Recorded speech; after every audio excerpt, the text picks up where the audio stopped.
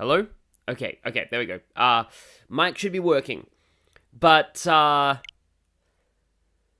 yeah, if we are, yep, we're live, and, hopefully my microphone is working, yeah, let's get right to this. It is time for, hopefully, the finale.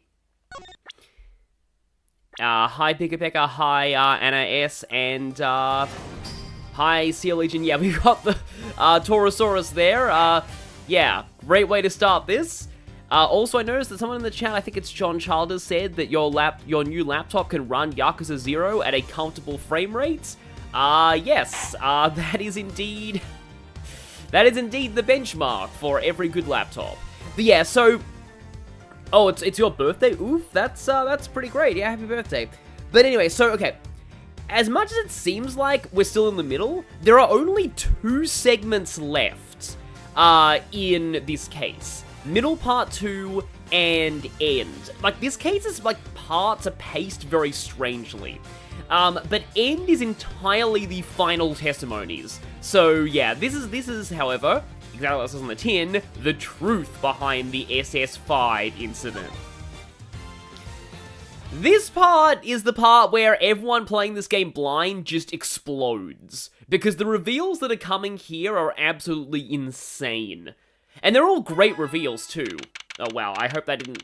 Holy crap, that's loud. I recently downloaded Pokemon TCG, Pocket, because I was like, oh, yeah, might as well, it's free. And actually, I mostly did it to get some copium after US election. But anyway, it's very loud when it announces that you can open a booster pack. Oh, when we last left off, Sean found out that he was the love child of the president of a foreign country, and now he's having an existential crisis. And also, his dad's dead. Yeah. There is, like, yeah, beginning is 2/3 of this case, exactly. There's another game, I don't really want to spoil it, that also has a character find out, like, that somebody was their dad right after they die, and yeah, that's also, yeah, that's rough. Yeah, just like Edgeworth is saying.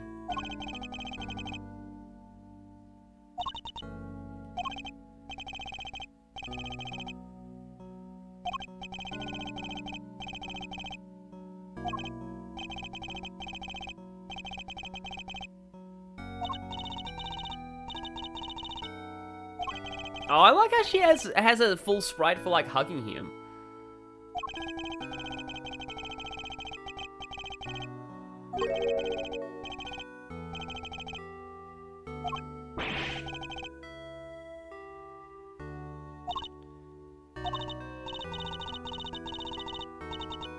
Yeah, Gentleman Jolt knows exactly the game that I'm talking about.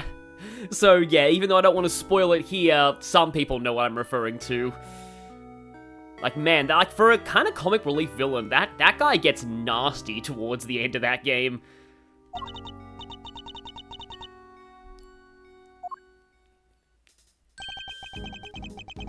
Yes. The theme of this game is becoming even more obvious. The sad but wholesome sprite, exactly. Oh, native to Zhengfa. Again, I'm sorry, I keep pronouncing it wrong. I think it's like Zhongfa.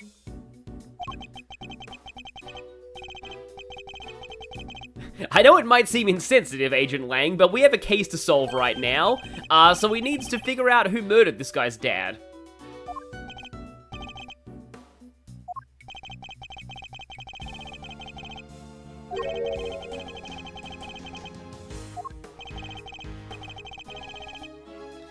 Well, yeah, that's kind of figures. He never shared his thoughts with anybody. Yeah, this is basically Daddy Issues the game. That is how it's summed up. Yeah, the music immediately goes, oh, boo-hoo, Sean. Anyway, investigation time.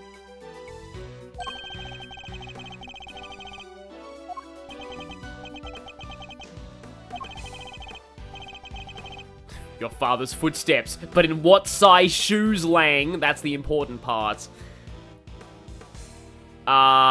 Yeah, so, speaking of which, I did not do the translation for this part. I did for the next part, though.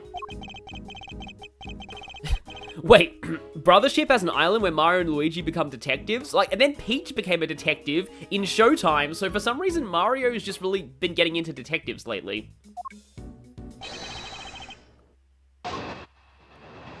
And so, once again, Lang is, like, making up for, like, he didn't testify in any other case, and now he gets, like, 50 bazillion testimonies at once. Oh, Delta Dragon, last week you missed your connecting flight and got stuck at the airport for the night? Oh, boy. I'm actually thinking of going overseas soon, so I really hope that doesn't happen to me. Anyway, the real story of the SS5 incident. Oh, I was gonna change the music back to the originals. I'll probably do that... when do I do that? There's a to be continued. Okay, how about at the next to be continued, so we get both of them in the final stream? I'm gonna change them back to the originals. Oh no, the AI chat summary is back. Oh yeah, Amelie, I forgot about her name. Said he was kidnapped, and Old Down happened to see it.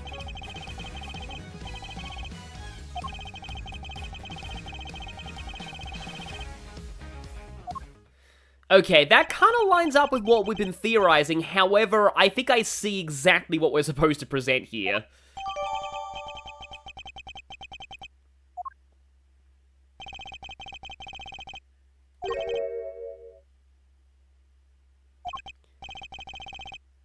Yeah, Gregory and Samson were the good dads. There's a few of them in this game.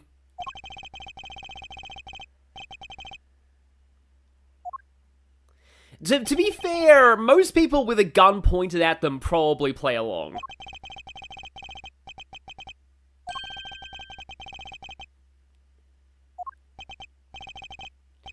I like seeing Edgeworth and Lang fully working together here. It's kind of nice progression from, from their... In the first game, they're not exactly on great terms. Yeah, like, sometimes Sesame just have one statement that screams, like, oftentimes there's a statement like, where's your proof that I did blah, blah, blah? Like, that's clearly the, you know, present evidence here. My personal favorite, though, was in one of the games of the line, surely you aren't suggesting I'm responsible for poisoning her father, too?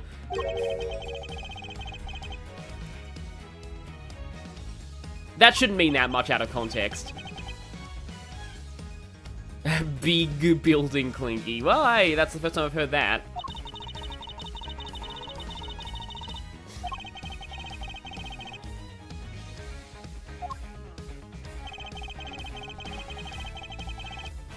Hold it!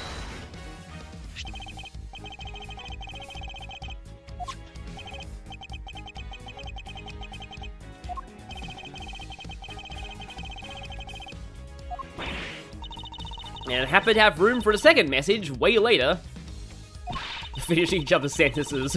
Oh no, Kay, please don't jump on the Edgeworth X Lang shipping train, or you'll, you know, have problems with the ship wars. I think Edgeworth and Lang is a thing. I don't want to go into ship wars, though, here.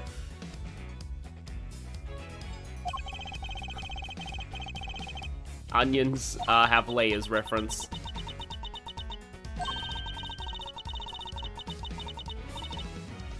That's even worse! Actually, okay, no, I don't know what that was in Japanese, so I didn't translate this part, but I would like to have said it was probably the same, given that he reacts with sweating there. Like, Kay, please never talk about peeling the skin off a wolf ever again. It's not like Final Fantasy XII, where you can steal wolf pelts off of wolves while they're still alive. Not every onions have layers reference is a Shrek reference, just saying. And he was standing next to the... Oh, we have the pose here so we know Lang's gonna point. Ah, yes, because we all know that the strongest of all hunting wolves kill their prey with a brick.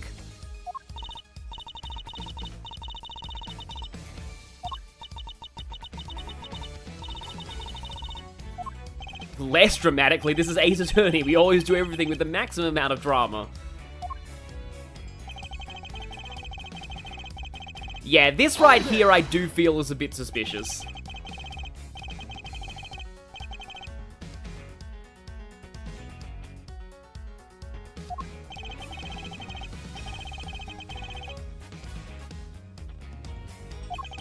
He saw the kidnapping, so he was murdered. Without any blood being spilled, huh? You don't say. You don't say. Yeah, they're pretty heavily signposting what we're supposed to do here.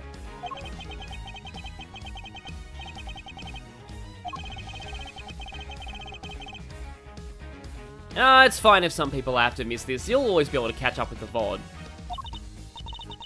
Hi, Ghost Memes. Yeah, it's going pretty well.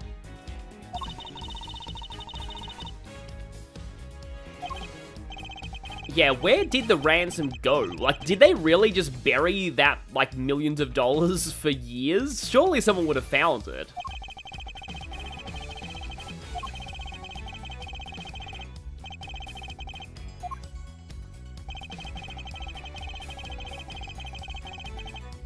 Hold it!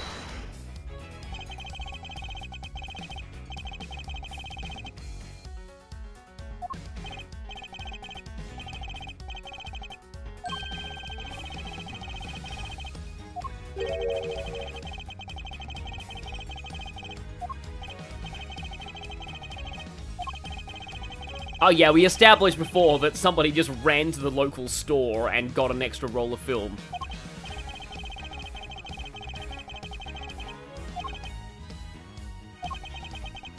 Like, I mean, with modern cameras, you just delete the picture and take a new one, although you'd probably have to find it in the recycle bin and completely make sure you deleted it.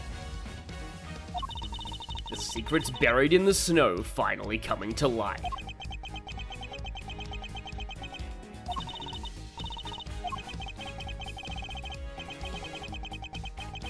Yes, something else at play here. Something else that's going to blow everybody's minds. Yeah, given that, you know, Alldown was a journalist, photographer, he probably would have had a spare roll of film on him. Yes, the 24-hour Walgreens being the real villain. Yeah, so here we go. I'm pretty sure right here, it's the blood stain. The blood was not Alldown's. Objection!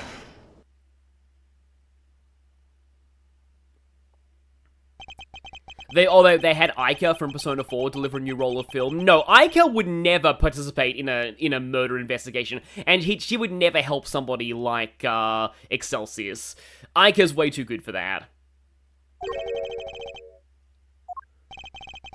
Yeah, meanwhile, Sean is grieving hard while these two men are just yelling at each other.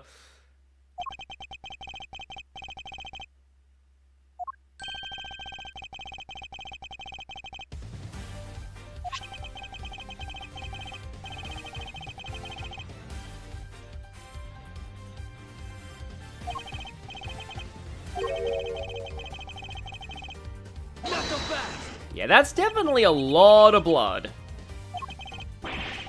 They bought the film from the same online shopping app Sophie used in Strikers.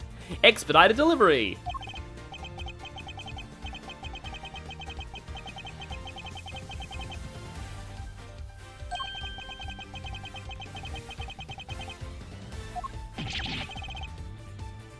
Yes, Lang's theory goes all down for him from here.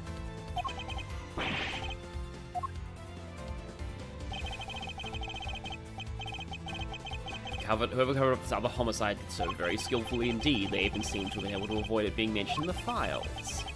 Didn't quite get rid of everything. They forgot to get rid of the gigantic blood stain on the floor. I guess they were expecting people to think that was Alldown's blood, but still. Oh, granted, no way, they didn't want them to think it was Alldown's blood, because they wanted them to think Alldown was murdered in another area. Clearly shows something else happened that night. I wonder if it's this. Probably is, because we all know who this guy is and his weird octopus-looking dog. Take that!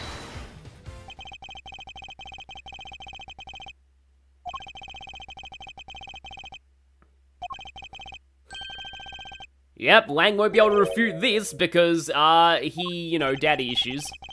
But he has daddy issues in the sense that his dad was so good that he just constantly looks up to him.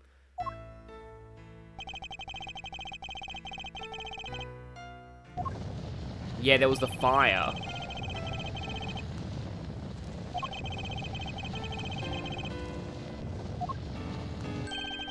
I think the drawing is supposed to creep you out. This reminds me, if there's a fan game, I think it's actually Turnabout Substitution, where when you're asked to provide a motive for, why a certain character was murdered, you have to answer, they saw something they shouldn't have.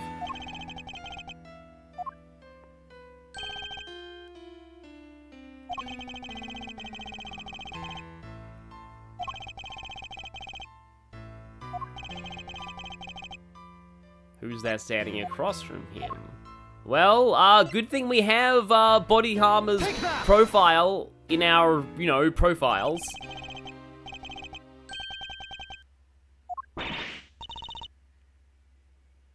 The creepy assassin guy. Uh-oh.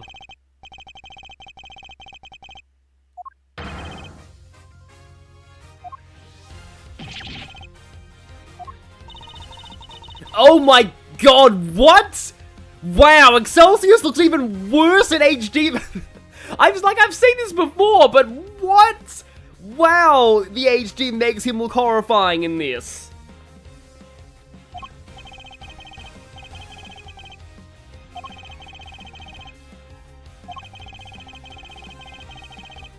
So yeah, not only is Excelsius's list of growing crimes now assassinating foreign presidents, yeah. Not so fast.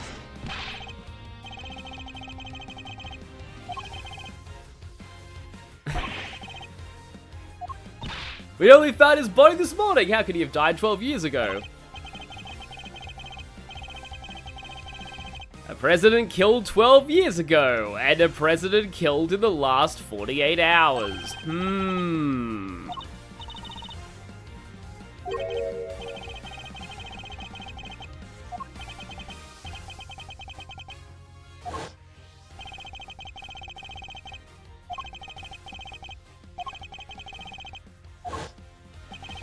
Yeah, Lang really seemed to like that guy.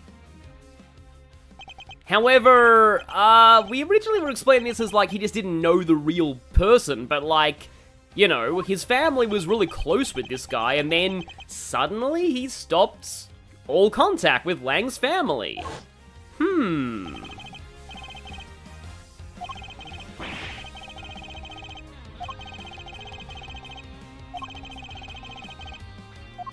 Oh, here we go. There's some kind of funny options here. There were twins, it was a mistaken identity, yeah. So the term for body double in Japanese, I forget if it's actually used here, is literally shadow warrior. I think it's a samurai thing, but that was not translated in Path of Radiance when it came up. They left it literally as shadow warrior.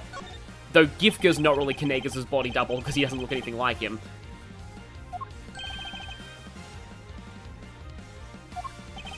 His evil twin. I'm half tempted to say the twins thing just to show that... I don't even know what the dialogue is if you say twins. Not so fast.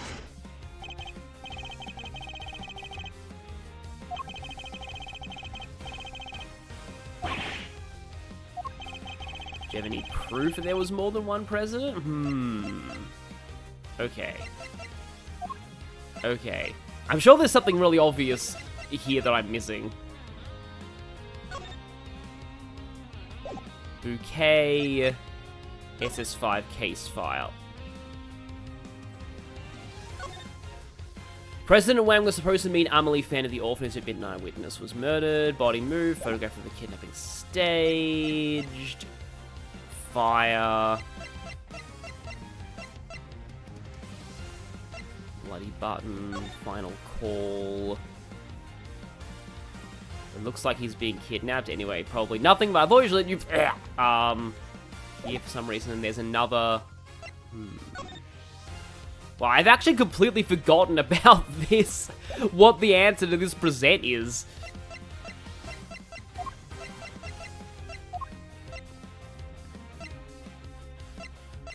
Security camera footage, no footage of the president leaving. I don't think that's right. Sean's rehearsal tape. Driver is nowhere to be found.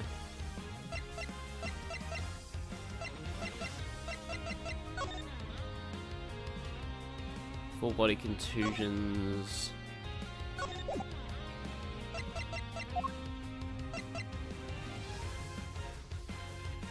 Record and playback sound.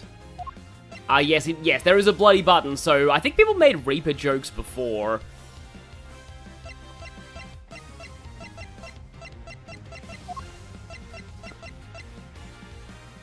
I don't think it's that.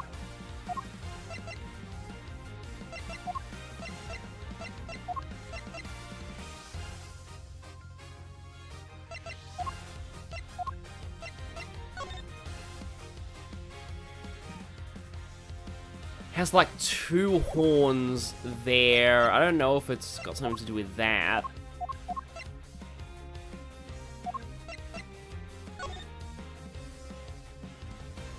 Kidnapped and ransom. A president's presence at embassy until midnight confirmed by Dalong Lang. That must be it.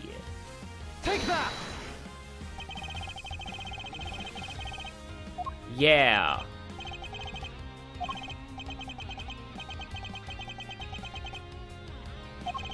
This is just one of those read everything in the evidence. Like if something very specific is mentioned in the evidence, then it's obviously important to something.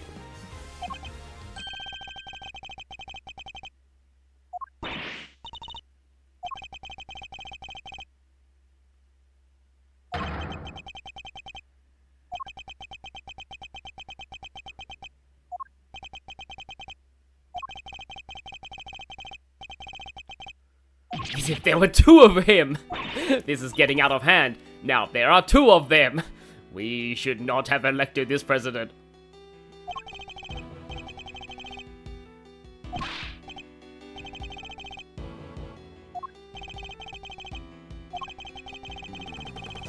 So I guess they discovered the ultimate assassination hiring cheat is to ransom the person you're assassinating so their ransom money pays off the assassination. The fake evidence, okay. To look at the piece of evidence we recently discovered was a fake, okay. I think it's this, yeah. Take that!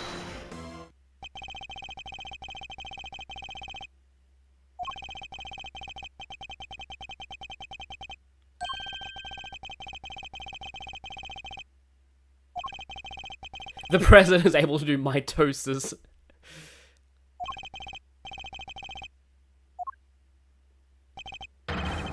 And here we go, yeah. So I believe this artwork actually circulated a lot back when the game first came out. Like, I think it was data mined. So yeah, this is a pretty huge spoiler. People, but with no context, people weren't sure exactly what it meant. But like, the fact that the president of Zhengfa is shown here as like, you know, part of the evil trio is like, yeah, that implies things. But with no context, it wouldn't have really shown that it was a body double. But yes, so the president's body double had the real one murdered so that he could be the real president. Not so fast! Objection! The president has Lin's emblem ring and used call doubles. President's body was... Oh, wait a minute! Oh, now I know what's going... I think I just realized something. So, where is it? Retrieve the package we laid to rest 12 years ago. I wonder if that is the president's body. Take that! Don't know if I'm right about this or not. No, well, that evidence is definitely wrong.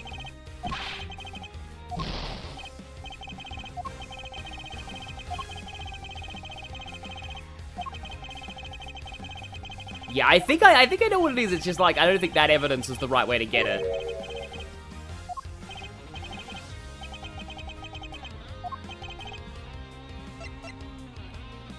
Yeah, here we go. Did Excelsius win and dig up the ransom money? I think this is it. Yeah, here we go. I think this is the case where I feel like the report should have worked too, because it kind of implies the same thing.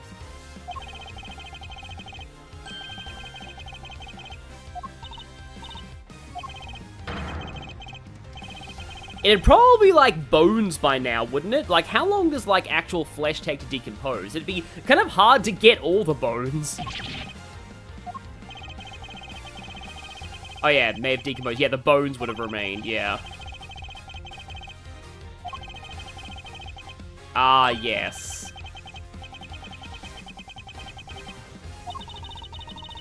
Yes, Excelsius winner also dug up a human skeleton.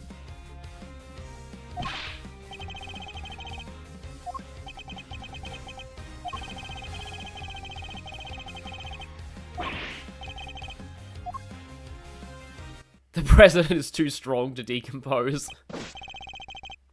And so, the 2-second forensics team strikes again.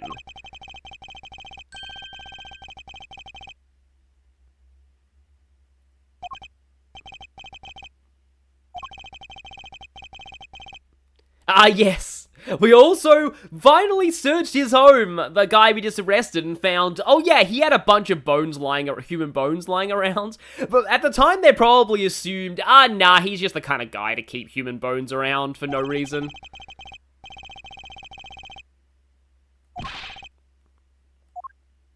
The 2-second forensics team, yep.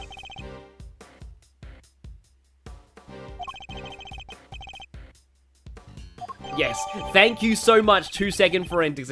Yeah, like, he threw out the evidence that implicated, sorry, I almost used a fan translation name again, that implicated Fifi, but he left the dead president's bones that he helped kill in his house. Granted, it's pretty much established that Excelsius is kind of a moron.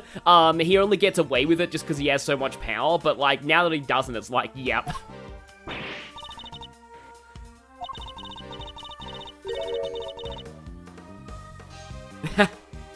Well, if this doesn't sum up everything.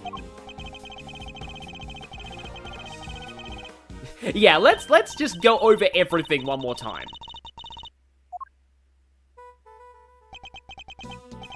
So, 12 years ago, the real President Wang visited the orphanage.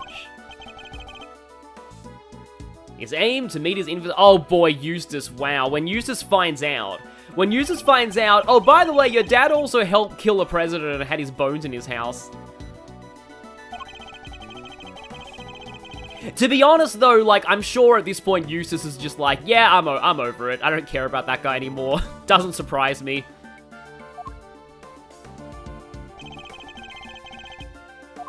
Instead of being greeted by his child, he was met by the assassin.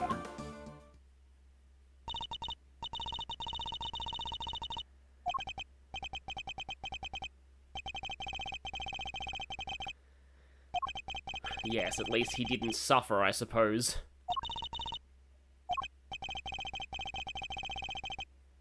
Yeah, okay, if you think this is the end of all the twists, oh boy.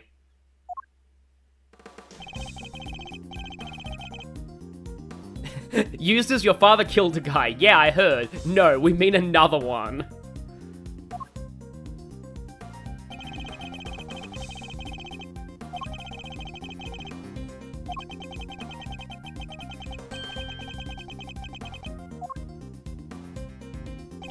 I'm guessing the C here means culprit? Because obviously it doesn't mean kidnapper, because that'd be K. Yeah, he's like, I think he's being kidnapped.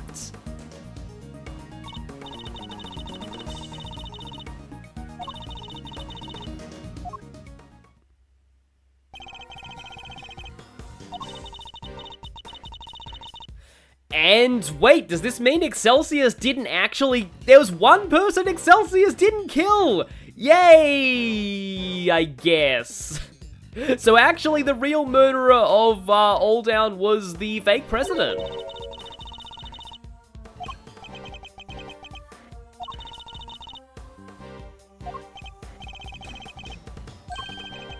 Oh no, not the shoes again. What shows how the body double managed to move the body without leaving any footprints? Presumably the fact that we have, not actually all-down shoes.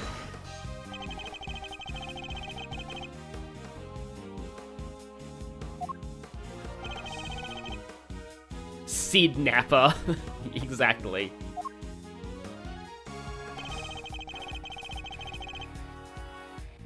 Okay, Kit in the chat says, to be honest, having a body hidden in your own backyard or own home isn't uncommon. Yeah, it does happen in real life a sadly decent amount.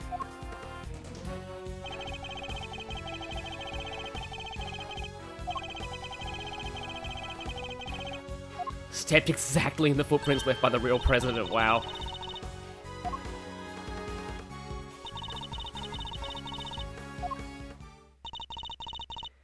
Yeah, this is why I kind of freaked out upon, like, the shoe stuff when I was doing the translation, because it's like, I mean, at least the shoe sizes are only relevant for a few lines, but it's still kind of funny that I had to research a whole country's shoe sizes. Actually, two, because America and Japan, because I'm not from either of them. We know more about Al Faldan's shoe size than any other character in the series, exactly.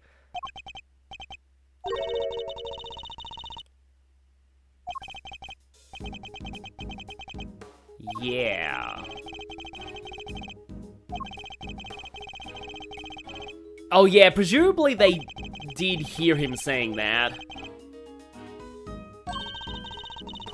So yeah, the whole reason it was staged, there was no ransom. The whole reason it was staged as a kidnapping was, yeah. What would Excelsius win? I presume that the body double promised Winner and Lagarde a whole bunch of, you know, money and influence when he was, you know, he took over the president job.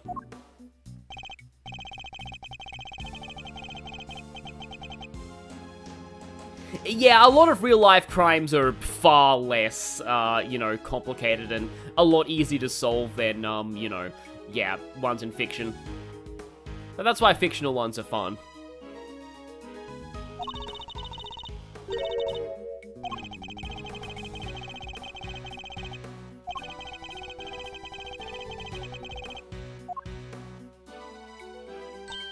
They were very, very careful about the, walking in the prints.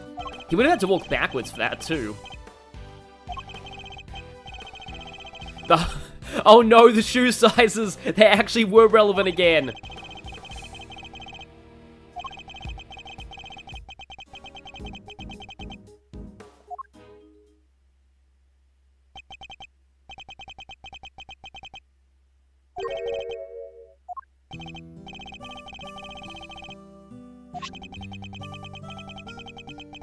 Yeah.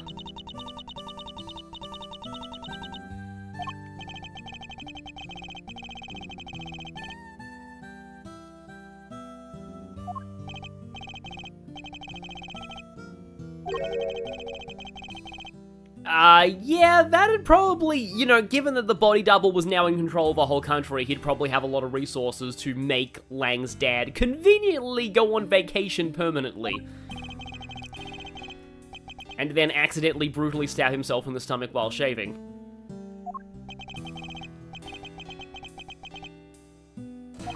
Revenge of the shoes.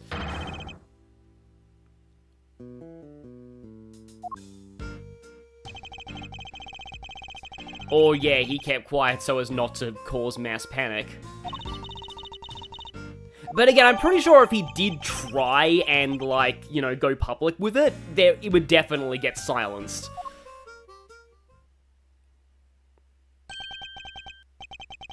Uh-oh. I think I know who this is.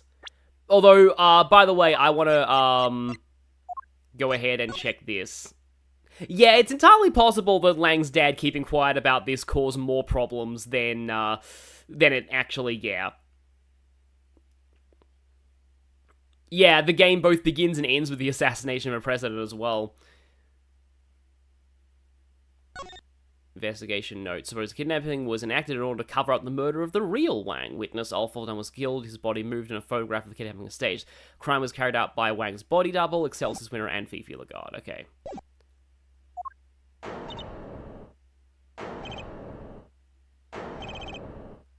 Yeah, it is a shame that Lang's dad died before it all came to light. Yep, it's the bell.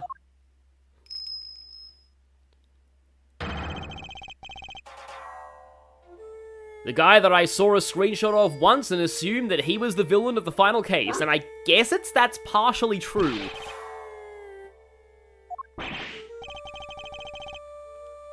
Wear the law. You are not Judge Dredd, Gumshoe. But I couldn't help but overhearing the fascinating conversation we're having about that president that I murdered 12 years ago.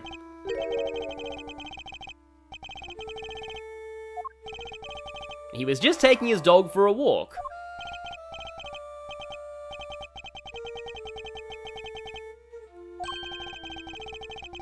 Yes, it was just business, I guess.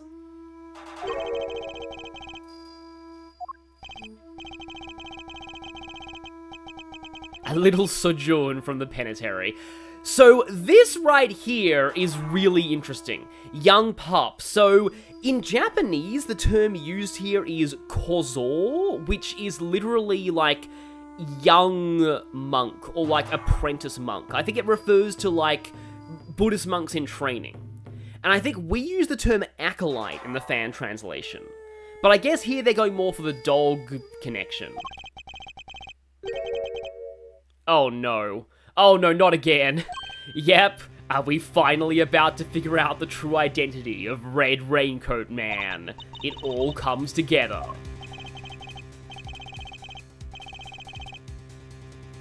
The mastermind, Red Raincoat Man, young pup. They're known by many names.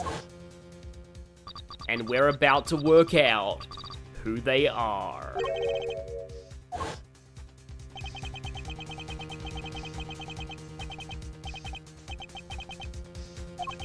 Yeah, I do like the way they localized his whole dog talk. He saved your life 12 years ago. And suddenly testimony. My unexpected savior.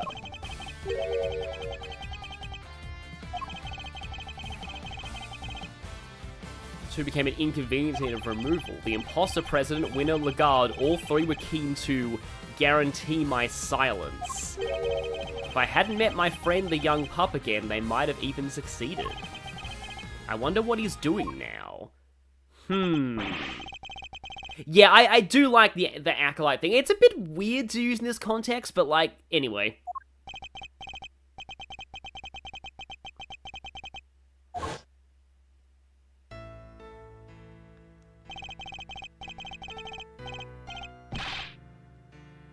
Yeah, actually, like, looking at Joseph Sociola in the chat, I haven't even seen Silence of the Lambs, but I can get the comparison between Canis and Hannibal Lecter.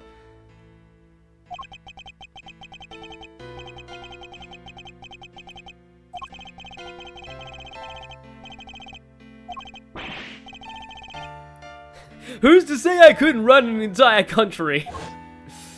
Yeah, because we've got the sense from, like, his popularity being, like, in the dumps when he staged the fake assassination. The body double was really, really, really bad at being, like, at being a president. So, yeah, didn't really think all that through.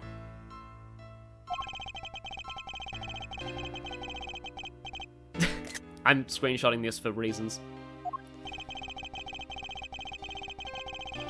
Prison clothes aren't exactly a common fashion statement.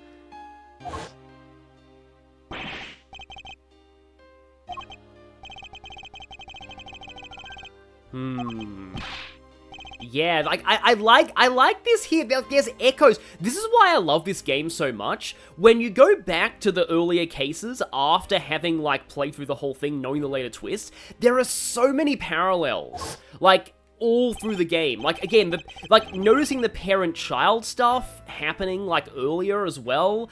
Like, you don't really realize that back during Case 3, but then once you play Case 5 and it becomes more obvious, it's just, yeah, like, it's really cool.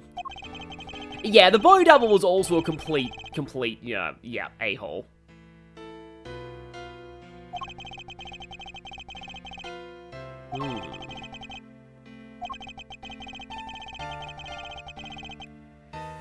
Yeah, they used his lover to get to him, wow.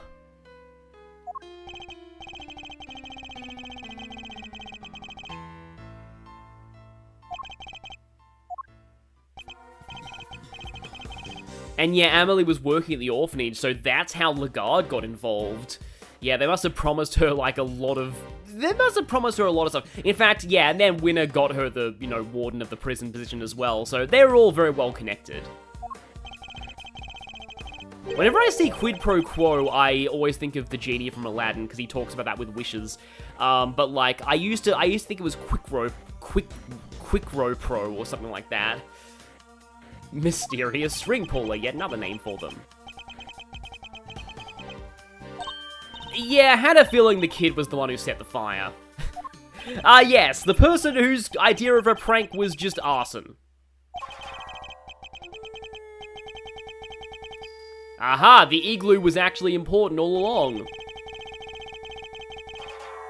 Yeah, it is heavily implied the real president really was that ripped, and it's only the body double who was having to suck in all of that flab. LPW. So, yep, he accidentally overheard everything.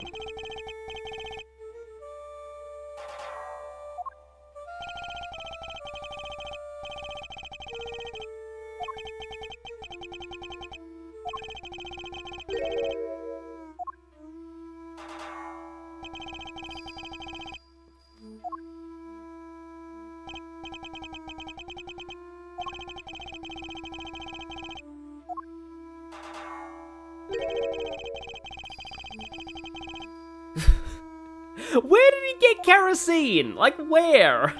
Granted, you know, Lagarde is not exactly the best, like, you know, at keeping dangerous substances away from people, so, like, you know, given the way she ran the prison, I can understand if her orphanage was, like, horrible.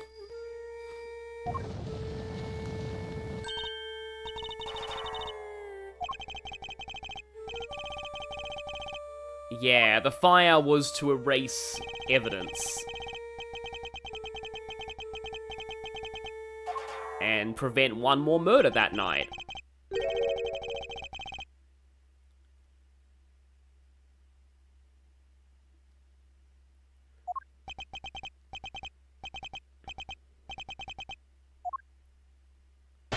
And now, suddenly, rebuttal, okay. Red Raincoat Kid. Hey, mister, wanna watch me commit arson?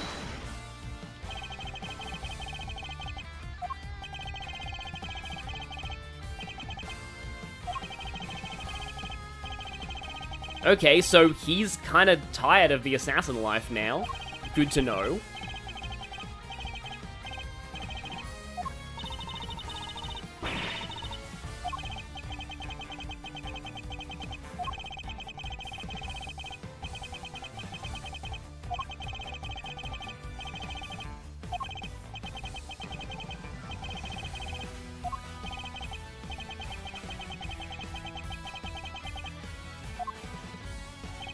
Yeah, he already has life in prison, might as well admit it. Hold it!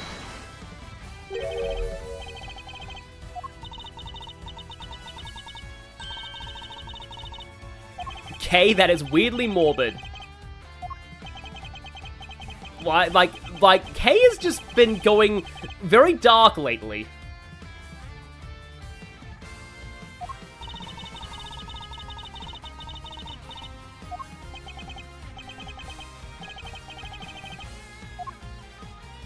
Hi, Oberon64. We're approaching pretty much the biggest reveal in the entire game.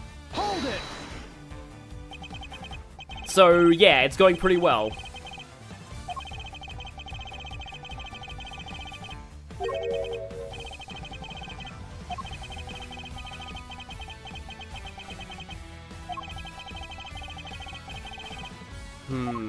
Yeah, if they kept his dog distracted, that could have been unfortunate for him.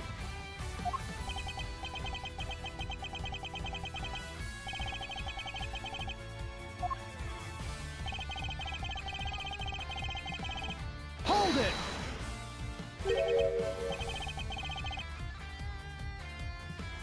Kay going dark as her coping mechanism with recent trauma from the amnesia. Oh no, not Christmas Eve. Not again. It's almost Christmas means it wasn't Christmas. Like, if you look at the official Ace Attorney Twitter, like, most of their most liked posts are all about the almost Christmas line. However, this line right here is insanely important.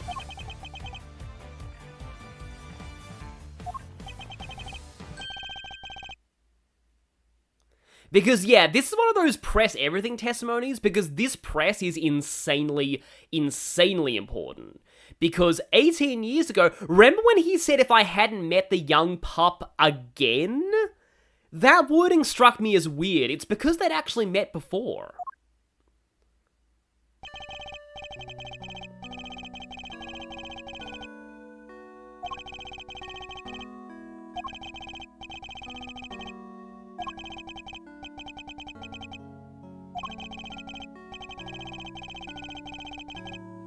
Wow, that's actually pretty, that's pretty strong.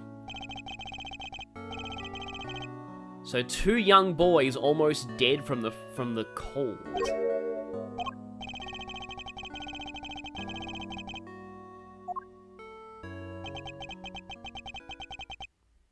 You took them both to a nearby orphanage, and it turned out to be exactly the wrong orphanage to bring them to, but you wouldn't have known that. And suddenly, presto music! Is it just me, or is there something significant about what he just told us? No, you don't say. Nah, there's nothing important about the fact that, like, that happened 18 years ago. Yeah, the number of people that make of the car. I think the date is what's important here.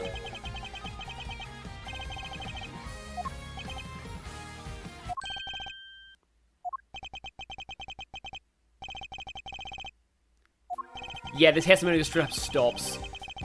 Yeah, here we go. What relates to the date? Well, we have the IS-7 case file for a reason. Take that!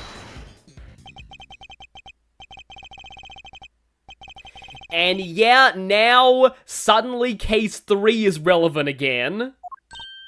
Yeah. And we never found out what happened to the children involved in that.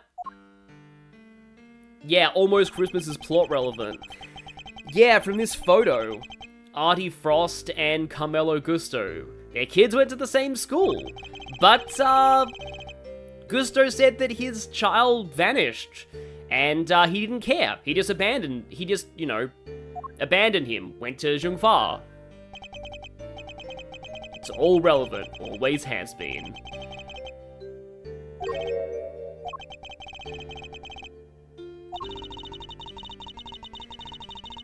And yeah, so, Artie Frost was a complete and total, yeah, jackass, as we've, already confirmed, but now it's even worse. But yeah, it's basically all coming full circle.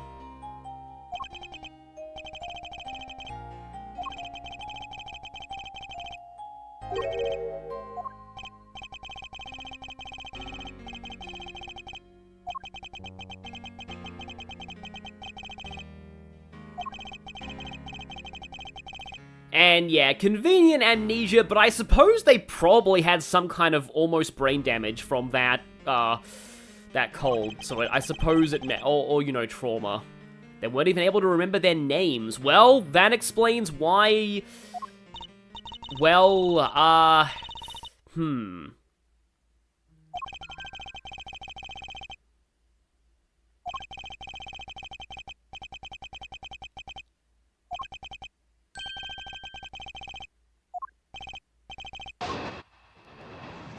Yeah, we broke that testimony just by pressing. The pup and I. The pup and I remained in contact even after I was sent to prison. But then I stopped hearing from him. I couldn't help but worry. And then people from 12 years ago started cropping up all over the place. Yeah, all of it happened because of a cooking competition. And yeah, children, they probably suppressed that trauma. Yeah, that makes sense. Yes, my phone just went off. I need to check what it is. What is my phone doing right now? Oh, somebody's messaging me on Discord.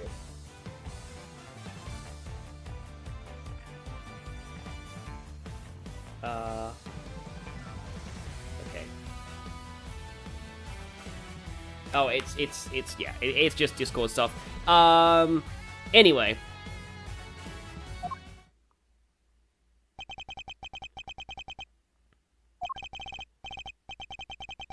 Yeah, so everything links back to both 12 years ago and 18 years ago. It's really all down to those children.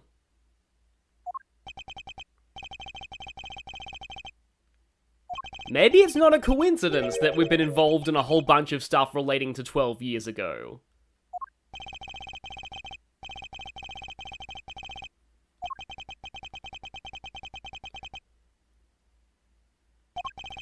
Yeah, funny to think that all of Ace Attorney could have been averted if two people had been a little less intense about winning Discount MasterChef.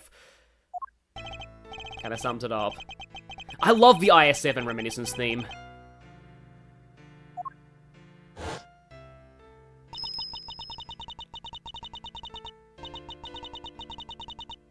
How old was Knight? Do we have Knight's profile still? Oh, we do. Wow, 24. Actually, younger than I thought.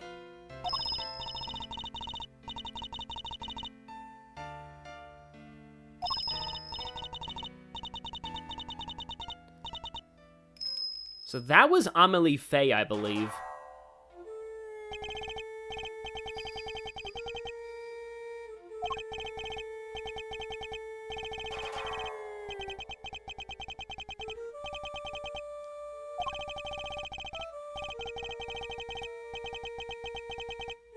Oh, yeah.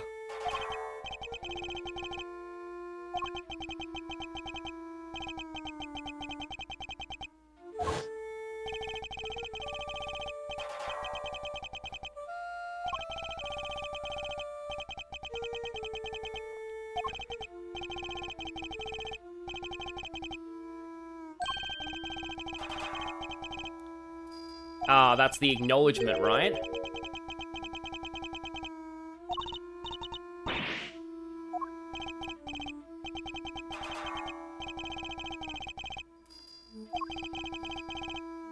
Yeah, I do like how they acknowledge, like, oh, right, you're blind, so, you know, you had to have heard us mentioning the horns, rather than directly seeing them. Yeah. It can be easy to forget that detail when you're writing characters.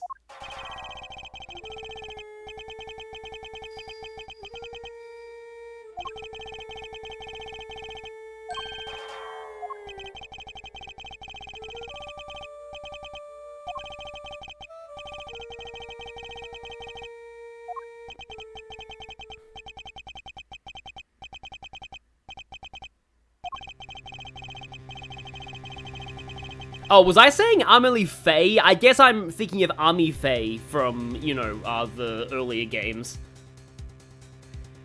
And this is how he was able to blackmail Lagarde, because, you know, he knew she was involved in the assassination.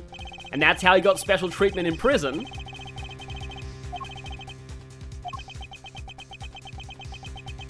Meanwhile, Sean is just, like, his brain right now is just completely just having a, like... Man, if this is a weird thing to say, but if you could do, like, Psychonauts and go into his brain right now, it would be, like, the most hellscape imaginable.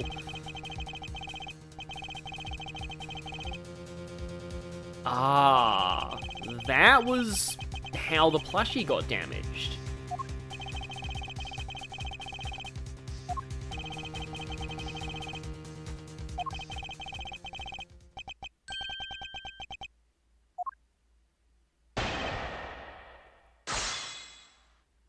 Yeah, Sean is blue screening. Yeah, that's a good way to put it. Hold it!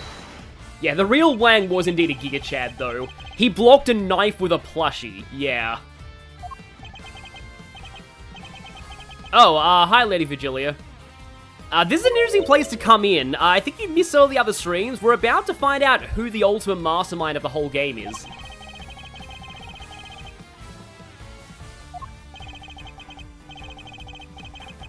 Okay, exchanging mail without an address. That's definitely useful to someone who's in prison and someone who really doesn't want to be found.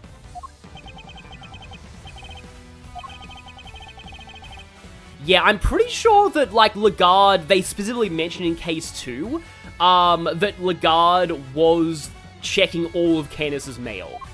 Like, she was checking everything that he got, so it would have been very, very hard to actually communicate. Unless they disguise the communication as something else, like correspondence chess.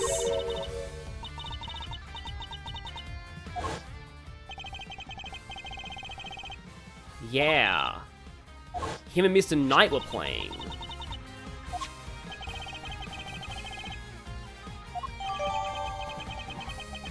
Sent to Bronco Knight by Bodhidharma Canis. Printed rather than handwritten. Okay, so we know that, yeah.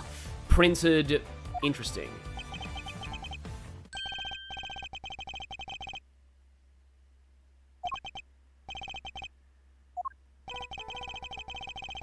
And here we go, finally, this is important. Yeah, everything's coming together. See that ring there? Yeah. Take that! That's the PH ring.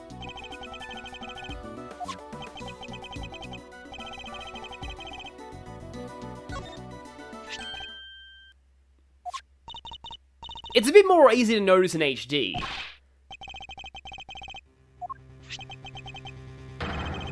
Yep, Paul Halik's trademark mark.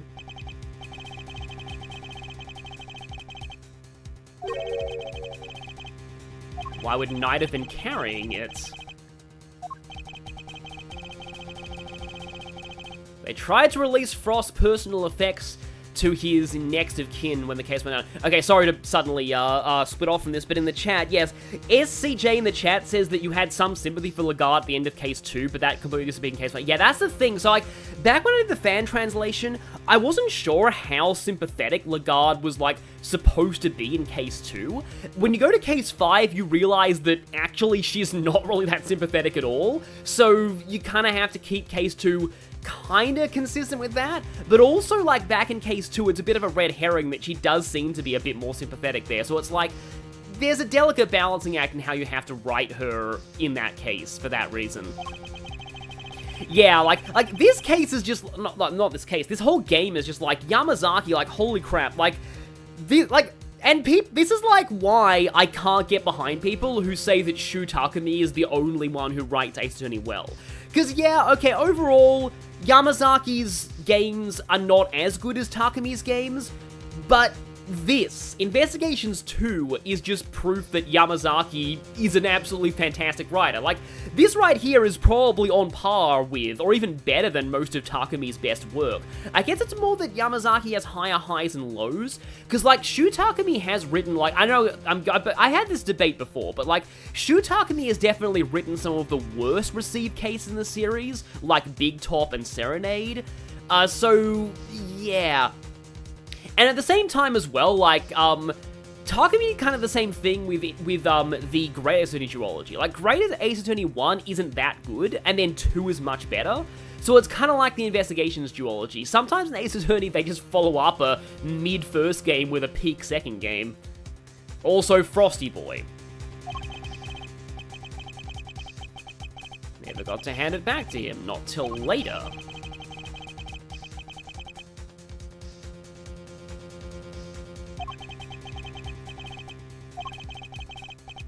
Yeah, Yamazaki used 100% of his power for this game.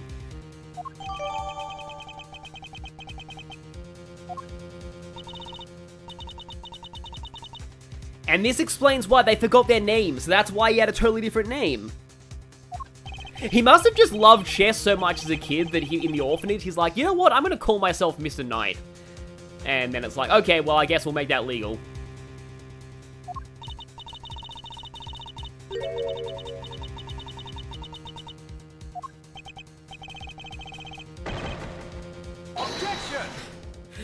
Yes, the murderer of Case 1 was behind everything. I mean, that would have been a pretty cool twist, but he's also dead, and we've had communication with Red Raincoat Man this whole time. And Red Raincoat Man set up Case 4, so obviously it can't be Knight, because he was dead by then.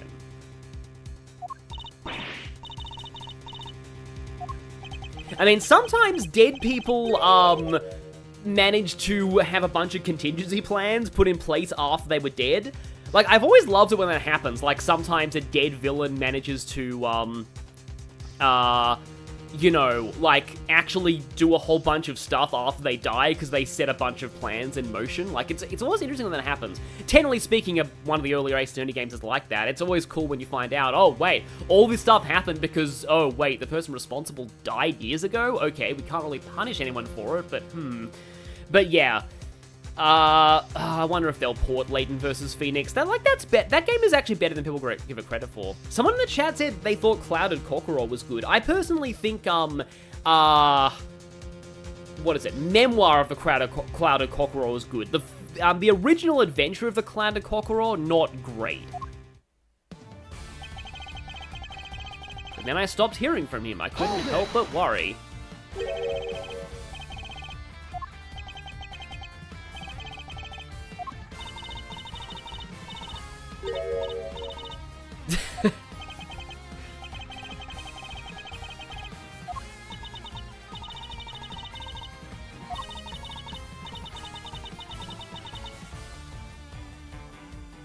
Yeah, I think Yamazaki's fine. Like, I've never really been one for the whole, like, I do think that Takami's writing's a little more consistent, but also he is capable of messing up too. Again, Serenade.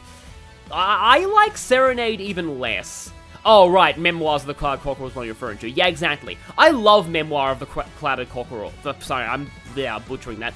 Memoirs of the Clouded Cockerel. Like, that is such a good case. It's very classic Ace Attorney 2. Like, it's not super relevant to the overall mystery of Great Ace Attorney 2, but, like, as far as a case in its own right, it's just a nice, classic, one-off case, really. And it's really good overall. It's just kind of a shame that you kind of need to play through Adventure of the Clouded Cockerel to understand it, and that one is pretty terrible.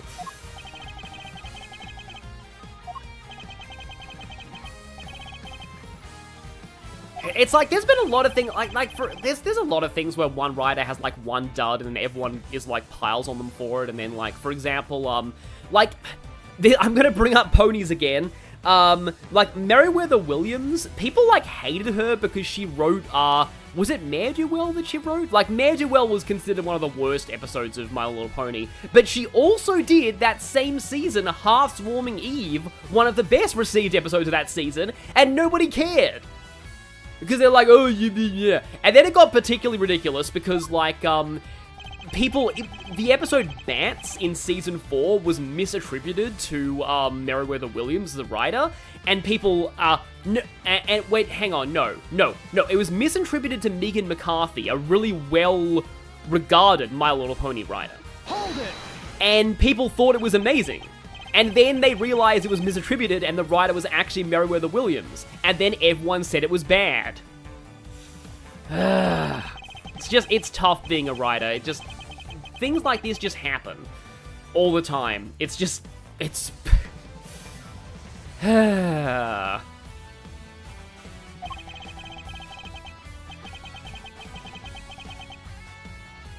To be fair, I haven't actually played the first Clouded Cockerel yet, but that's because I need to play with my sister and she's, really busy right now.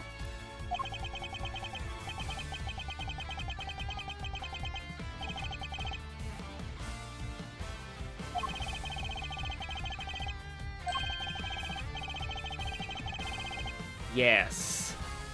Yeah, there are some weird things going on in Case 2 as well, if you think back.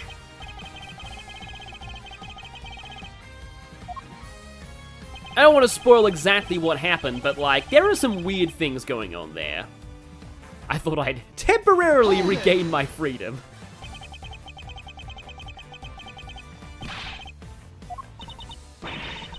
Oh, don't worry, I fully intend to go back into prison after all of this.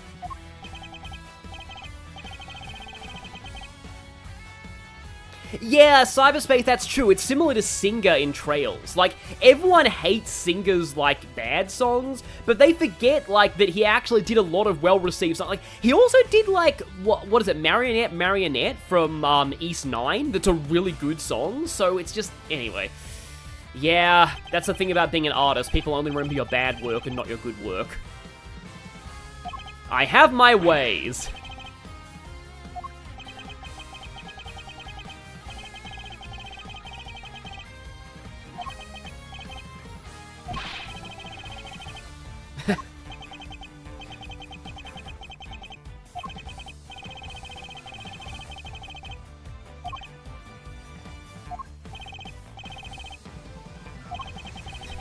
Lang Gumshoe, you can arrest him later. For now, we need him to talk.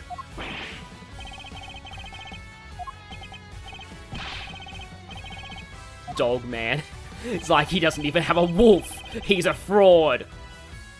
Here we go. I did so used to enjoy tapping out my little letters in Braille. Hang on a minute. I think this is actually where I learned what Braille was in Japanese as well, because it was used in Pokemon Ruby and Sapphire for the Reggies. Also, we have 4 full pages of evidence. Printed rather than handwritten, but this is not Braille. Objection!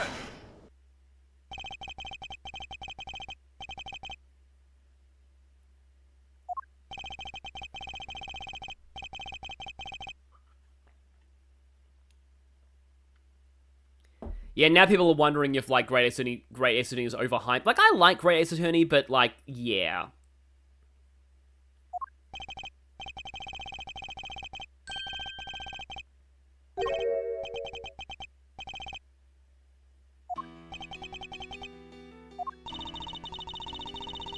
So, this is, like, ultimately the one thing that points to the mastermind. The fact that the letters are not actually in Braille.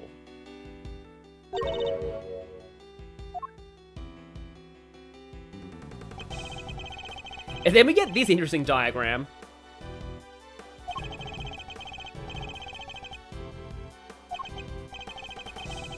Like, Knight's the kind of guy who probably wouldn't be able to read Braille. He wouldn't make an effort to. He was too much of a jerk to learn that.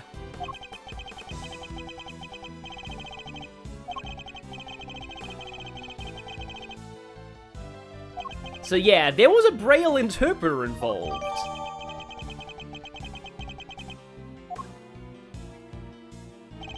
Yeah, Highline in the chat is saying, one of my favorite types of contradictions. The character isn't lying or mistaken, the evidence is just being interpreted wrong.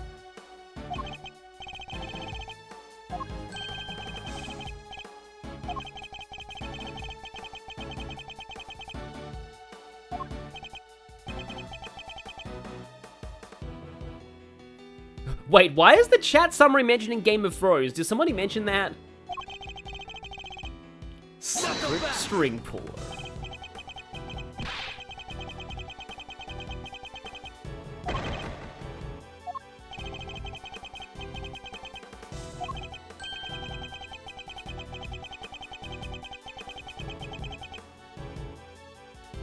Yeah, the other child, Carmelo Gusto's son.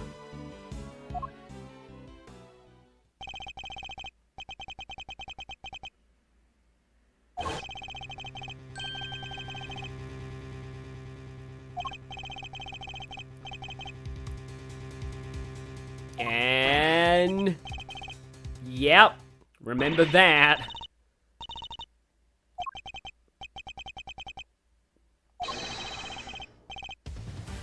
Yeah, this is about the point where anyone who's playing this game blind is just screaming. There are videos out there of people of people reacting to this mastermind reveal. First we've been looking for is the ultimate mastermind behind everything. Lot of Hearts! Crew member! Gumshoe! Will Powers! Tabby Loy!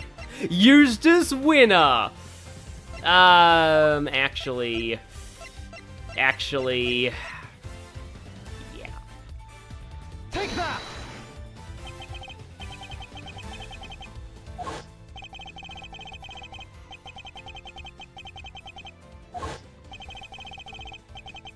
Red Raincoat Man.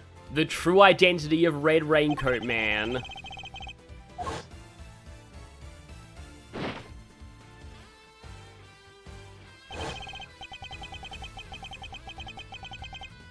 They've had a hand in every single case.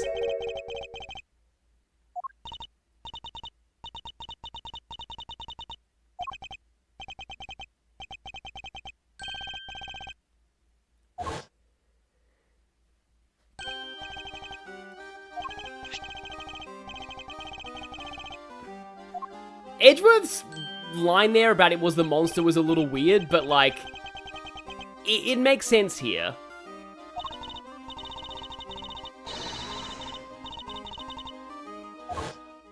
Yeah, I think I remember that line as like the Berry Big Circus is becoming even more gorgeous in Japanese, which is a reference to Maximilian Galactica's Japanese catchphrase.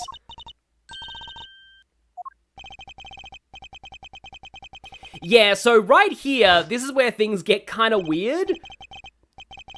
But, like...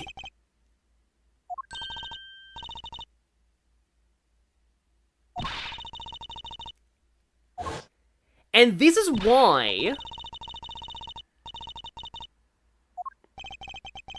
This is why I think the whole Gordy thing, which was filler earlier, exists. Because they want to set up the idea that something could be mistaken for a monster.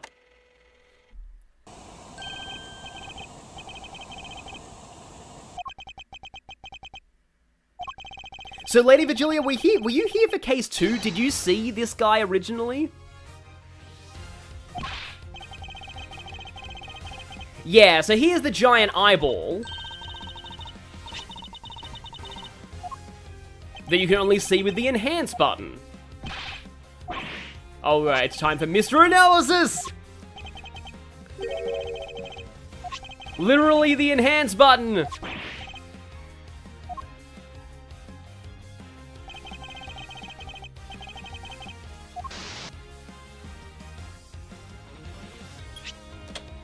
Yeah, how is that not visible before?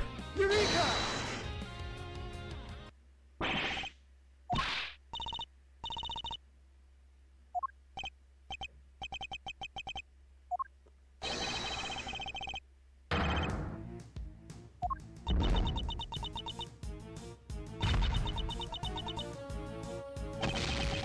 AI upscale the photo.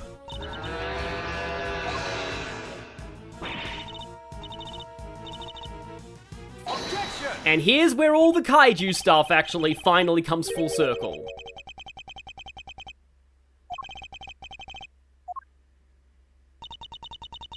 So yeah, this right here, I remember actually mentioning this in the comments of Nintendo Capri-Sun's Let's Play. So they don't give you this flyer as evidence, and I like that they don't, because if they did, it would have made things way too obvious.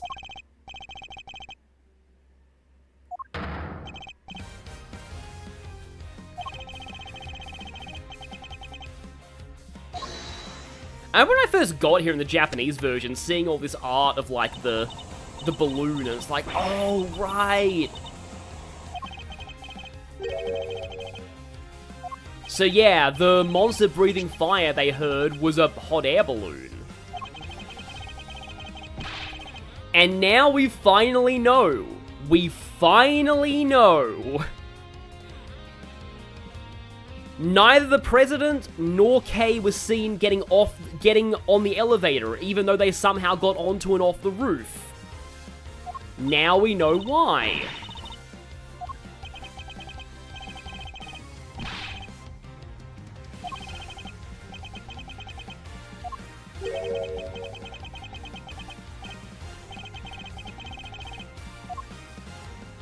Yeah, this right here. Suddenly this sprite looks profoundly creepy, by the way. I like it when context just totally changes the meaning of a sprite.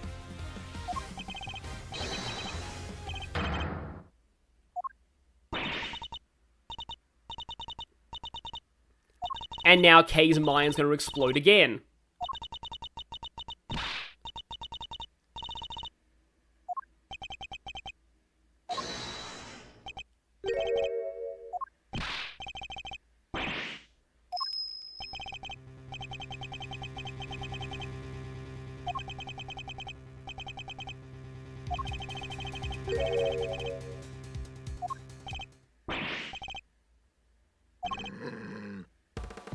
The end of awkward sprite of dog attacking Edgeworth.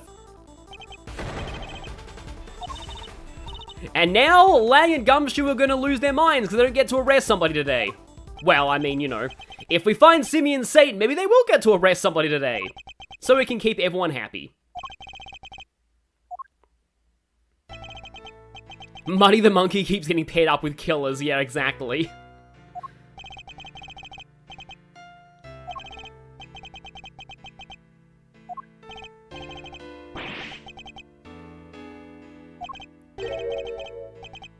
Overruled.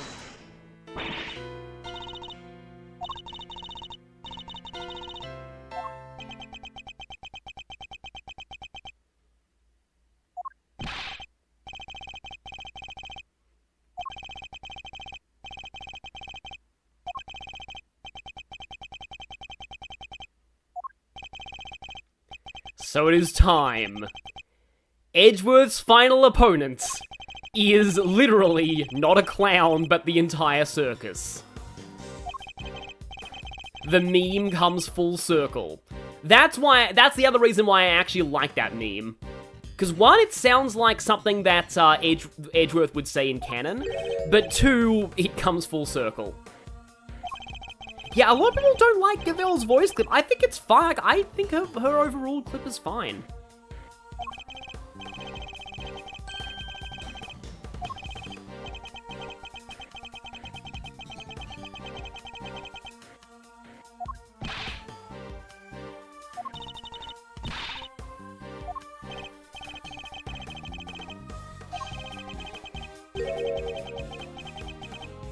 And I love how vague Edgeworth is being here. I need you to do this thing. I need you to do this thing. I need you to contact this person.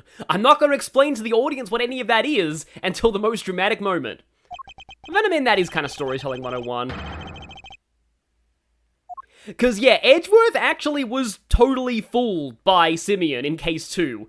Simeon was like, literally, I'm totally innocent in case 2, and Edgeworth's like, okay, I believe you. Whoops. But, okay, now... And I'm sorry to, you know, the mastermind's true face. To do this, I am going to actually... How do I quit out of the game here? Okay, here we go. Options. Very big circus. Okay, yeah, back to title. I guess I can save so I don't have to see the text going up again. I want to switch back to the original music, just to end things off with that. Yeah, this is the really funny part. So, also, wow, we get to see this then. Yeah, this looks terrifying. There's just something about circuses that just, you know, with, you know, the animal abuse and all that just make them actually very creepy when you think about them, and they make for good, you know, villain locations. But anyway, where was it again? Audio, here we go. I'm going to switch back to the original soundtrack for the end, just because I do like the original songs. Yeah, Turnabout Big Top was the final boss all along. But yeah, Eustace Winner was completely right in case 2. He was totally wrong about the evidence, but he was actually right to accuse Simeon. Also, yeah, wow, this actually does look really creepy. And yes, he has a new outfit. He's now dressed as a clown, because of course he is. Because they just had to pull the scary clown trick on you. Man, if this game had full voice acting, whoever voiced Simeon would have had the job of a lifetime. Like, I would have loved to have heard how they would... Although, in my head, I'm like, you know what? Robbie Damon. I don't want to be all like, oh, you know, comparing Akechi to everyone, but like... Robbie Damon would be a really good Simeon. But yes, it's clown time. Because, like, I picture Simeon being, like, completely in his whole facade right now. Like, sounding like just a wimpy guy here.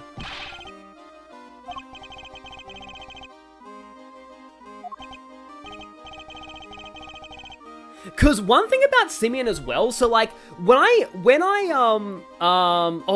Doge would do, I guess, decently as well. TV Tropes calls Eustace in case 2 right for the wrong reasons. Fun fact, I added that entry. That was me. But yeah, okay. So, I have looked at and translated some of the Japanese art book profiles of the characters, and what's really interesting is, with Simeon, they said that in order to really sell the whole facade, they had to make it so that his facade could effectively work as a standalone character, which I thought was really cool. Like, they had to put enough effort into his false personality that it actually came off as its own separate character.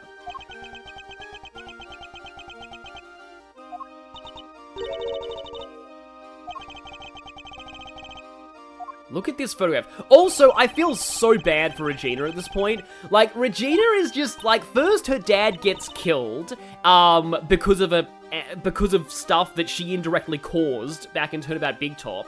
And so she gets her whole worldview shattered there. And now her new friend in the circus is now a mastermind behind everything. So Regina is going to seriously need therapy, like really serious therapy after all this.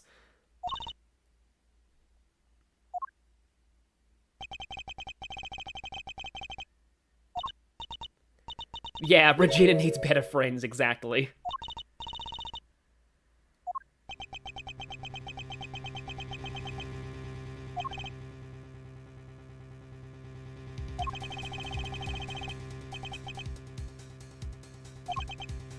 Because he said that he was taking the balloon out to practice and to advertise the show. They said that in the courthouse, I believe.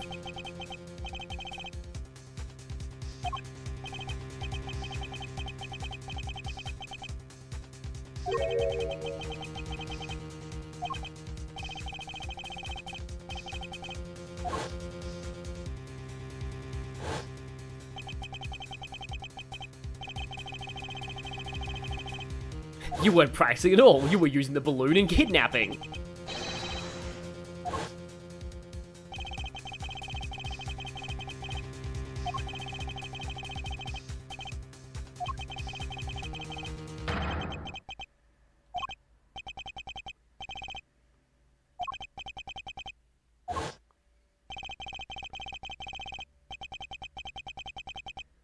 Yeah, this guy has a lot of chloroform for some reason.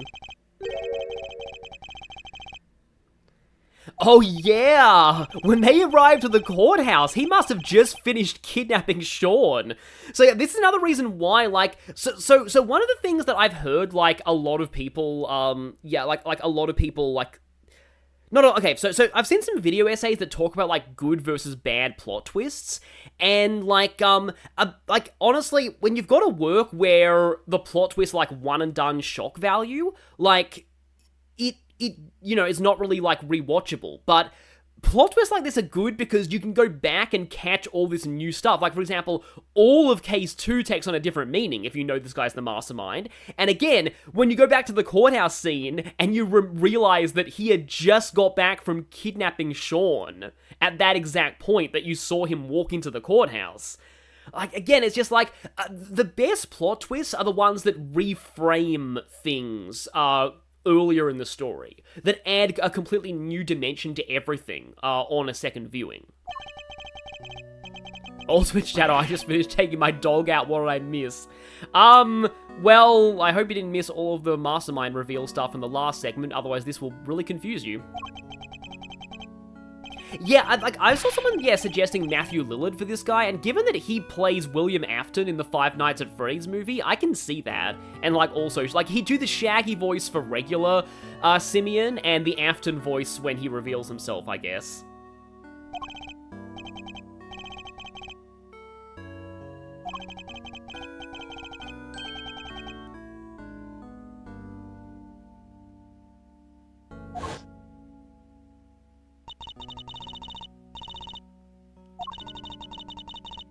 And here's the other thing. Remember that Simeon was terrified of Edgeworth?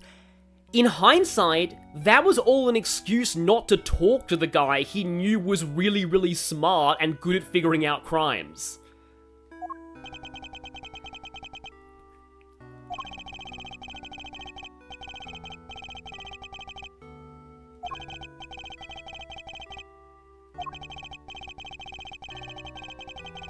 Yeah. All of this, it's like, oh boy, yeah. The chat back at that point, some people unfortunately were spoiling things, but hopefully nobody here who's watching this blind got spoiled by that point.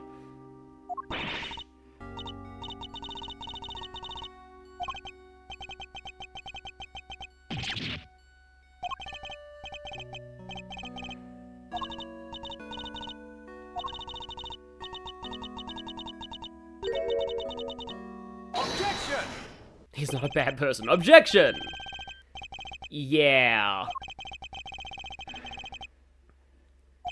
So this guy is a master of gaslighting.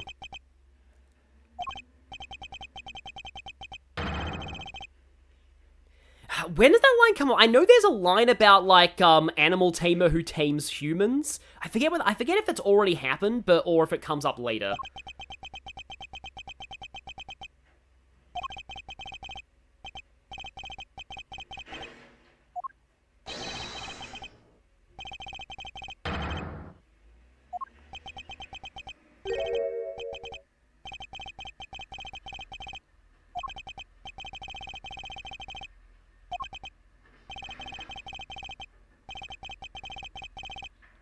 Yeah, this right here, I would love to hear this fully voice acted and just have his voice just slowly switch in the middle of these lines. And here we go.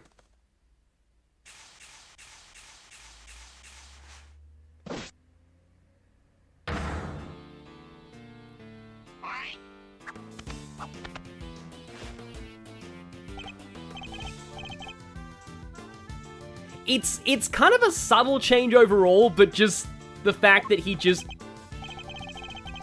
transforms into the final boss, basically. Yeah, in Japanese, this was like his appearance completely changed. It was a little more literal. Also, this music, I believe, is called The One Who Masterminds the Game.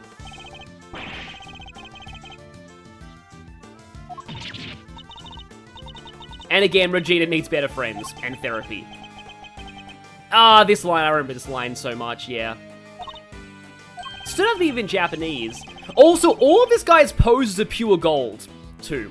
I should mention that the very first time I saw these full mastermind sprites of him when I first played this in Japanese, I had nightmares about him that night. So that's probably shows they're doing their job. And the theme is gone, sadly.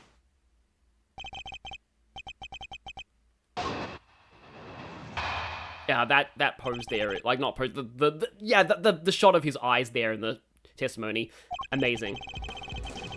And we start with Allegro, because of course we do.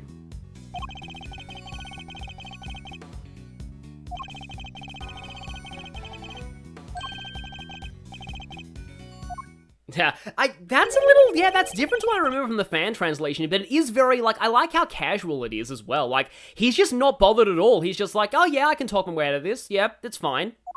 Like, he doesn't act like he's in any danger at this point.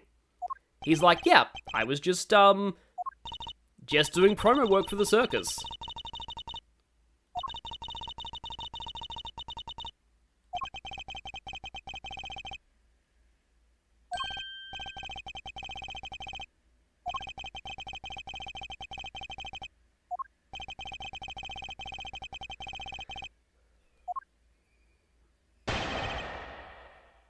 Yeah, if this was like Persona, then his Tarot Arcana would change to a new one at this point, yeah. Hold it!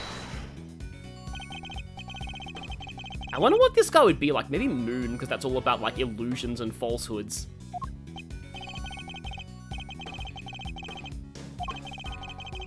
Okay, he takes off from the park.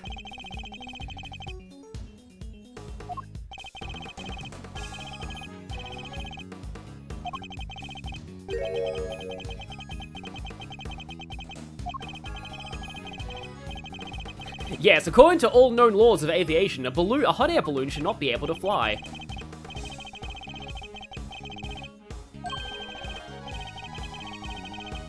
Ah, here we go, yeah. I remember in Japanese, like, I noticed toraku. Okay.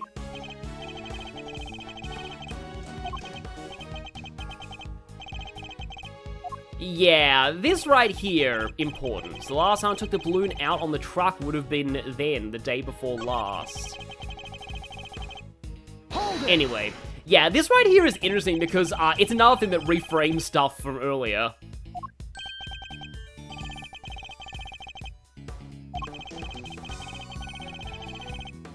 I wonder if this is a JoJo reference, because isn't there a JoJo character who says your next line is so-and-so?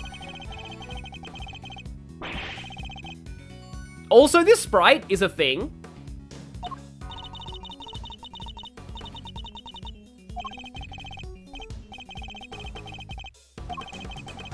Because, yeah, something that you need to figure out about this guy is he's a massive troll as well.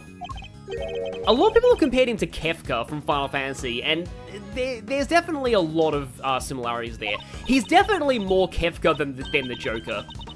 Like, a lot of people say, oh, because I hate when everyone compares, like, clown villains to the Joker, because they're not all like him, and I honestly think he's more Kefka than that. Because Kefka kind of puts on a childish act as well, but is way more dangerous than he seems. And I'll just say that Simeon's philosophy is also very Kefka-like, too.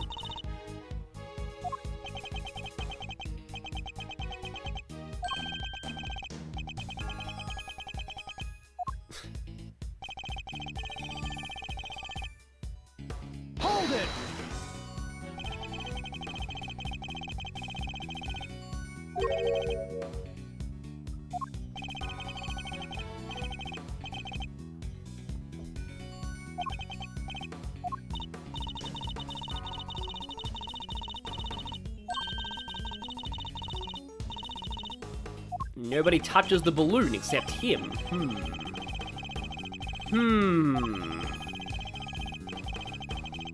Interesting.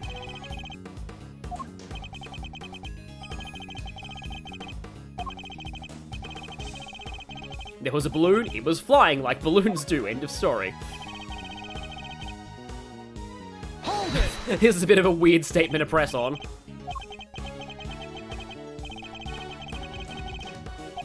Yes, multiple crimes were committed within the vicinity of you. Are you trying to say you were just that unlucky? He still has this sprite, though, which is kind of interesting. So he still has Hear No Evil, but he doesn't have any of the others. I've seen that quoted a lot, by the way.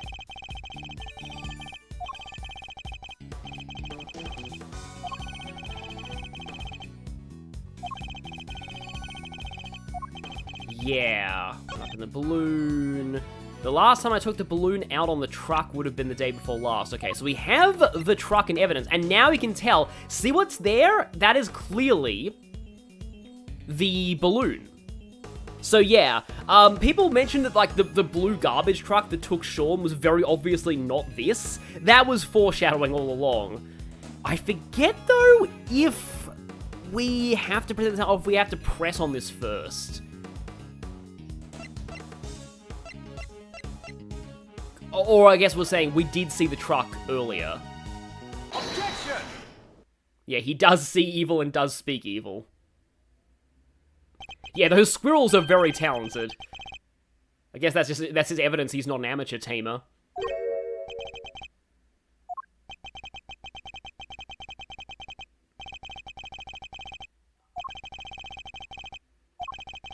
I wonder if anybody looked at that truck in evidence and was like, oh my god, that's the balloon, and figured out everything.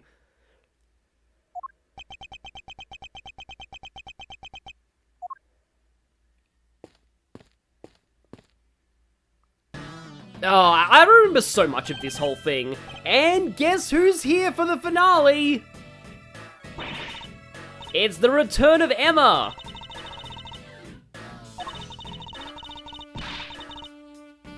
And she's the person that that Edgeworth told Kay to bring. And yep, there's the balloon. Right, I believe this is called Rayon Baroon in Japanese. Everybody is here. Oh yeah, I should mention that I did the fan translation of this entire scene, basically. Like, all of the final testimonies, all of that. Not the actual ending, though, but... Objection. Oh, dang it, I talked over that.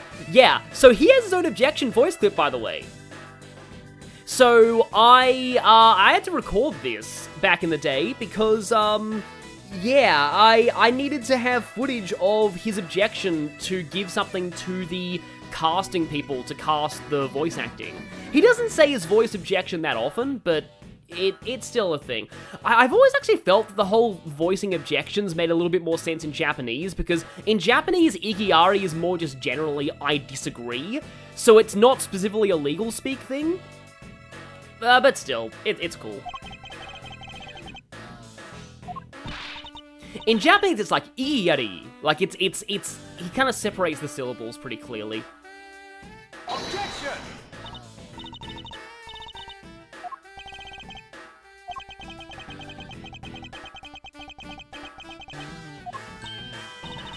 And also, he imitates voices.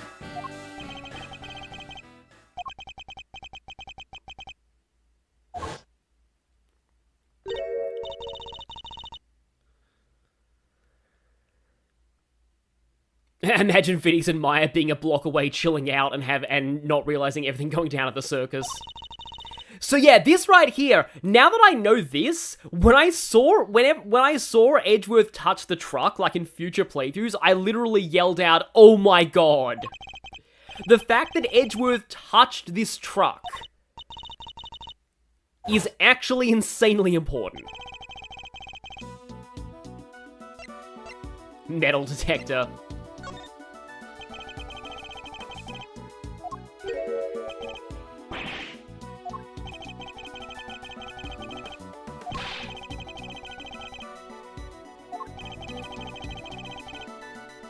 And yes, the fact that Edgeworth's options are on there is not even a joke. It's funny that Lotta's are, though.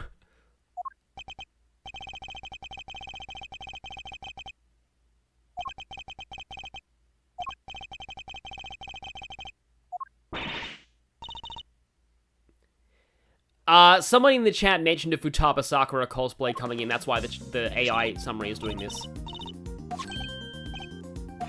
And so, tutorial during the final boss fight, because of course, fingerprinting tutorial. Did you have to? I'm pretty sure you have to blow into the microphone in the original DS version.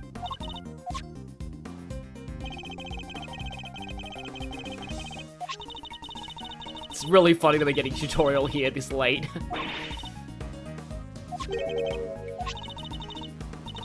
Blow it away, yes, with your mouth. That could sound bad in certain contexts.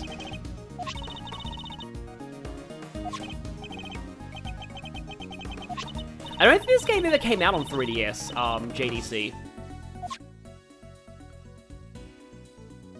Okay, yeah, there's just a blow button. That also sounds very bad out of context, but yeah.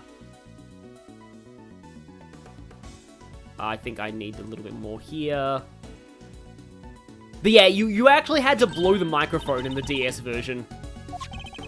They obviously, like, they probably thought the forensics mechanics would be more popular than they actually were, because, like, they toned them down severely since Rise from the Ashes. Rise from the Ashes was the first one to have them, and they got toned down very, very, very badly. Like, you almost never use these forensics in future games. Emulating suck because of that. Oh yeah, most emulators I remember have like a blow button. Again, that sounds weird, but like you press a button and it simulates a microphone blowing, which actually made there are some pins in World Ends With You that require you to blow in the microphone, and those are a lot more powerful on emulators because you can just spam the blow button instead of actually blowing the microphone. Well, I guess we canonically know what Edgeworth's prints look like. Also, this sprite is amazing.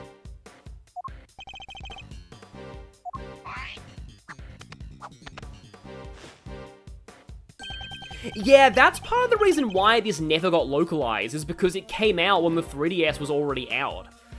Objection! Just like Fire Emblem New Mystery of the Emblem. Yeah, the thing about the president talking about crushing the wicked with the hammer of justice in case 1 is pretty ironic, yeah.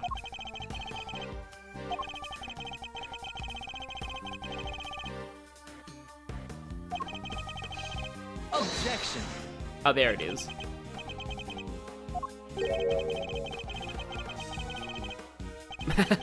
You being near the scene of 2 abductions simply by... To be fair, he has a point. There's really no hard evidence linking him to the kidnappings at this point. Objection! Yeah, a lot of games did like, yeah, they like using the DS microphone. I mean, you know, remember Pokemon with Chatot? It's like, oh, hey, yeah, let's have an attack that relies on recording something with the microphone, because that's not going to cause people to spam swear words at all. I do love his laughing sprite. What connects Kay and Sean's abductions?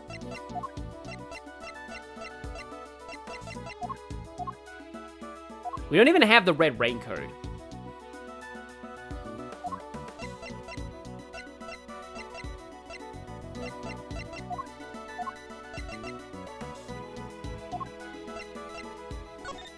We have the letter, but that only connects K's.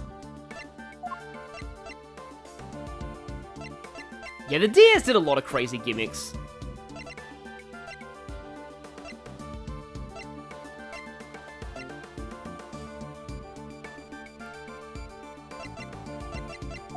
Yeah, we have 5 pages of evidence, by the way, yeah.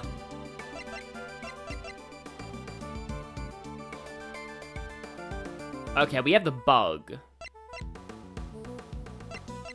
I think we can exactly tie that to him, but yeah. Oh yeah, Mario and Luigi Partisan Time also has like only one moment that requires the stylus, which tripped me up as a kid because I lost my stylus by that point. So I was like, wait, how do I even do this? Oh, Dawn of Sorrow. I tried to play Dawn of Sorrow on an emulator. That was pain. Because you have to draw a sigil to finish off every boss. Take that! This might be wrong. Yeah, no.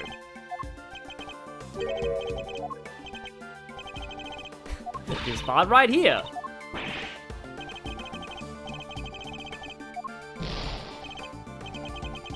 I seem to remember the Japanese term for bluff being kind of funny sounding, but like, I forget exactly what it is. Okay, same techniques. Yeah, there's so many cases like involved in this that like, it's hard to separate out the evidence. But I mean, it makes sense for the final episode to be kind of difficult. So yeah, connects the abductions.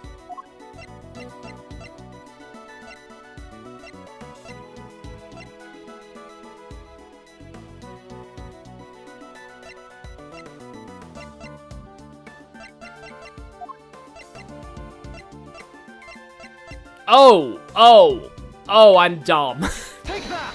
There's a piece of evidence that literally says used in both abductions.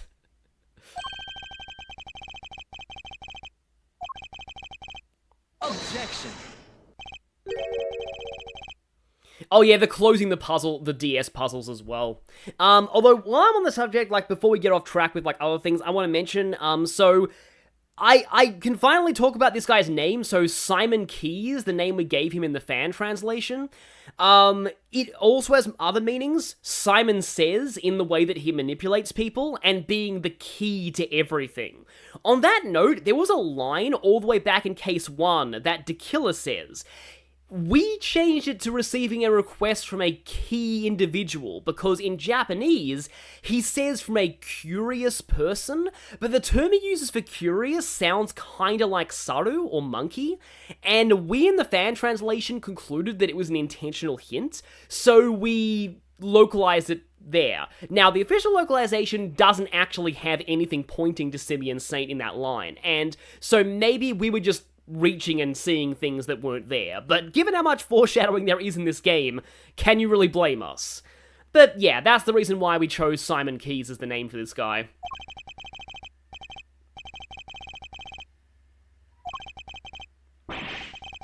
Yeah, Simon Blackwell was... That happened after the fan translation was well underway, so like, dang it, they already used a Simon Says pun, but, you know, we didn't want to change anything at that point.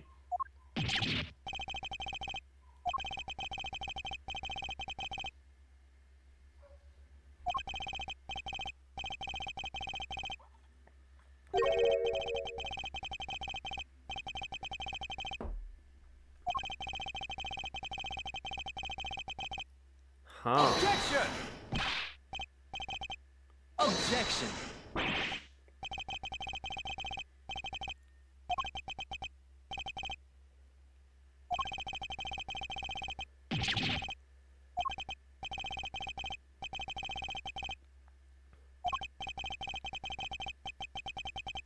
Objection! And Eddie to the rescue, maybe.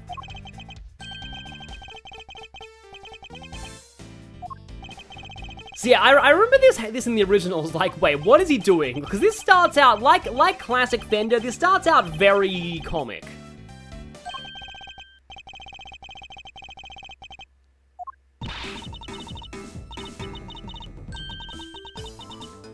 Oh, wow, this line. Yeah. In Japanese, this is just as weird in Japanese.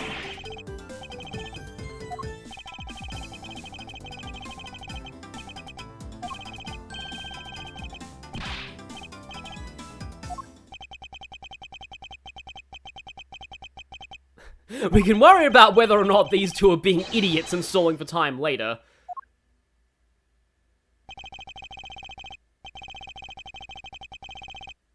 Let's forget the kidnappings for now, highlighted.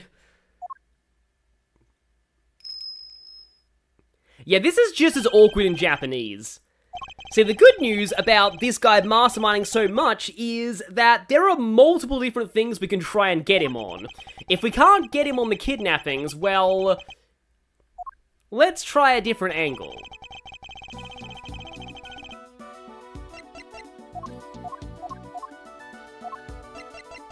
Yeah, would it be the correspondence chest? Take that! We don't strictly know it was him who typed these up. Edgeworth is ethically conflicted by trolling. It's basically Fender trying to give Simeon a taste of his own medicine here.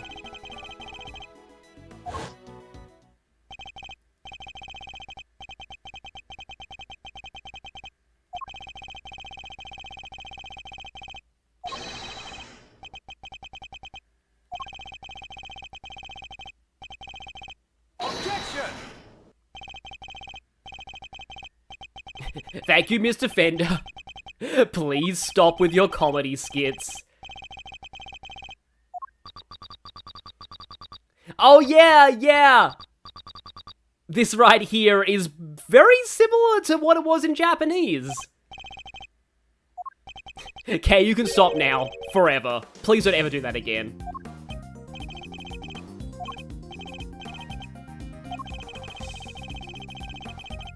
Objection! Oh yeah, Cave voice acted here would be quite interesting. Objection!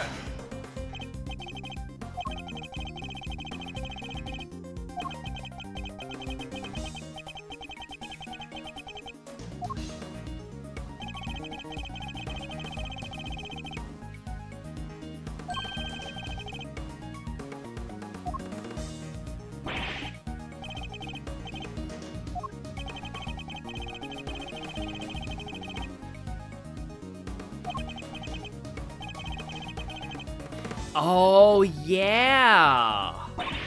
Fifi murdered Knight because she thought that he was in league with Canis. Objection!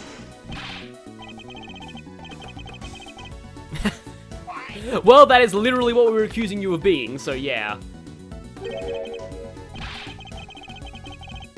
You say that as you're getting them to make an armrest for you.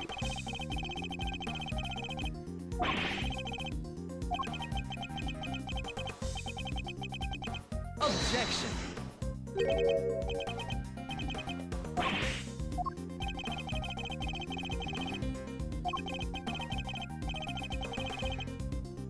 He probably burns and or shreds them too.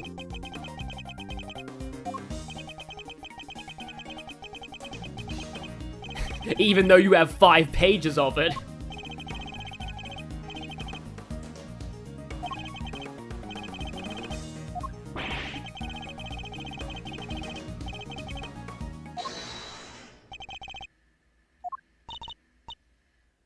Oh, hi, I'm here too.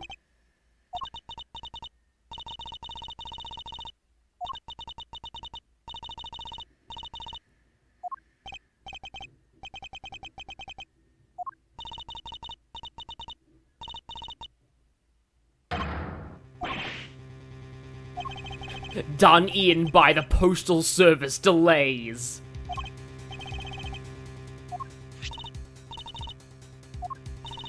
Of course, he even has a knight-shaped chess piece seal.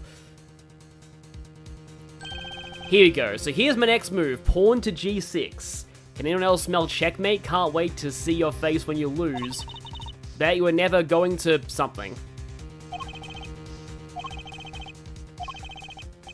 But you were never going to beat me, not at chess, yeah.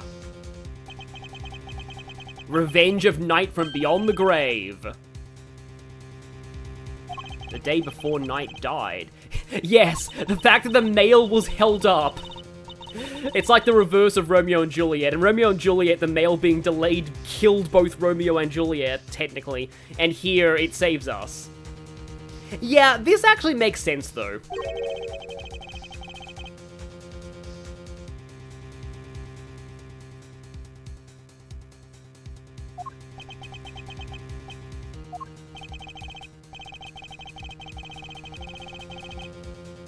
Yeah, did Knight even know that he was playing against Canis? I think he must have thought that he was playing against Simeon the whole time.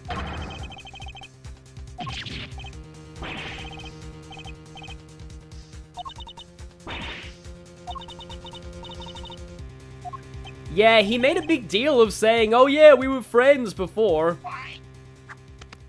By the way, anybody who shipped Bronco with Simeon at this point has their ship utterly ruined. Because he hasn't been friends with him for 18 years.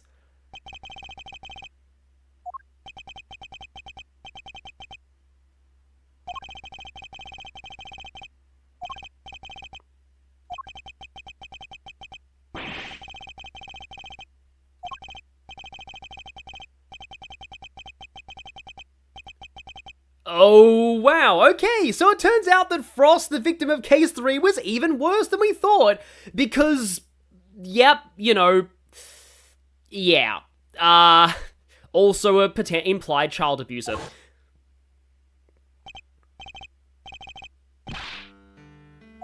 Yeah, this flashback, like, vague flashback, was genuinely, like, terrifying when I first got to it.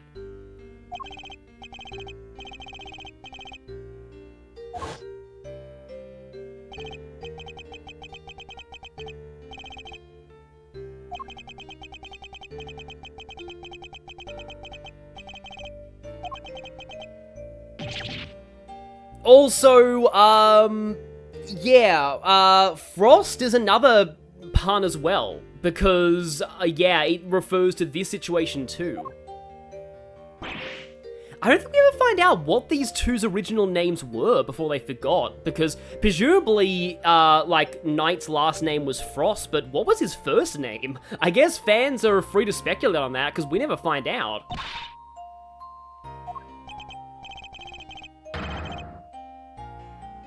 Though this is a bit weird, Bronco's dad killed mine. He was the son of a murderer.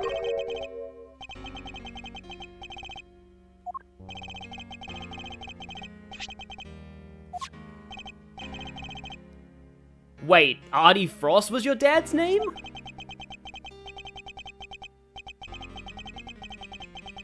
Yeah.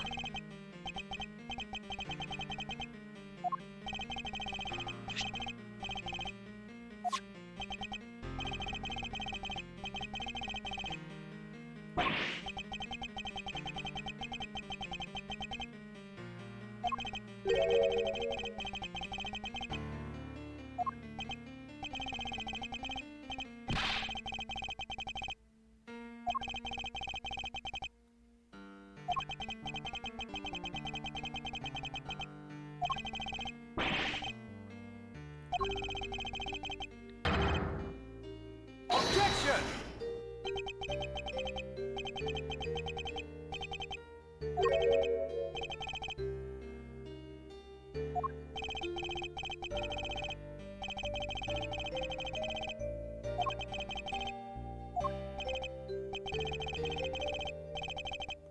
Yeah, for that reason, we actually gave Bronco's objection in the fan translation a slight hint of a French accent to maybe give that implication that he, you know, maybe spent some time there with his dad.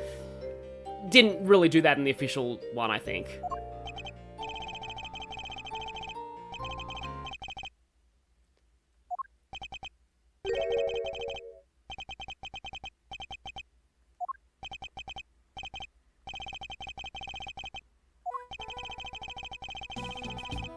Ah, oh, right, here we go. Take that! Presumably the ring.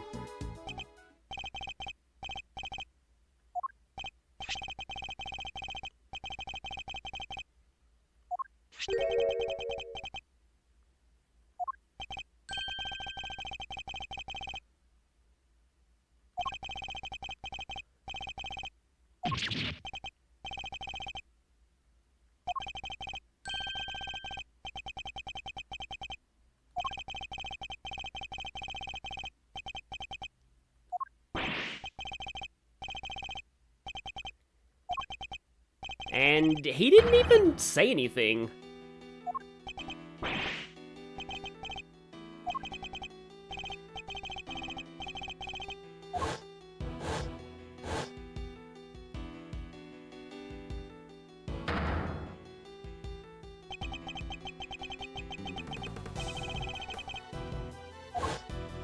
I mean, that part's not really that different, but...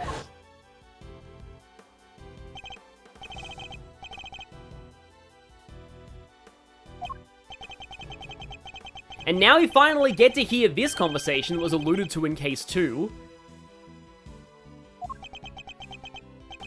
And yeah, they did think they were playing chess against each other. Knight didn't even know he was playing against Canis.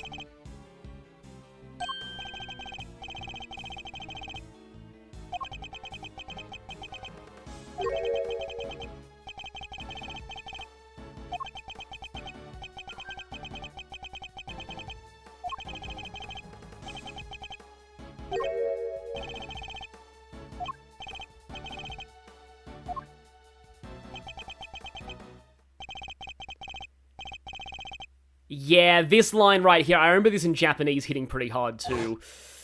Yeah, because he knew that he was setting up that guy to die.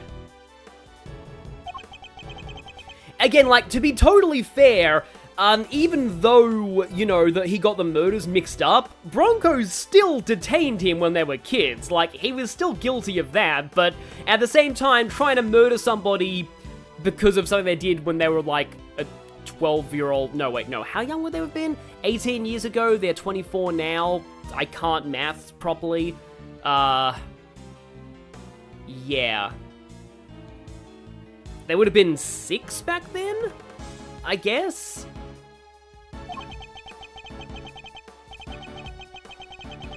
And yeah, this right here is also kind of important.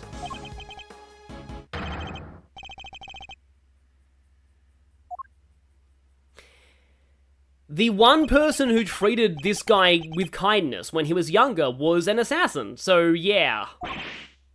That caused things in his development.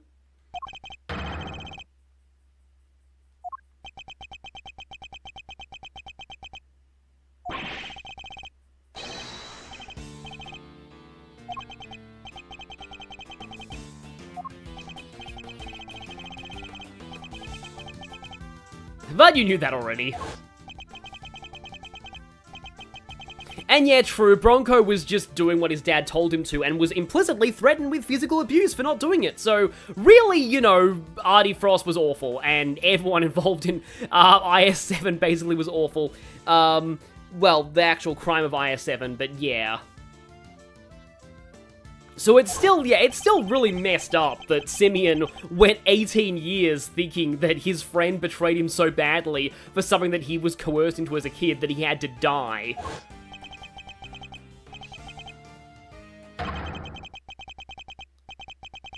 And also, yeah, Lagarde kept questioning in air quotes, probably torturing him.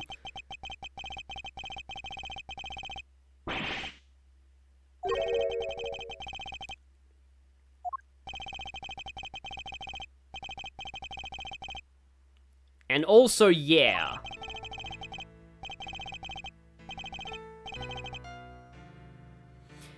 Winner's people were after him constantly.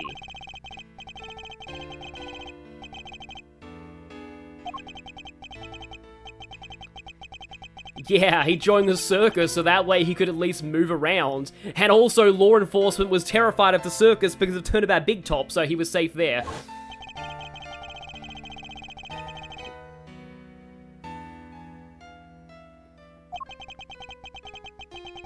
Yeah, so this right here is really, really interesting.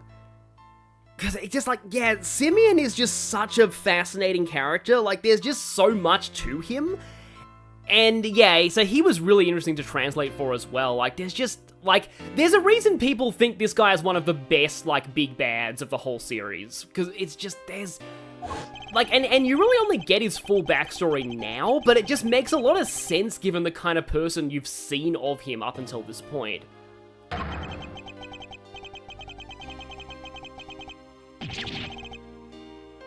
Because, yeah, he was up against two high figures in the justice system and the president of an entire country. And the only person that he could turn to was an assassin. And, you know, the guy the one person he thought was his friend as a kid betrayed him.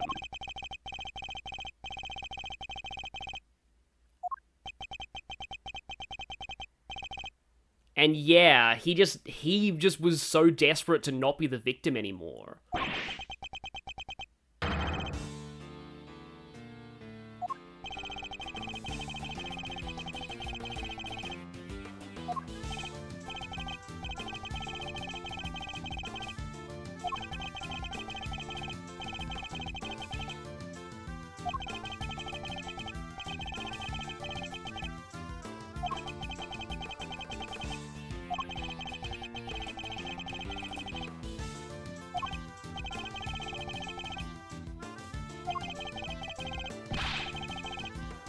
Objection. Yeah, notice he doesn't specifically admit to the kidnapping. He just says, maybe I did.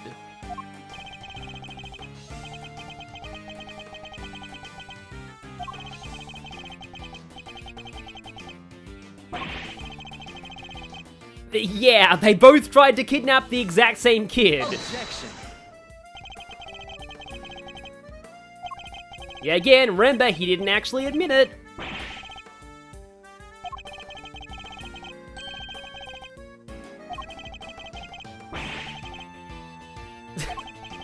It is just like, it's really interesting, because when I first found out about Saint's backstory, I thought that he was meant to be this, like, really, really tragic victim. And while that is sort of true, he also takes a kind of sick pleasure in messing with everyone and getting his revenge. So it's just, he's very complicated.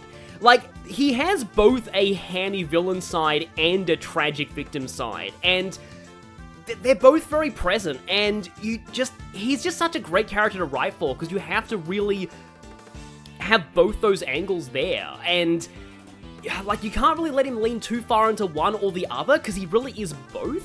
It's very interesting.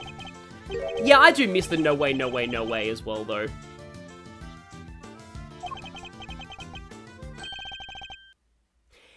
Here's the thing as well, though.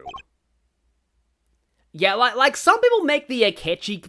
Dang it, that's kind of technically a spoiler for Persona 5, but I'm sure most people here already know about Persona 5. But it's just like... I honestly think this is the kind of, like, this is that kind of archetype done right. Like, the original P5 did not do a good job of doing this type of character, let's just say, in my opinion. The most you can blame me for is writing an odd letter here and there. So this part is really, really fascinating too.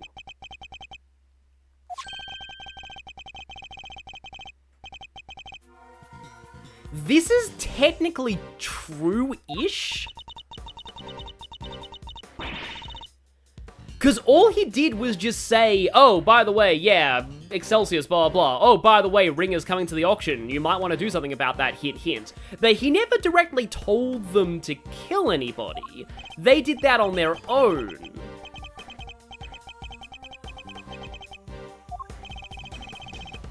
Like, this actually reminds me as well of, like, also, yeah, he was responsible for giving Knight the idea of the fake assassination plot. Yeah, that was him too. Objection.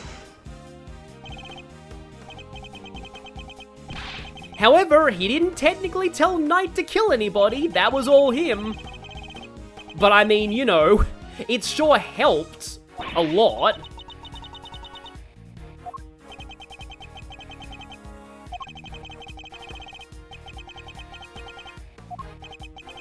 Yeah, Simeon is literally playing 4D chess right now. And yeah, remember how Eustace Winner suspected Simeon entirely because the chisel was put in the chess set that he gave to Knight? Well, Eustace was totally right. He just couldn't connect the dots correctly.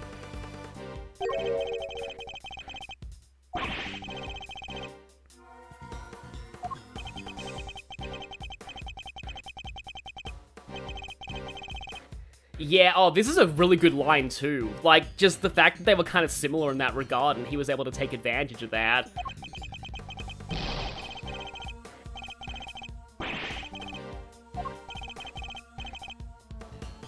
And yeah, he was there for the circus and got to witness all of that.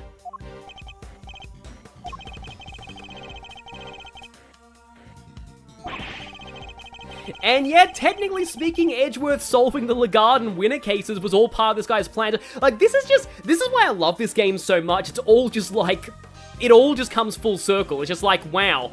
Like, the fact that Edgeworth was even solving, like, all of the culprits you helped send to jail, it was all because this guy wanted that to happen. Objection!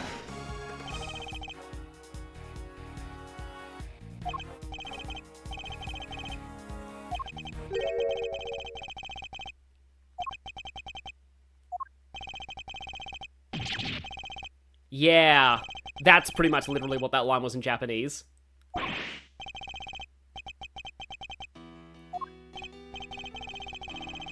Yeah, obviously, this is actually kind of funny. It makes sense that the arrest wasn't part of his plan because Eustace Winner did it. Clearly, nobody can predict what that guy's gonna do at any given moment. Yeah.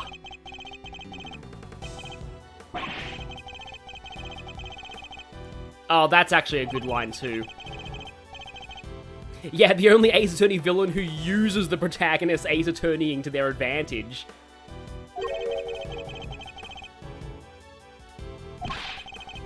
Oh, I'm sure Saint would know how good Edgeworth is at his job. Like, there's no way that he wouldn't know about that. He's pretty famous.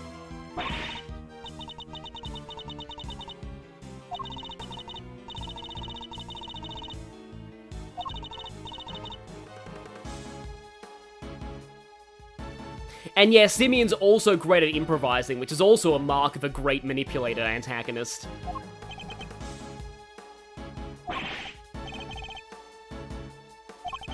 So I think his laugh does actually change when he goes into his, like, real self mode.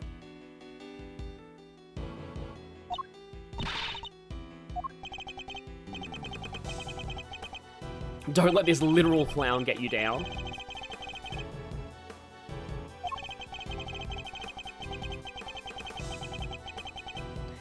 Yeah.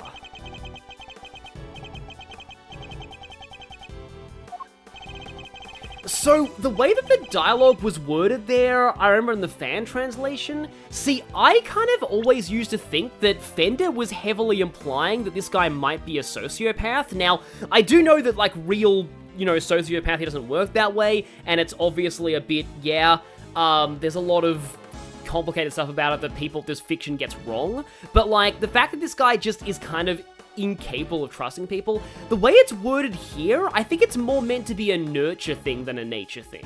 And I actually think that's better. Like, that his whole life, he's just spent his whole life being hunted by powerful people, that he just cannot understand the concept of anyone trusting people, because he never, he couldn't do that. Like, his whole life growing up, he never really had that chance. Oh, hi, Lenny. How did Sonic Heroes go? Did you finish it?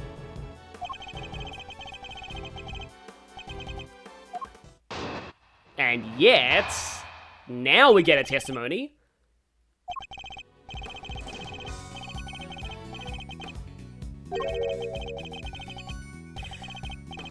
So this here is really fascinating.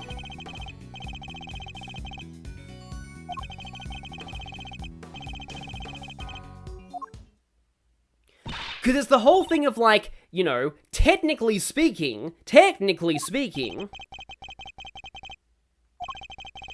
he hasn't really directly committed any crime, sort of. Or at least what he's done is very hard to prove.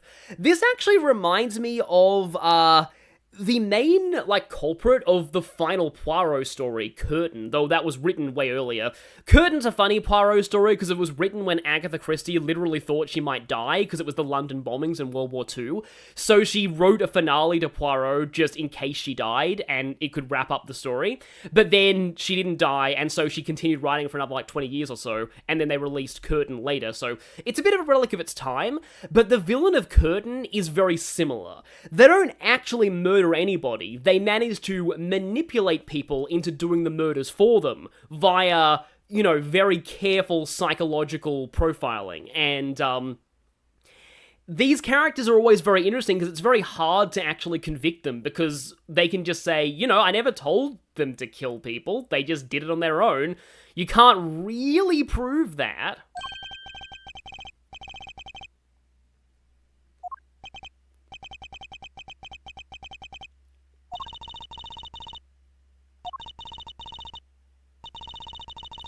So, oh, yeah. This right here, so this is another case of like the selfie moment in case 1, where I was hoping the official localization would do this, and it did. So, back in the fan translation, I said instigating murder, and here's the thing. I later learned that there is an actual legal term for what they're talking about. It's called incitement. This is the actual legal term. I should have done more research and used this term. Like, I think even I must have commented in the comments of Nintendo Capri-Sun's Let's Play that, like, I wish I had known what incitement was back then because I would have used that term. Because it is an actual legal thing. It means, yes, it is it is actually a crime to encourage somebody else to commit a crime. And they do it. Like, that is actually a crime. The problem is it can be kind of hard to prove, as far as I know. In fact, okay, here's the thing as well. Something that I learned while researching that comment on Nintendo Capri-Sun's playthrough is that, I think I commented this back then, this is something kind of interesting. In America, it's actually kind of nebulous whether incitement is actually illegal, because some people think that it falls under free speech laws. Like, you can technically argue free speech, that you're allowed to tell somebody to commit a crime, and that's not itself a crime. But outside America, it is more of a crime, which is interesting.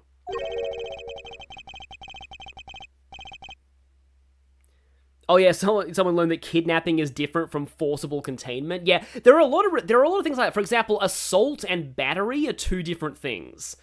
That's why assault and battery exists, I guess.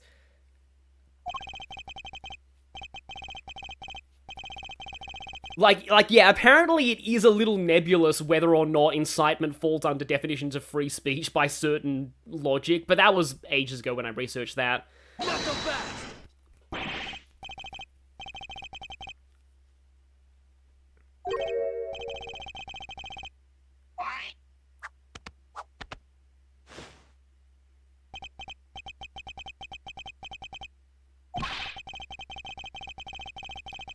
Oh yeah, this, I remember this from the original Japanese as well.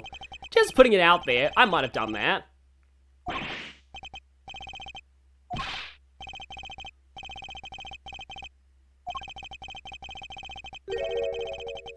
Oh yeah, this right here as well, yeah. I remember like when I first saw this in Japanese, I was like, wait, hang on. He has a gun? Oh right, he's just bringing up a hypothetical.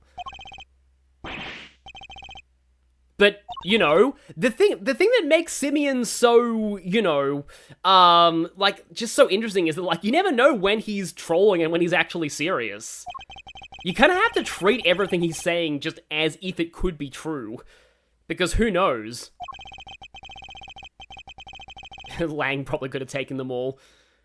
I mean, Lang did get shot in the leg in the first game and didn't really flinch.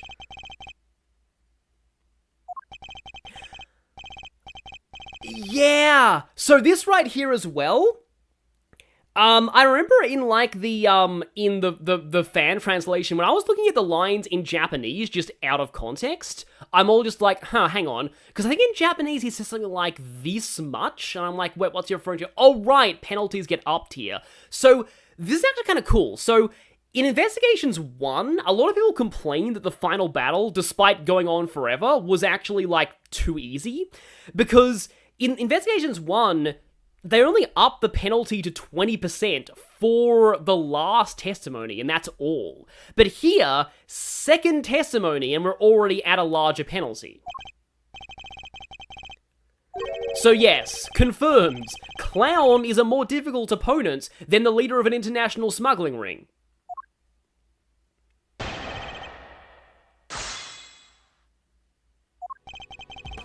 Sorry if I haven't really been paying attention to chat as much lately. I've had to talk about a lot here, but yeah, here we go. I never actually did anything, you know?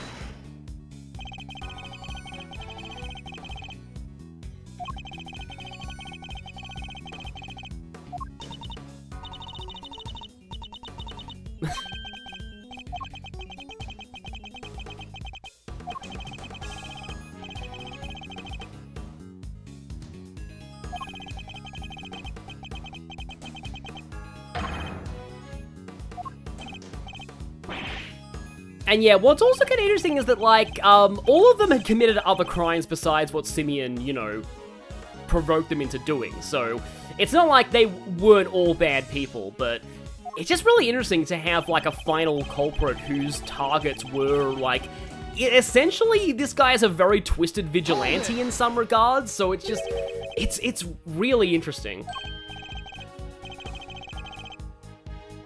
Yeah, the Investigations 1 final boss is just like, yeah, they're just like, they just tell you they're invincible, but they don't really show it that well, apart from the fact that their confrontation takes forever. I can at least say there's no save point in the middle of Simeon's testimonies.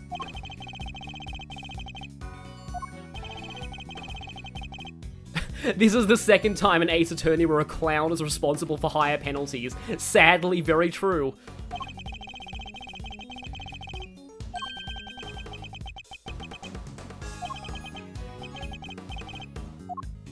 Too bad, so sad. Yeah, I guess that's a little bit of a meme reference, maybe. Hold it!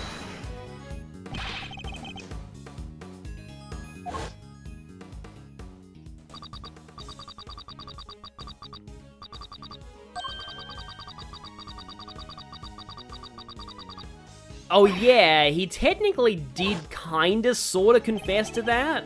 Objection! But we didn't, like, record that exactly.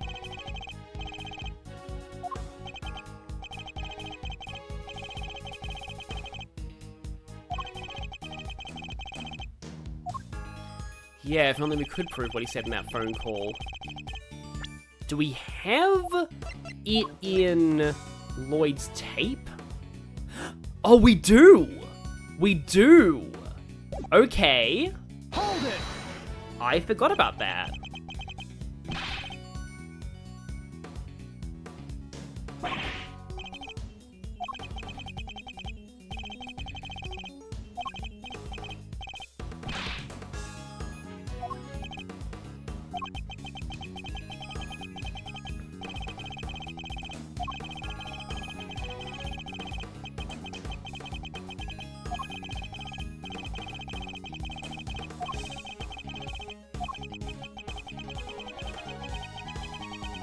Yeah, this is why it's important to press, because that information was not in evidence, so you need some way to figure that out. Oh, I'm also only down that much. Okay.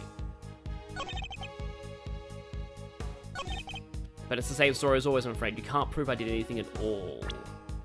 Is it the, is this the statement that we have to present the tape on? I'm gonna actually do the unthinkable here. I'm gonna save.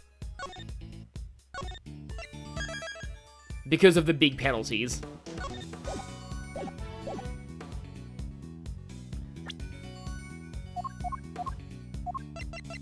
Objection! Yeah, there we go. Yeah, I like the wrong evidence dialogues for Simeon as well. Like, one of them is actually really interesting because it has Fender and Kay encourage Edgeworth.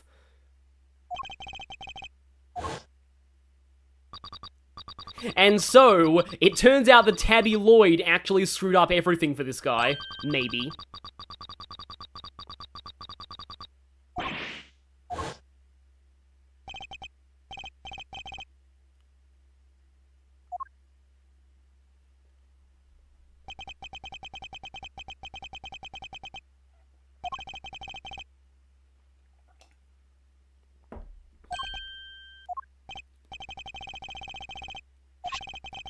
Like, it's always just the people that, like, the mastermind thinks are dumb who actually manage to breed their downfall.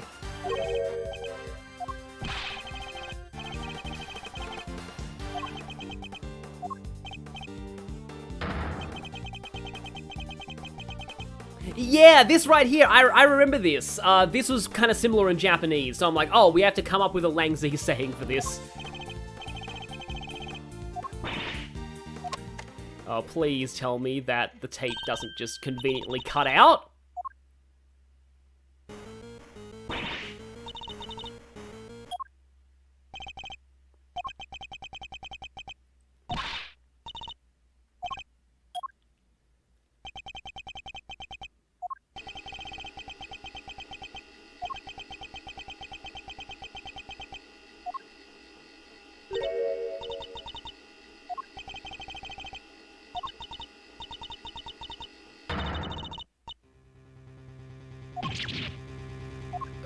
But it wouldn't be that convenient, I guess.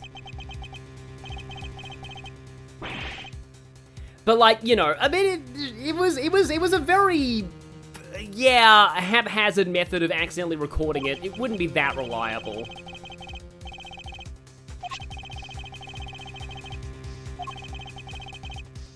Oh.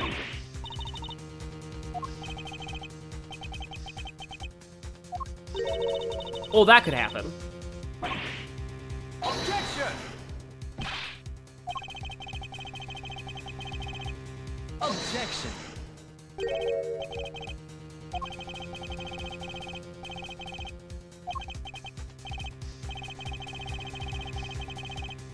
Oh.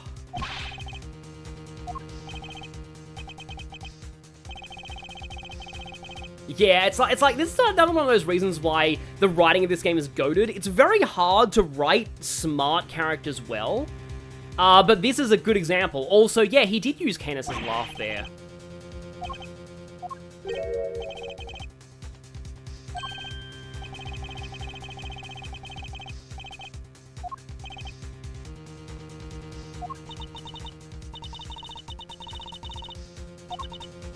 Oh, it would have been amazing if Tabby was the savior here.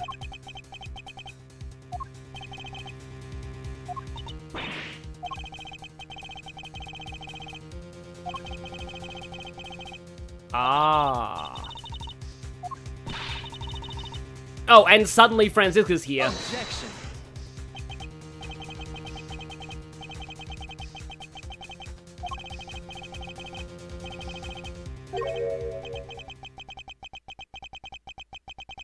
Which means that he doesn't want us to be on this current line of thinking.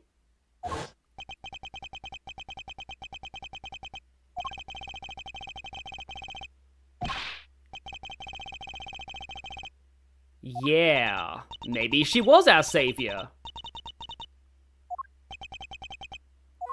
That is one long tape. Here we go. I think 2 nights ago was the K kidnapping.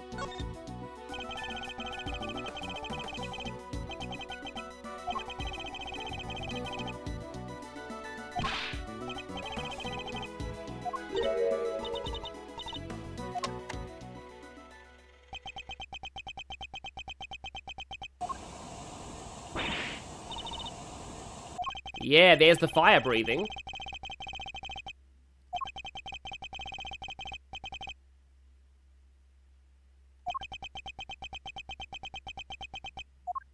But is that really enough to get him, though?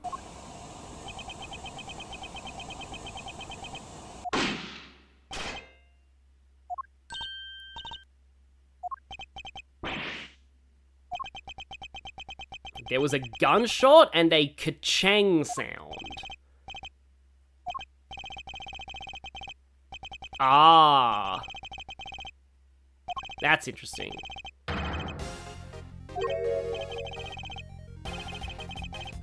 Oh, I know where this is going. I know this is going.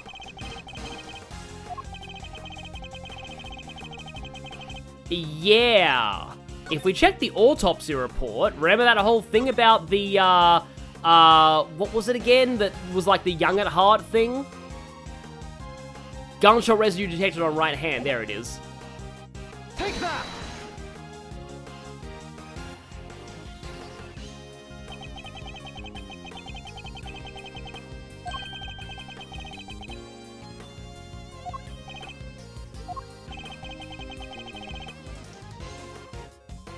Yeah, it's impressive they managed to write such a big cast into this scene, I agree. Like, just the fact that Francisca's also here. They're like, oh right, we need to give her some lines. That's probably why Eustace Winner stays out of the rest of the case after the bit with his dad, because like, they probably couldn't have found a good way to involve him in all this, especially with all the Lang stuff.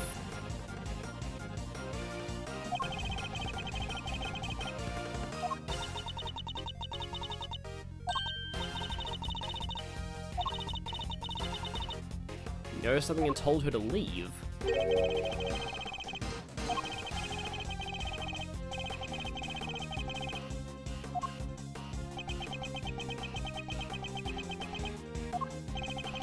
So yeah, again, basically all this guy's, like, targets were all horrible people, because, like, this guy tried to shoot at him still. Not so fast. Yeah, Eustace is just resting after all that.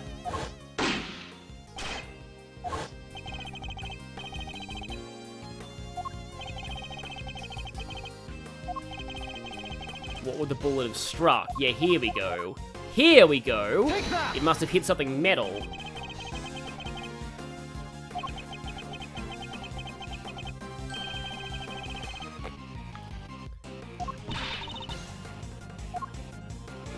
And also, yeah, oh, you can't do the whole balloon. That would have been great. Yeah, that's the obvious part. I want to examine the rest of this, though, because it's fun. That tank there looks like a person's face.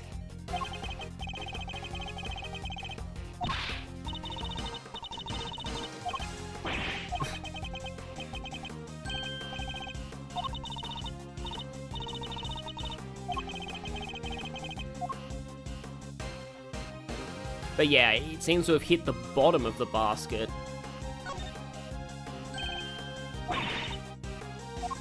Didn't have time to clean that up, I guess. That was pretty damning.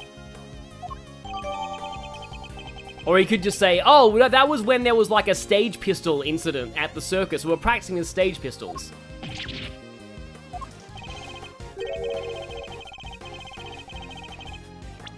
Wait, if we look at the balloon in here. Oh, it's just the basket. I thought that something in my mind makes me think that you were able to examine the whole thing, including the lion part, but no.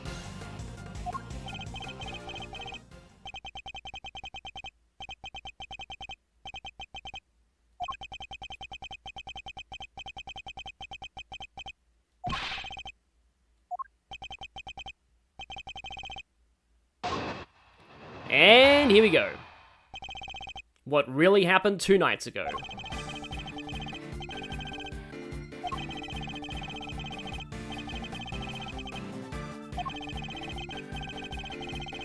So yeah, all this happened before, like, during the start of Case 4.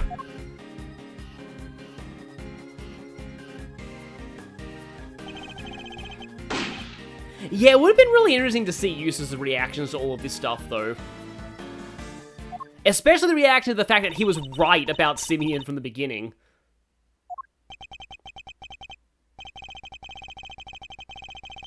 What?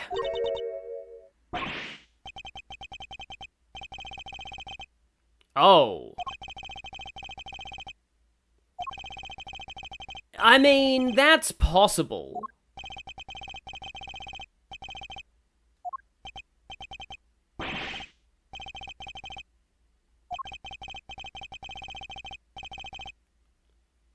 Yeah. So yeah, this is interesting, because like back during Case 1, the fake president's cowardice was played for comedy, but now it's suddenly a lot more dramatic.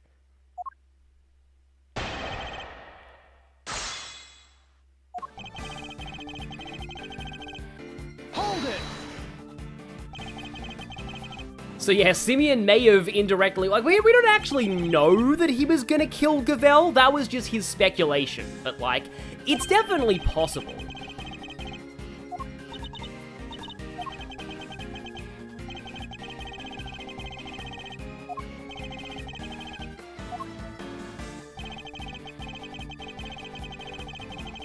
Hold it.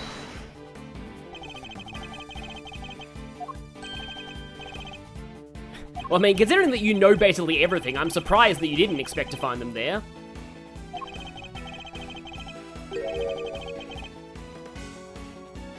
Yeah, a lot of things would have been different if you had failed case 2 and Simeon was arrested.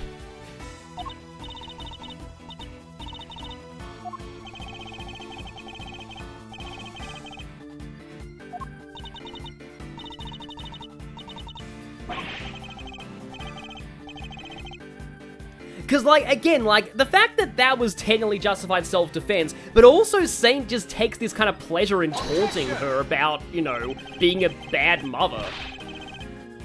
It's just, he's just so interesting. Like, he's kind of, like, he's basically Two-Face, but in a different way to what that usually means. Like, he has, again, both the victim and the villain sides to him.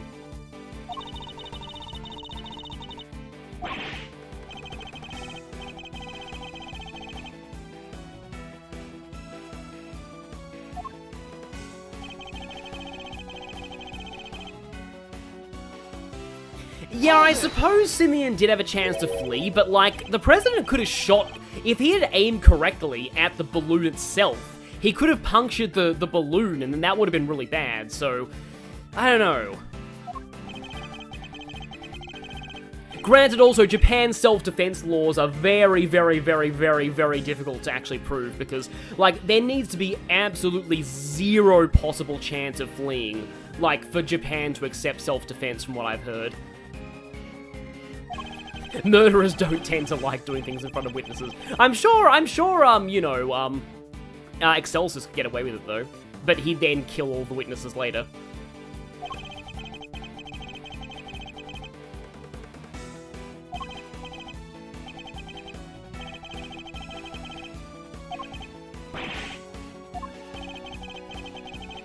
Notice that he said you got lucky that he died. He didn't say, oh, I saved you, because that would be admitting it. He said you got lucky that he died. It is cool that he does use Canis' laugh sometimes.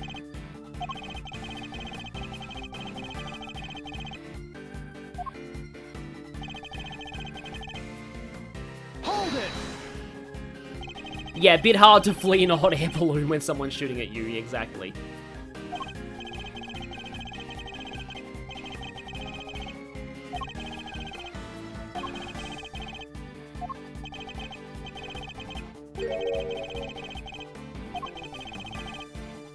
Does it present a problem that he left right then? Maybe it does. Yeah. If he left the vicinity, Kay wouldn't have got there.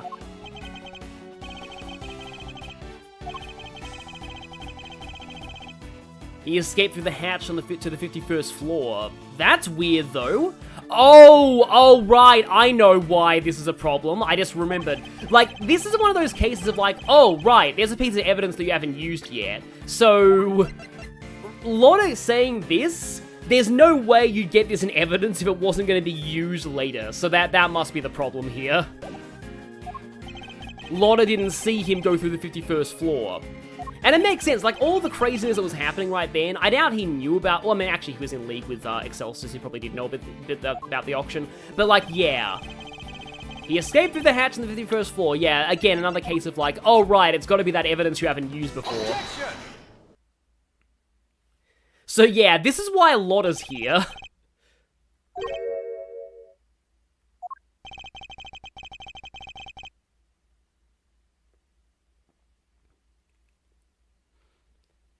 And yeah, in case 1, they shot a balloon to, like, fake things. So yeah, it kind of comes full circle with that, too.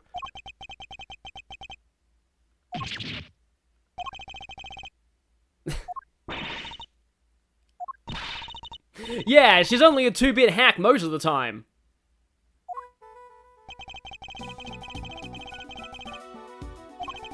Yeah, it's always just, like, stacks of, like, what they call spanners in the works that derails a lot of these complicated villain plans, because it's just like, he couldn't have predicted that Lotta would be camping out in the storeroom trying to get a scoop. So how did he get off the roof, then? If he didn't leave through the elevator or the 51st floor? And this right here... Yeah... Now it's all coming together. How did he leave the rooftop? Take that! Oh no. Oh no. Oh no. Thankfully, Larry's not here to be like, aha, Edgeworth! I knew you'd come around to my way of thinking one day. Objection!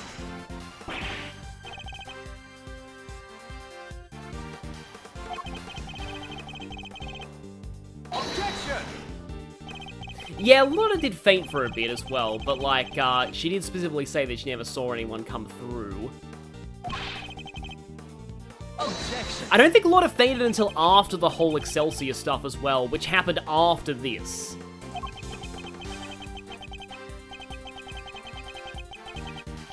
Oh, that's actually kind of an interesting point.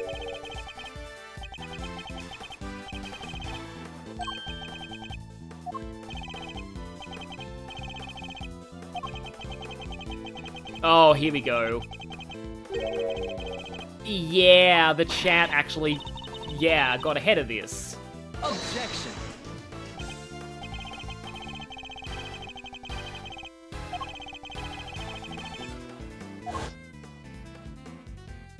Yeah, it is interesting how we have to present evidence that looks like it makes sense, but it turns out there is a problem that he points out for us. Because this is actually the kind of thing that Edgeworth does to Phoenix all the time in court. So yeah, right, the chat was correct, yeah.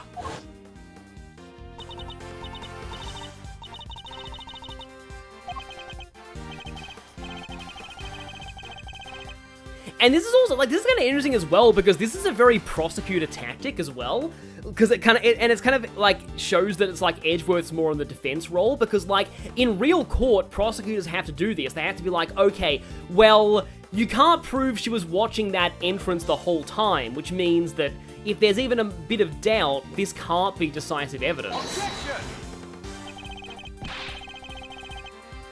Objection!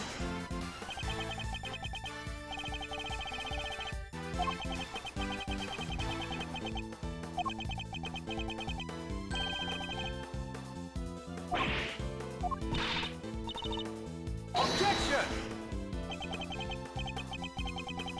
And Edgeworth impression.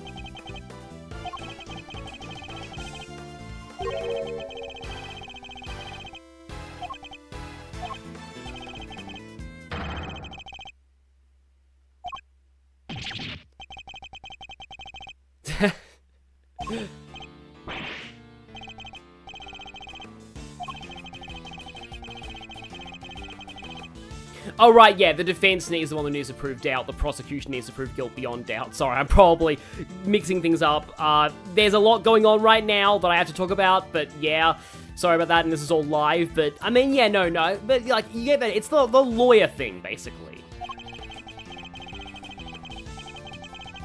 No, the wrong clip didn't play, he was imitating Edgeworth's objection there.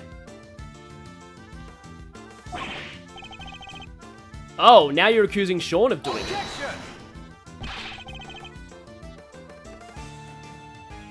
Objection!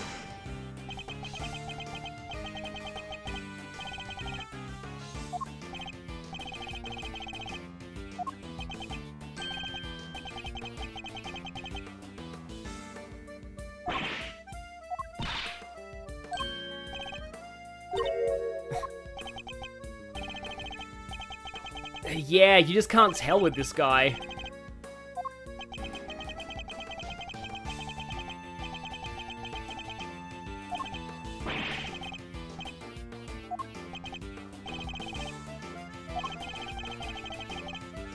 Also, yeah, the red raincoat floating behind the cotton candy stand. So yeah, I've been waiting to mention this. The reason why Kay remembered it that way is because he was floating in midair.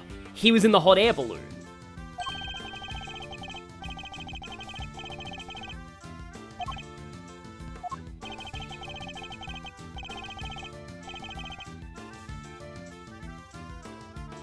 And yeah, he definitely is projecting onto Sean a lot here as well. That's the thing with people who are like this. They often assume that everyone... Oh, great, this is a Joker comparison. Dang it. I didn't want to make those. But it's the whole idea of they assume that everyone else is like them.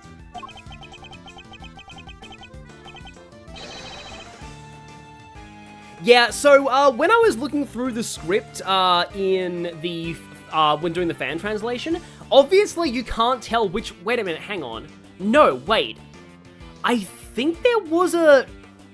No, that's it. I think there was actually some tags in the script files that showed you when lines were highlighted in orange or green, I think.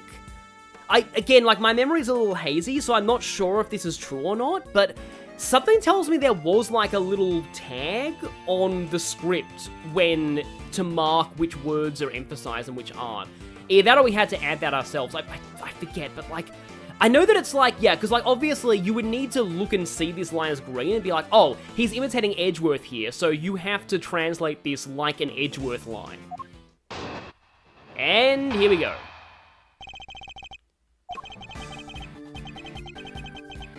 This is a good line.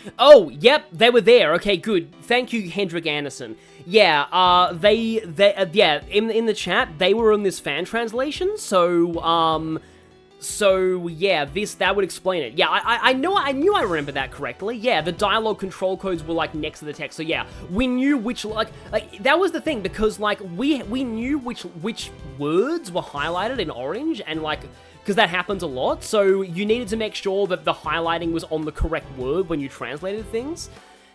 So, yeah, no, I'm remembering right. There were the dialogue control things. They were stored in the Unicode private area. Interesting.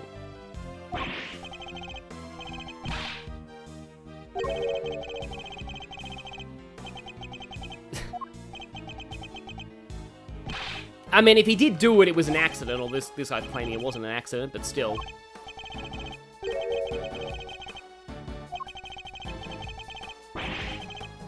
Yeah, I like I like how you can clearly see the contempt for, like, the fake president and his dialogue. Objection.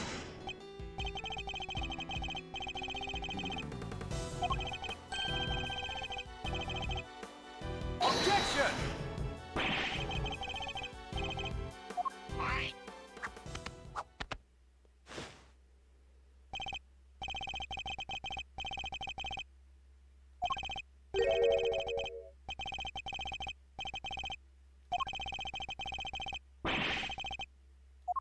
Yeah, here it is.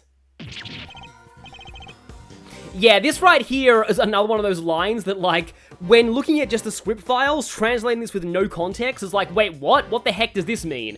But it means that the penalty's bigger. If, like, this is why it's helpful when I was playing the game at the same time, being like, oh, right, yeah.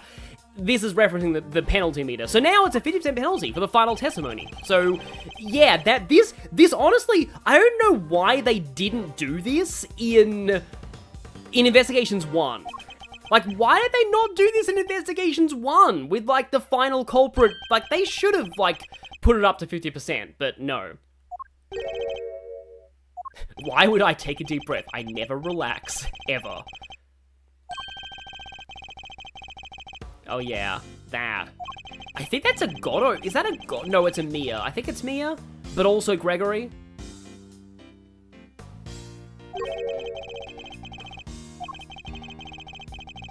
Ah, here we go. Here we go. Here's the classic, like, this is similar to the ending of Investigations 1, yeah. Mia did this a lot too, yeah.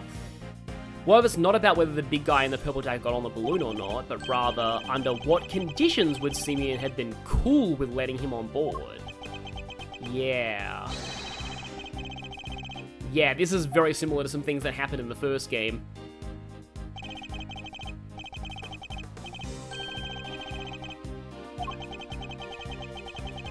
Because, yeah, Mia did this a lot too, so, yeah. Crazy modern era is right.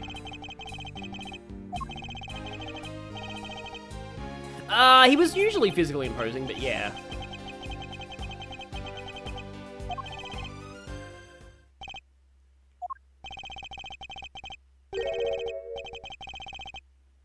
Yeah, this is what we're playing for. That right there is, yeah, another one where we had to realize the penalty meter was being shown.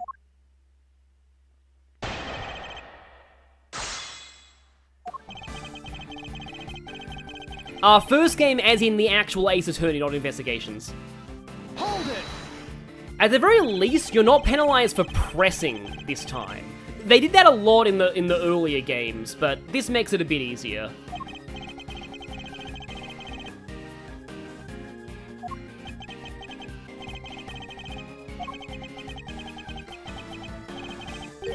Yeah, well, that's kind of true.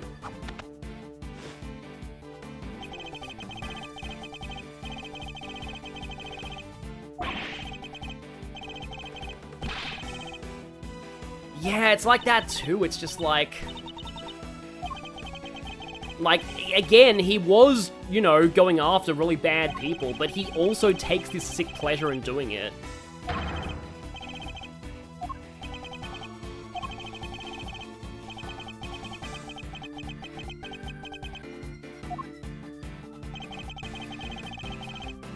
Hold it!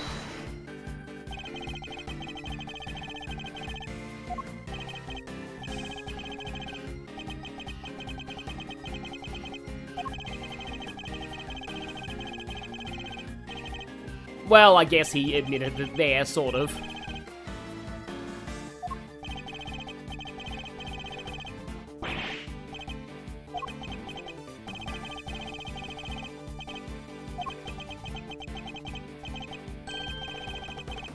Oh, nice. Oh, I mean, you know, I'm complimenting that. But yeah, he knows how to get under everybody's skin. Wow.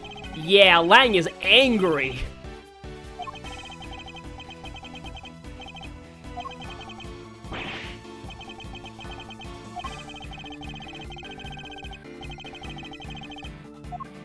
It's kind of funny, though, given that, like, one of the failure dialogues of presenting evidence is, pep talk, literally. Can't believe people still remember Neil Marshall. Yeah, he was a victim from the Rise from the Ashes, but, like, you know what? Again, like, in my hypothetical Mia fan game, I was thinking of using Neil Marshall as the main prosecutor. The problem is we have, like, no personality known for him, really, apart from the fact that he was a good prosecutor because he won a trophy, so I don't really know how he'd be. I don't know if he'd be as cowboy as his brother. Like, I don't know, he probably would be because it's funny.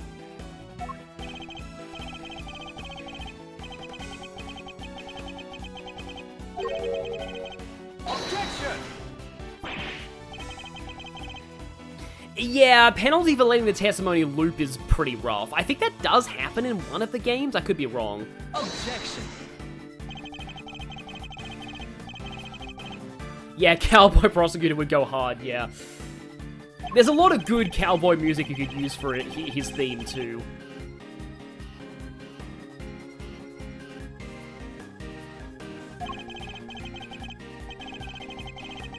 Objection! Objection!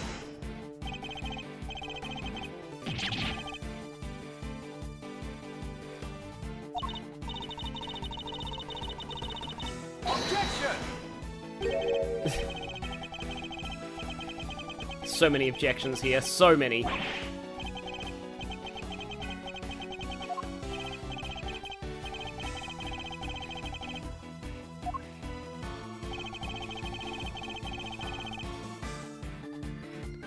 Yeah, the idea of Neil Marshall lassoing evidence away, or like using a lasso in court would be cool though, honestly. Objection! Someone just thought of Neil Marshall's Cowboy Van Zeeks. Yeah, that would work.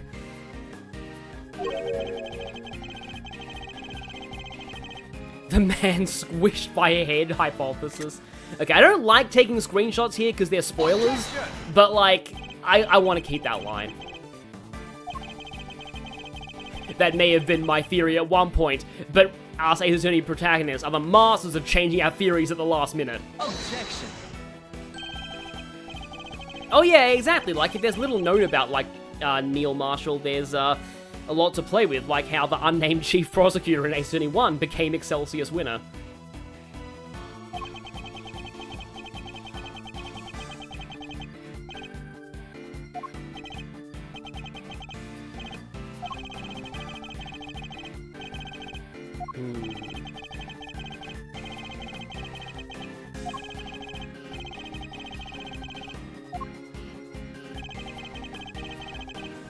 Hold it!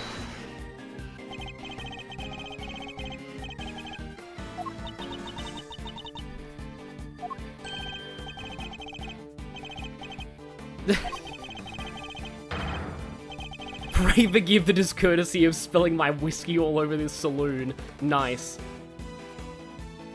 Objection!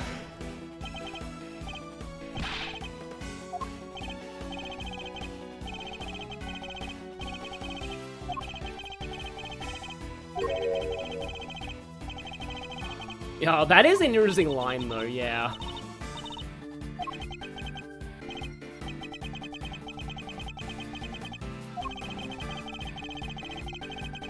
So, yeah, here's the whole idea. The only way the president would have been able to get in the balloon is if he was dead.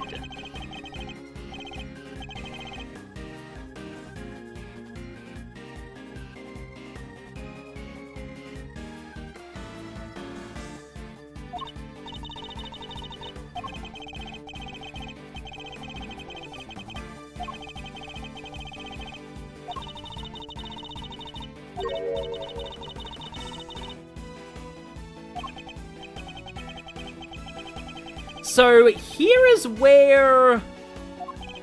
Yeah.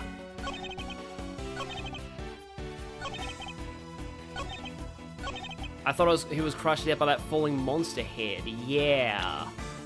Here's where something interesting happens. So, you know how I said earlier that this case has the craziest cause of death in any Ace Attorney game, or one of them? Well, stomped on by kaiju was one thing. Crushed by giant kaiju head is another. How about killed by hot air balloon? Objection! The actual cause of death here, and here's the thing. Technically speaking, stomped on by a monster was a little closer than we thought.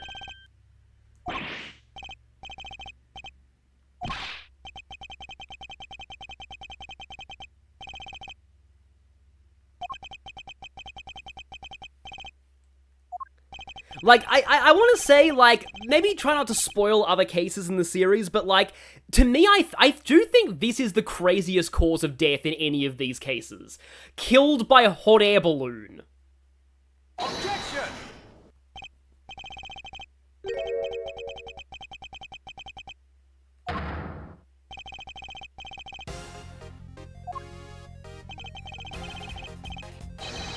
Yep, once again, somebody was actually onto something.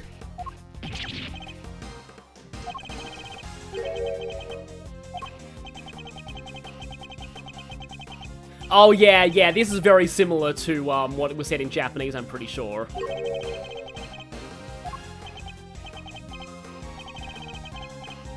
Objection!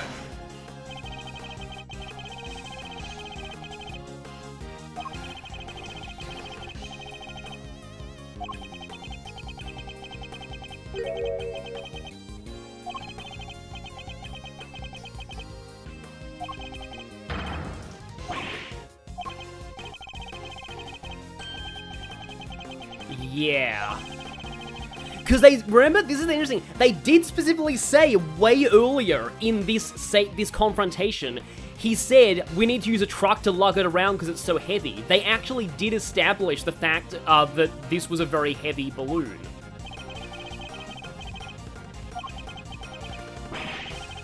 Yeah, landing the balloon on top of him.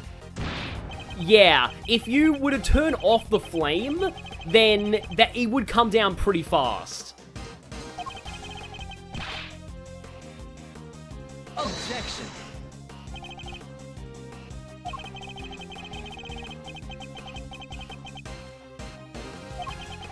Oh, here we go. Which would mean the time of death recorded in the autopsy report was wrong. I've seen some people counter this by Edgeworth saying, I've been updating autopsy reports since you were a child.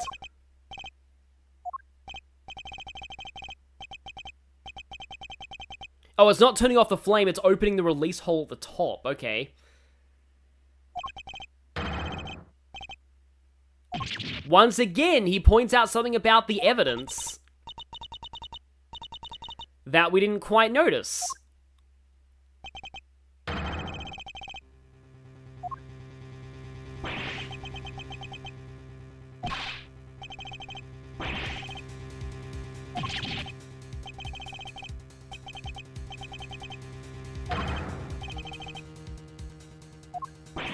Yeah, again, massive psychological projection. Your father abandoned you. Totally not like mine did. I don't have any lingering issues about that at all.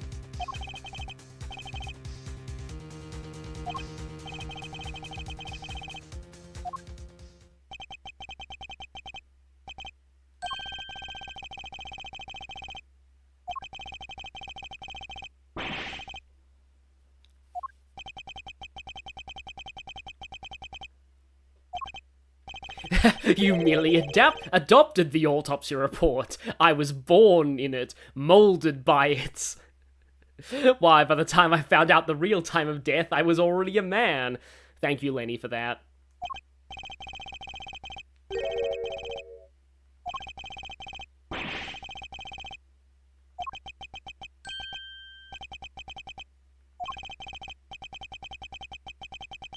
Yeah, I'm not sure I like the fact they straight up tell you this.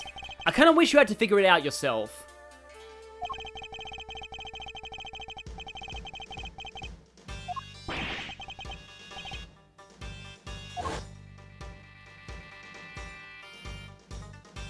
And also, yeah, they have the same laugh. It's not obvious until you overlay their sprites, but they do have the same laugh.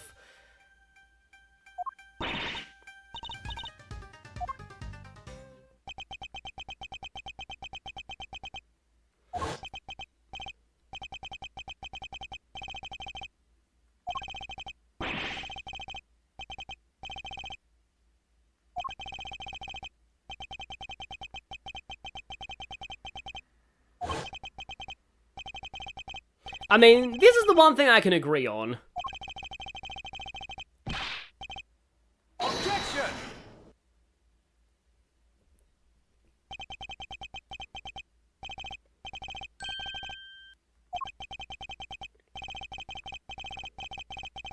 Yeah, he's actually not as different from Gusto as he thinks he is.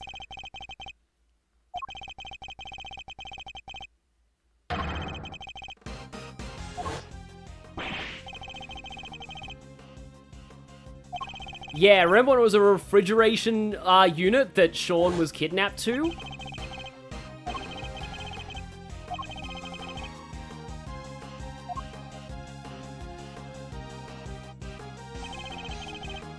hit the body right here. Daybreak dump, no, it was the Sunshine Depot, right? I think it was the Sunshine Depot that was where it was mentioned. Take that!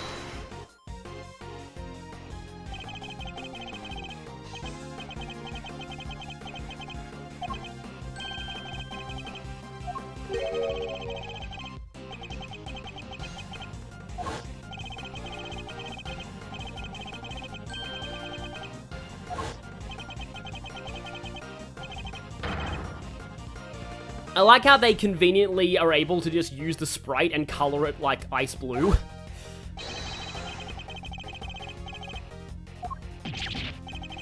Peppy hair voice, you're becoming more like your father. Fitting that the rabbits are on screen right now. Objection!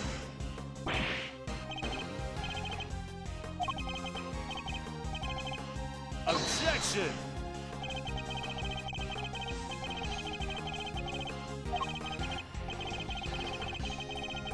Oh yeah.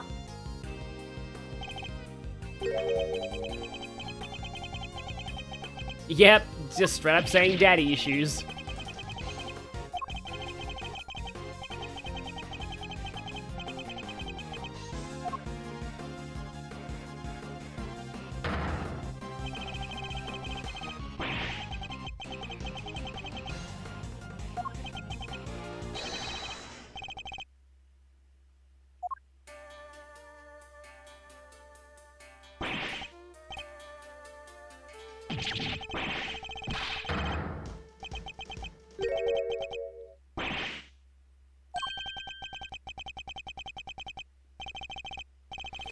So, yeah, the thing that, another thing that people love about this guy, he fakes a breakdown. Objection!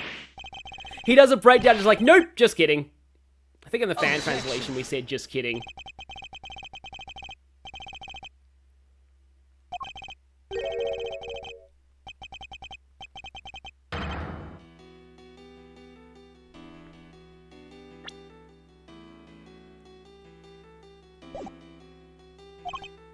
The breakdown is a lie.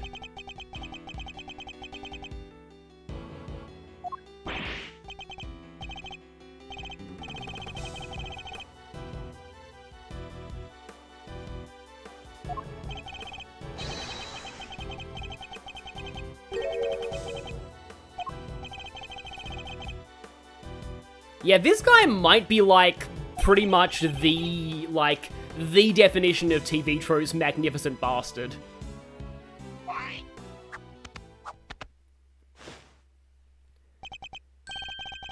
Yeah, and all this stuff about the law, yeah. So again, this is also related because it all ties back to Edgeworth's whole thing about whether being a prosecutor is actually the right path for him. Yeah, he even manipulated the player into thinking they got him with a fake breakdown.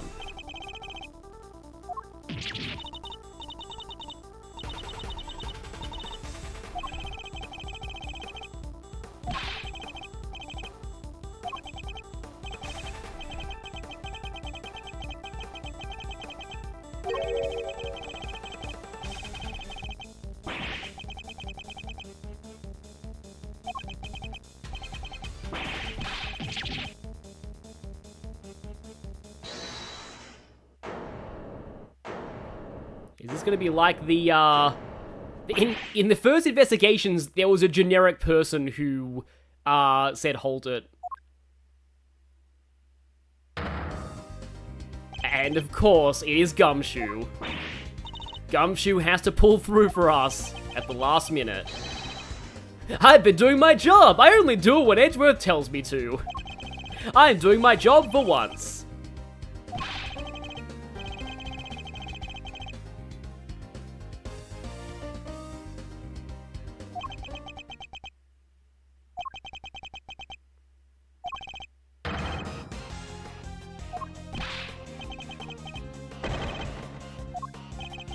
And suddenly, everything turns back in our favor.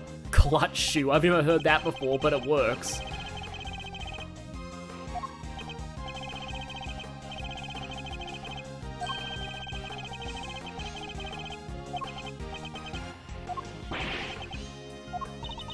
Oh no, my boss is gonna sell me out again!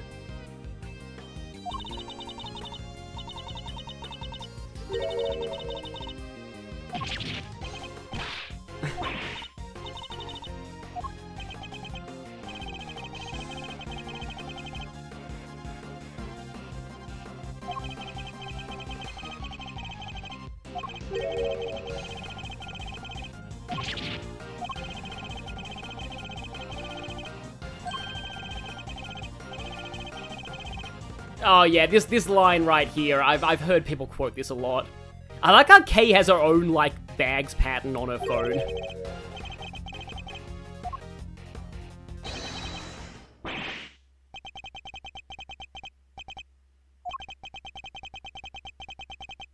Imagine being found out because your boss, a 17-year-old girl, reveals that you have access to cold storage.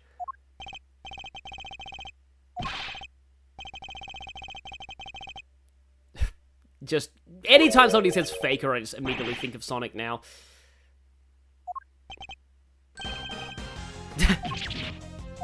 I'm afraid there is.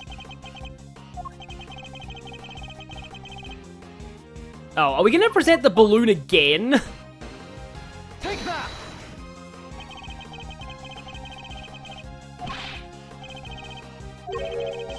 Yeah, even he mentions that.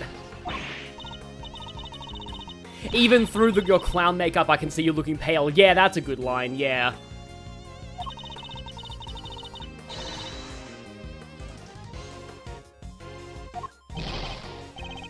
Yeah, I love the callbacks to that whole Hero of Justice thing from Investigations 1.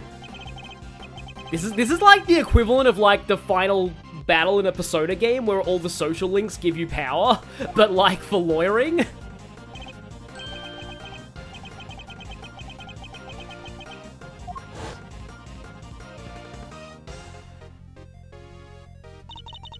Also, Francisca's here. Did she really only get 2 lines in this whole sequence? It's sad how irrelevant Francisca is in this scene. Like, maybe they should have had Winner instead of her. I don't know.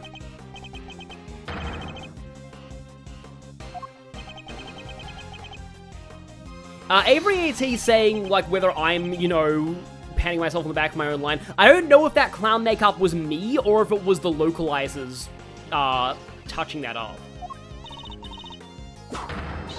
Oh yeah, Gavel's here too. Yeah, this is really just like the whole Persona sequence of you, or as Oof says, the You Got This Sonic sequence. Yeah. Camilo Gusto, on the other hand, is not looking down on this. Yeah, that reminds me of a line about, like, Chancellor Osborne in, like, Trails into Reverie. Oh, he's watching alright, but I guarantee you it ain't from above. Yeah. So, by the way, yeah. What should we expect to find on the balloon if it's used to crush the president? So... Take that! The flowers representing the bonds between parent and child, fittingly, are the final piece of evidence. Yeah, the game's theme coming full circle.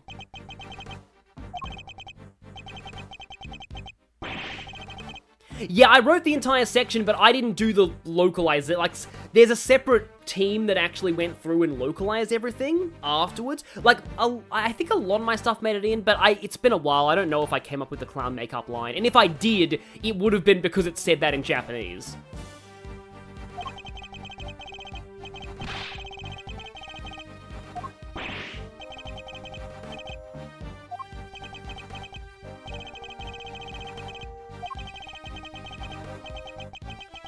Or, you know, the fact that there's just gonna be pollen all over the bottom of the balloon.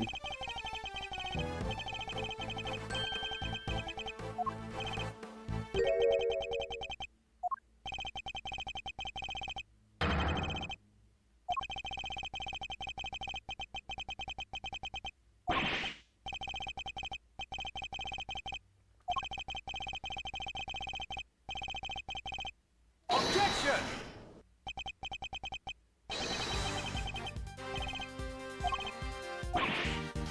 Yep, and Emma. See, she actually has a reason to be here, I feel. Like I'm glad she's here.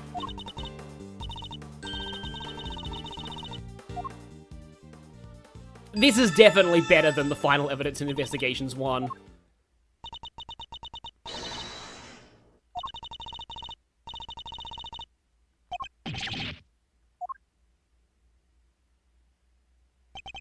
No, I do like the Dual Destiny's final evidence as well, yeah.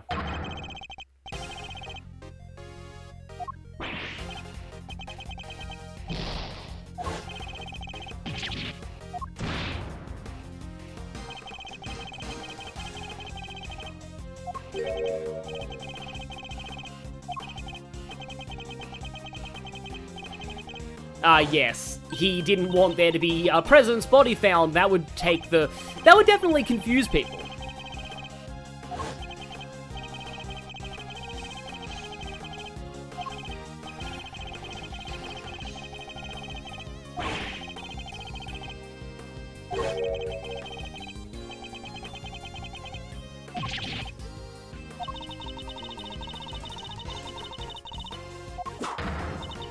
Because we saw the president in one of those photos. That was presumably the body. Yeah. That's it, yeah.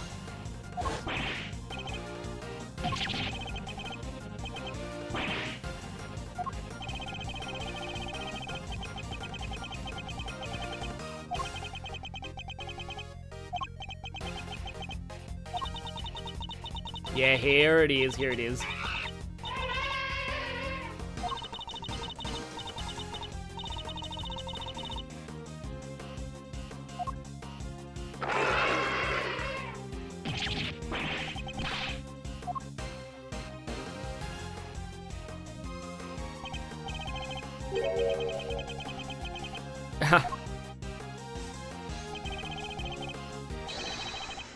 Okay, yeah. I know that in Japanese it was a clown reference here as well. I forget the exact line that they used, but it would have been pretty awesome if they had actually referenced the meme and said, "You're not a clown, you're the entire circus."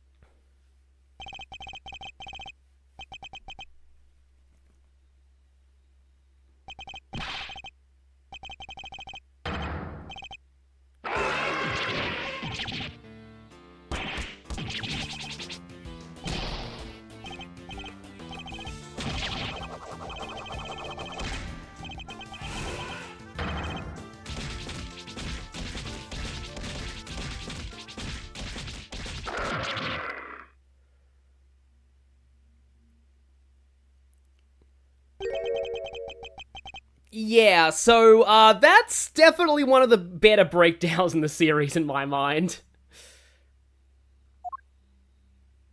Also, thank you, Carrot Caper, for all those emojis in the chat. Yes, it's a beatdown, not a breakdown. Also, just when you thought things couldn't get crazier, suddenly to killer. Also, yeah! I didn't know that airlock. That's actually really awesome. That in the show that Simeon was part of, the villain gets sent flying by the elephant. That's what happens to him in the breakdown. Wow, again, this game is just finds new ways to be genius.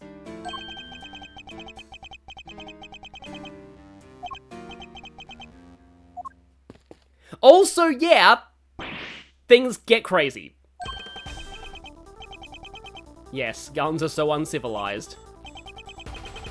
I'm surprised that snake was not involved in anything. Ah, so, yeah, I guess he wasn't lying about the gun thing.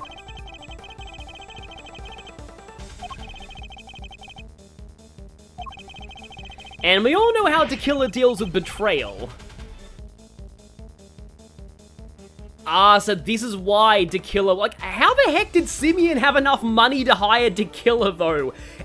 As just, like, a clown who spent most of his life on the run. And, like, you know, it was a foreign president. To Killer would have charged so much for that. Granted, this is kind of true.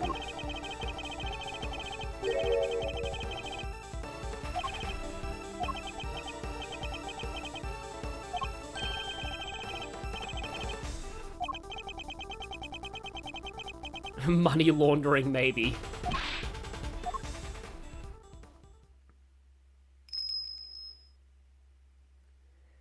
And then this happens.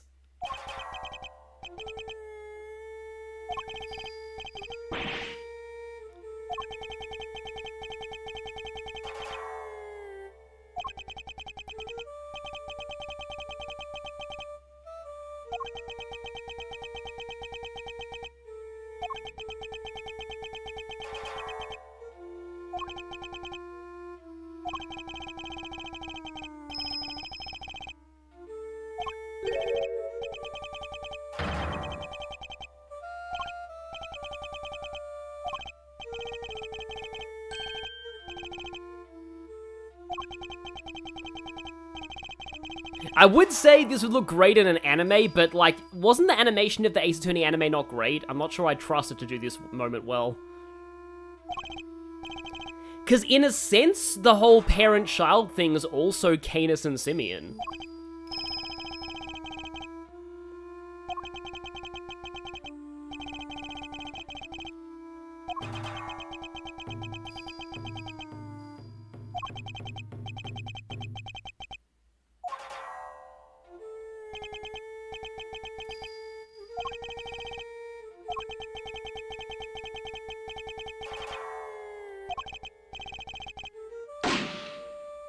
And then he's gone.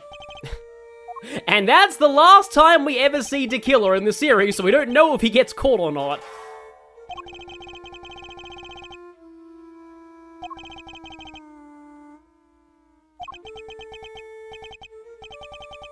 I mean, at least Lang goes after him, but still.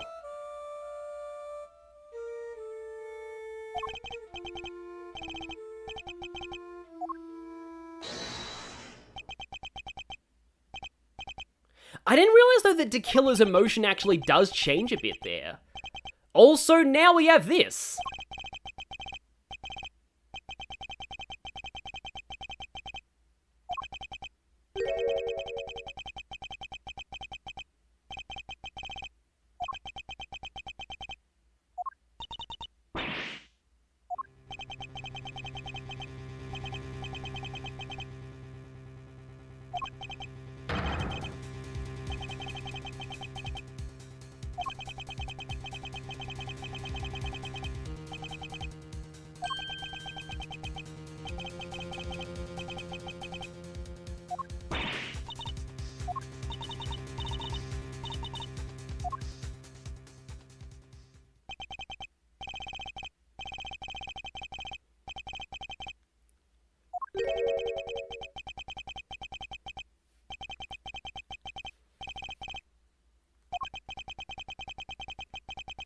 And now he's just straight up encouraging this guy to murder Canis, even though he was like, oh, I like Canis. He saved my life. He's the one person who showed me kindness. Meanwhile, oh yeah, just kill him. It's fine.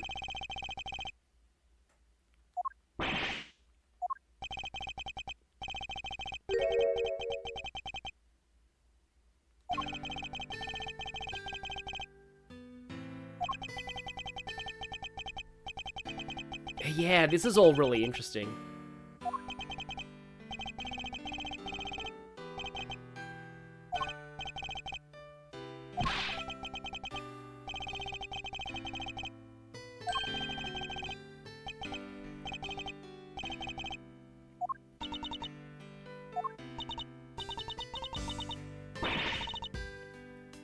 I mean, to be fair, it's not hard to be wiser than K, but still. Yeah.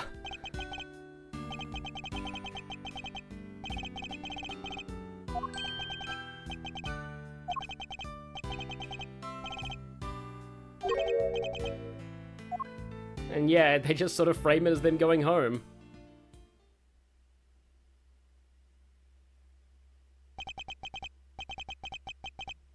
And yes, with that, the case finally came to an end. There's no more crazy plot twists, it's actually over.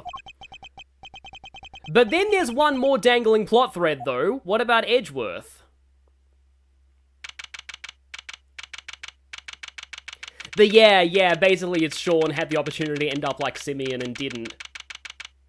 But that's a long location title.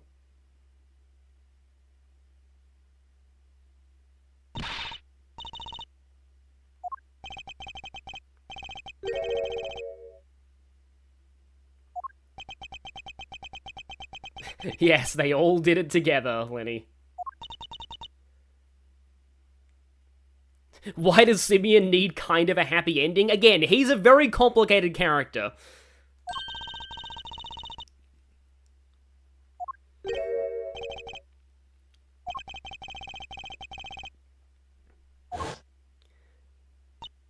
Oh yeah, they finally cleaned up all the blood in this room. Wonder if that's metaphorical. I like to take it that it's metaphorical, the whole room of the committee no longer having blood staining it. Yeah, the Justice statue doesn't have blood at its beneath it either. You know what? I don't think it was intended to be a metaphor, but I'm gonna say it's a metaphor.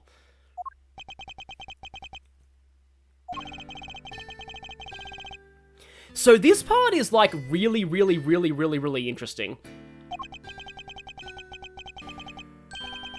Because we're finally getting, Edgeworth's reason why he wants to remain a prosecutor.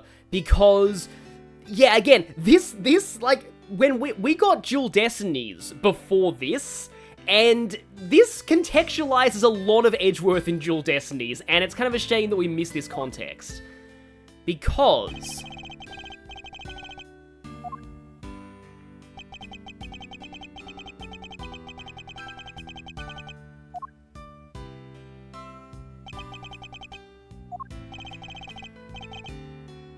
Okay, overall, yeah, it's been fun with hanging out. Yeah, there's, well, there's only this scene in the credits left, I think, so it's not going to be that much longer.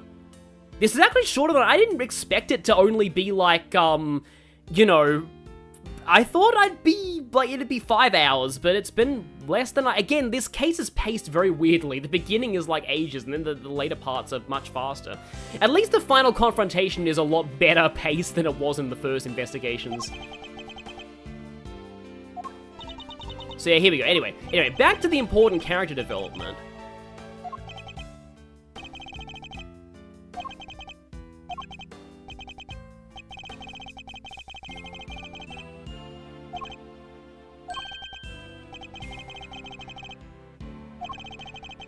It's a shame that Fender doesn't appear in any other games.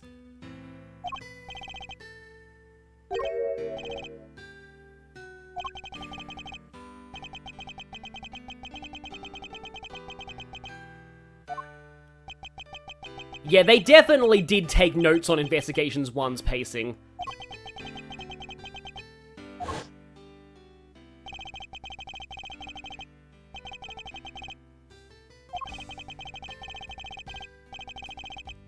Yeah, that line, which was the same in Japanese, I remember that specifically.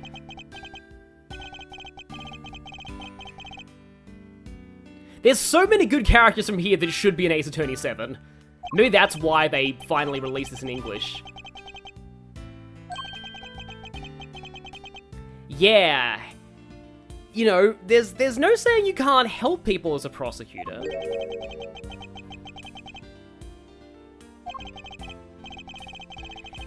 Yeah, this is actually how Simeon plays into all this. And I really like this, how they use the main antagonist of the game as a way to contextualize Edgeworth's choice. Simeon became the way he did because the system failed him. Edgeworth recognizes that.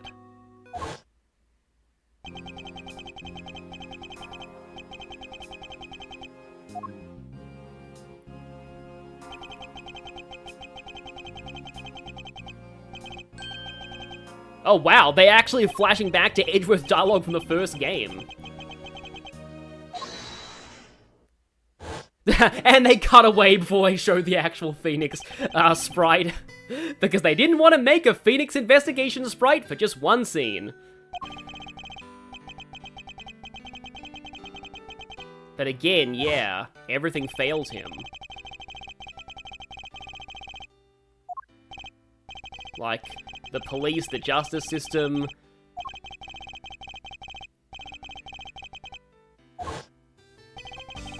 The awkward cut to avoid showing Phoenix, I love it.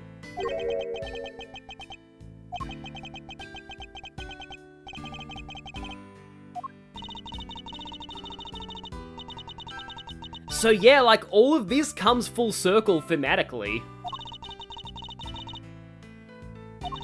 Yeah, the lore is only as good as the prediction is, exactly.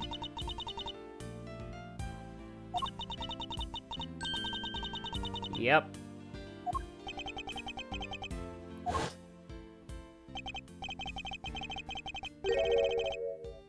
And now we're calling back to that in case 3.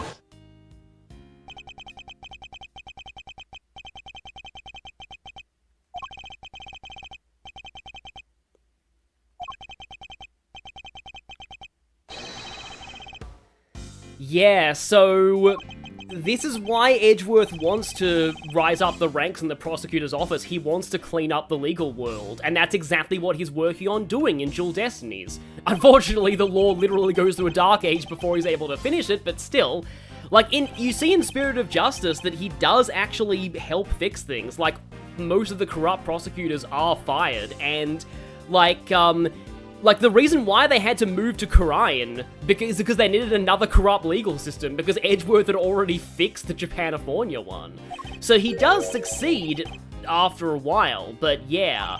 This is why Edgeworth becomes chief prosecutor in Dual Destinies, and again, it's just like, we missed that context because this was never localized, but yeah. This is a great line. Fighting the law itself, yeah. So, like, yes, Edgeworth is just like, okay, yeah, I've decided that I'm gonna completely reform the entire legal system from the inside. That's what this whole week has taught me.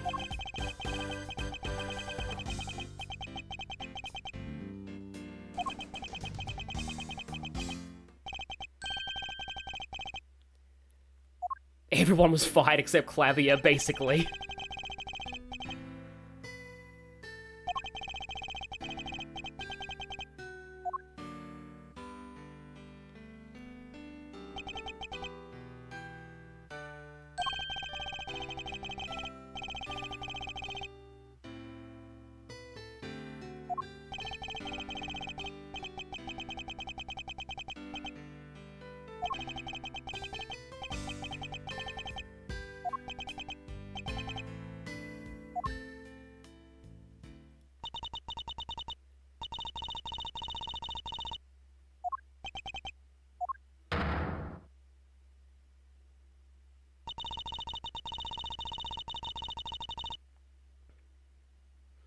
Yes, but the power vested in me for being the only member of the committee that hasn't been fired for corruption at this point.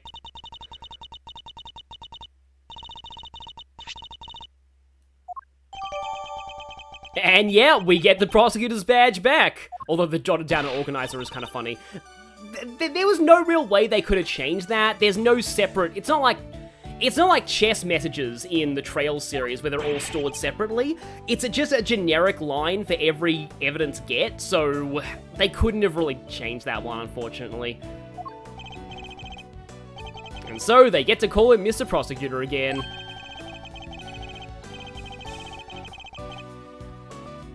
Signed up for the opposition a second time. And now we can present the badge to everyone.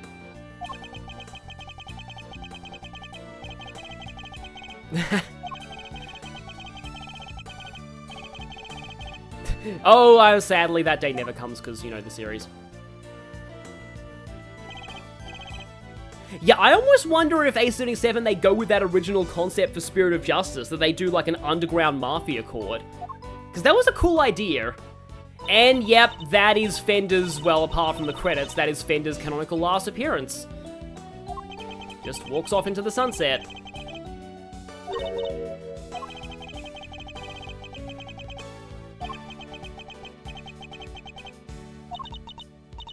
Yeah, a lot of people feel like her character in the earlier cases doesn't really make this clear.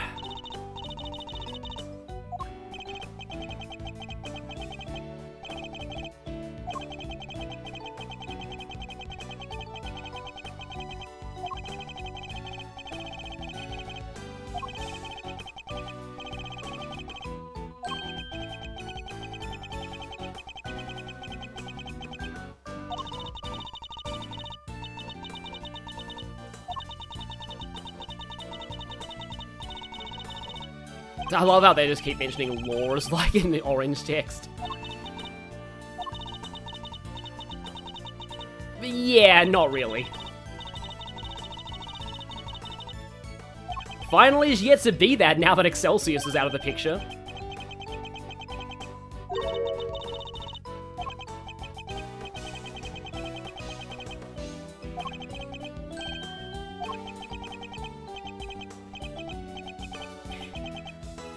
Yeah, so this right here in the fan translation, the fan translation made this line specifically implicitly refer to the actual judge.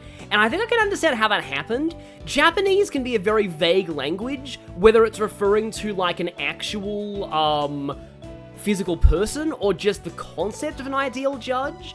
So, in the fan translation, I believe this was translated as a reference to the actual judge, but I'm kind of glad that it's a bit more general here. Because it's weird for Edgeworth to be speaking of that judge so highly, when they've got their issues. Yes, you know that when you are around Von Karma for a while.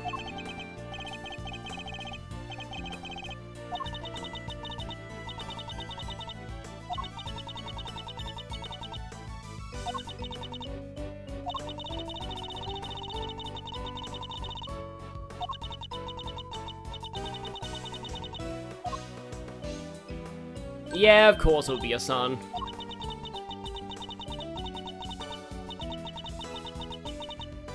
I do like how you're finally getting the full story of her actually fighting from the inside all along.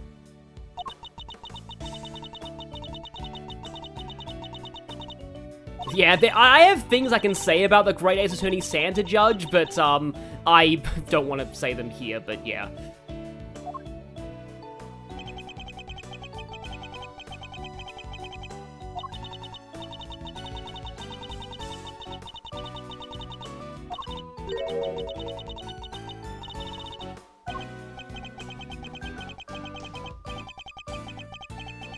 Yep, again, it's the whole parental theme, but we have to have some good parental bonds to contrast, you know, Excelsius and Gusto and, yeah.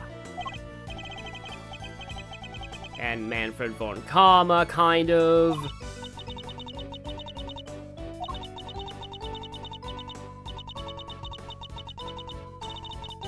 Until we meet again, which is never because I didn't appear in any future game. Like, I'd love to see how she actually could, like, work as a judge. That would be interesting. But considering that again, the fan game idea I had, you know, Verity would be too young because I wanted to set it in Mia's era. Also, this music is incredible, and this dialogue is really fast. Because it has to sync up with the music.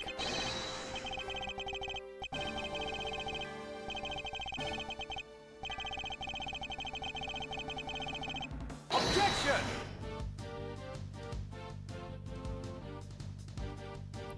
Takeshi Yamazaki, that's his first name. I'm sorry, I forgot his first name. Also, this credits theme is incredible. Like, this is one of my favorite credits themes in the whole series. And in any video game.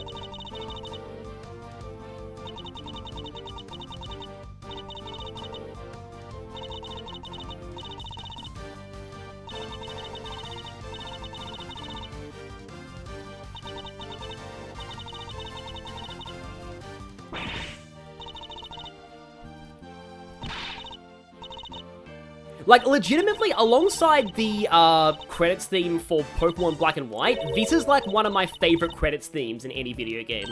The one for Yakuza Like a Dragon's good too.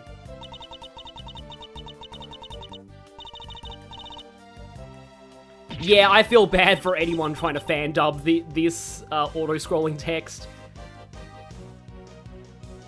Okay, so there were more writers than just Yamazaki. Okay, good to know. And, well, because he technically was never a culprit, the killer gets to be in the epilogue.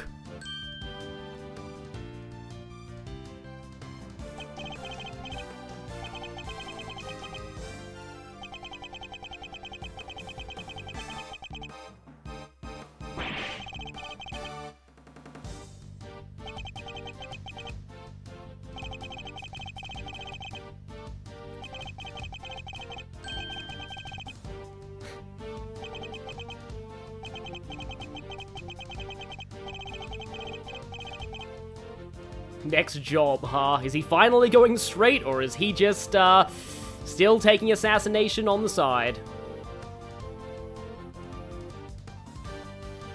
It's funny how that's his... Yeah, and yeah, it's Carcerado, he's back! I have a soft spot for this guy, because he was, again, the one guy I actually named in the fan translation.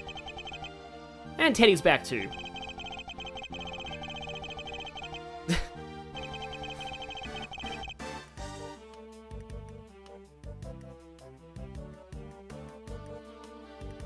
Now the art's really good here, yeah. And yeah, Frank Sora gets to be in the epilogue, because again, he technically wasn't a culprit.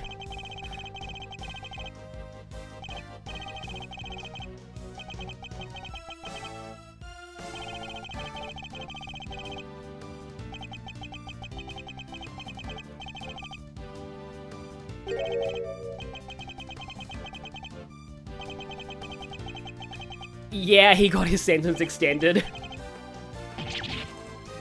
And Toupee throw for good measure.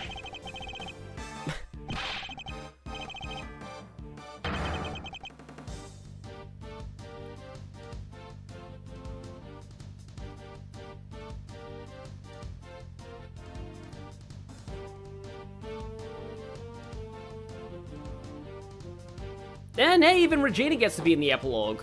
I forget what her epilogue was like back with, yeah. Back in her first appearance. But yeah, also, Regina, you need therapy now. Please go to therapy. Please tell me the guy in charge of ventriloquy. Please tell me that the ventriloquy department is not, like, that guy got fired and he's not in charge of it, please.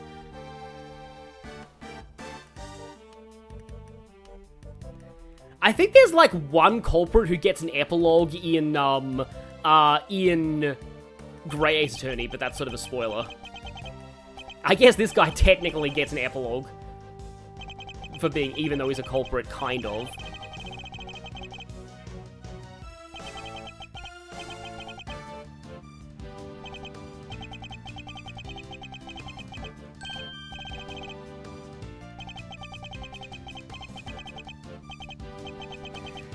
Yeah, again, like, I wonder how many charges he's gonna get, because, like, he did kind of self-defense with, like, the body double, but also a lot of the other things he did as well. Also, I need to... Yeah, sorry about that. Yeah, that just happens with the Switch. But yeah, these two are in the epilogue as well. I guess she's technically a culprit who's in an epilogue as well.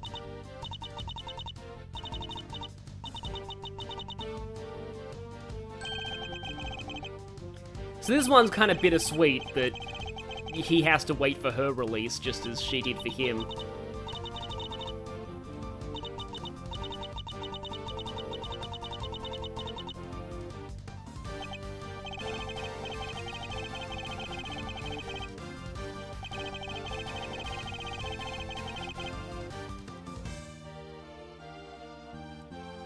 So yeah, it is nice. Like, I like to think that Fender tried to, like, Fender defending her did get her a lighter sentence.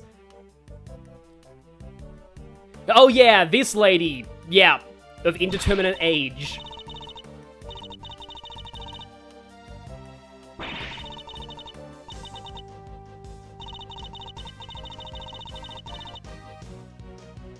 Yep, the nicknames are back. Nicknames are all back.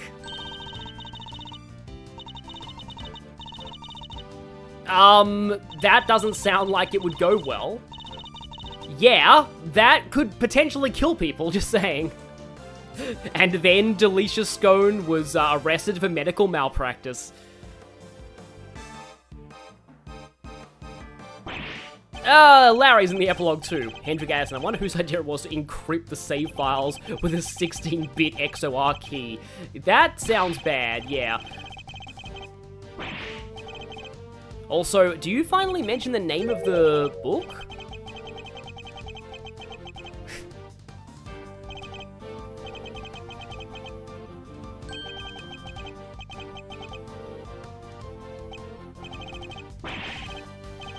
Yes, no, we did get that, Larry. It turns out he chose art, if Spirit of Justice is any indication.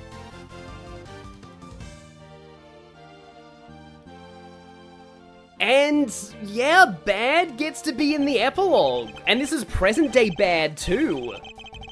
The Bad Nader.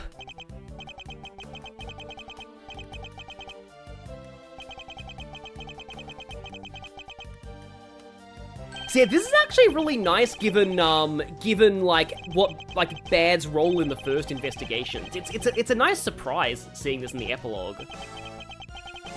And yes, half of those bullet holes in his coat came from one case, by the way.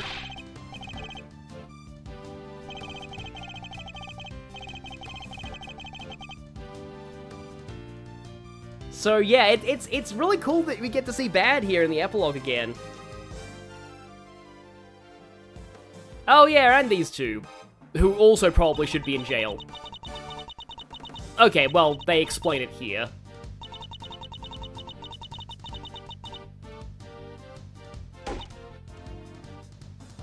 I like the localized names they went with on this too. I still love Hertz Clinic because it was so close to one of the names we actually almost went with.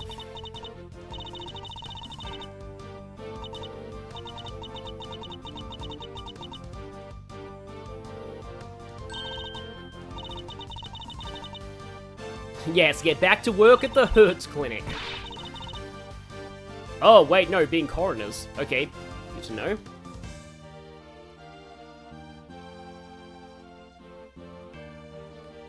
Is this Emma or Lotta? Please tell me it's Emma. Hey, it's Emma! Yep, Emma was, like, instrumental to our final, present here. Which makes sense because Emma was originally going to be the protagonist of Investigations.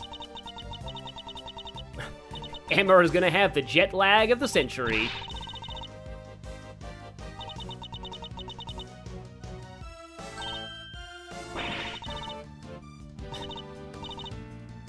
Oh, you will in like 7 years, and you'll be massively jaded and cynical.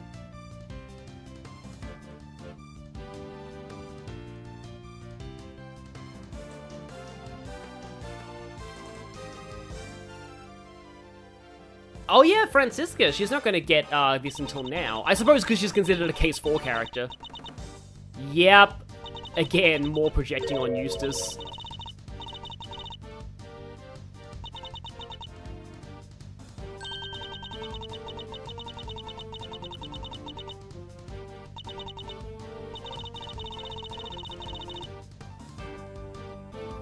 Yeah, it's nice to see Francisca in all this. Yeah, no snacko addiction yet.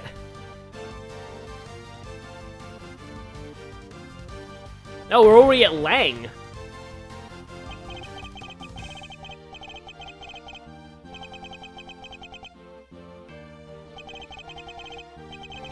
Yeah, some people like, you know, jaded Emma, which is why it's good that Spirit of Justice combined the two.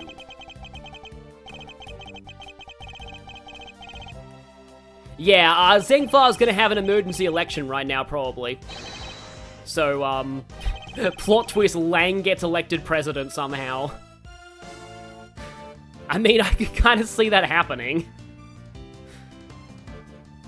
Sometimes you're surprised how much you actually like Francis's character. That's true, yeah. Francisca is surprisingly likable. Oh, also, thankfully, Excelsius is not in the epilogue. Oh, yeah. And so he gave up the name pun.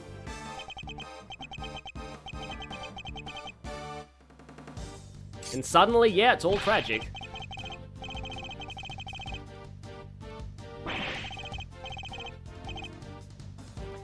I really wish this guy is in, like, please be an Ace 27, get a new nickname. And so, yet another horrifying translation nightmare emerges as he gets a new nickname and new puns.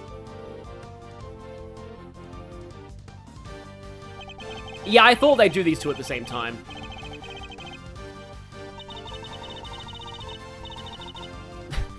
Yes, the fact that there was a dead guy on your film set, that improved things. 2 of them, actually.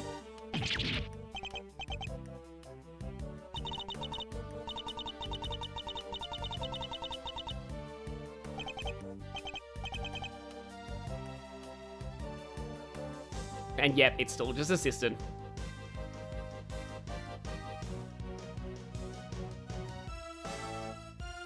We're gonna get both of them. I love how this is treated almost like a curtain call. Like, this is... Yeah, these credits are really good. Like, the credits of some of the other Ace Attorney games are really good too, but just, this is just so great. Yeah, you are literally the star of the movie.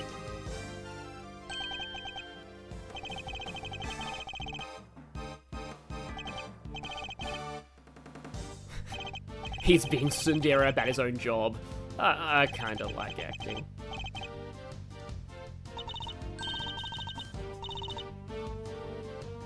Yep, and suddenly gets tragic again.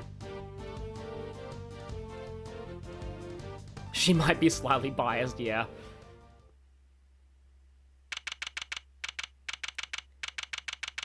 And if I remember right, this scene is... Yeah, we'll see.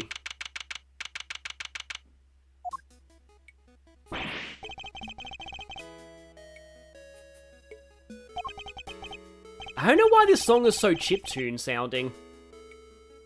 Yes, how could so many important cases come along at once? Because again, Investigations 1, all of that happened within a week of this.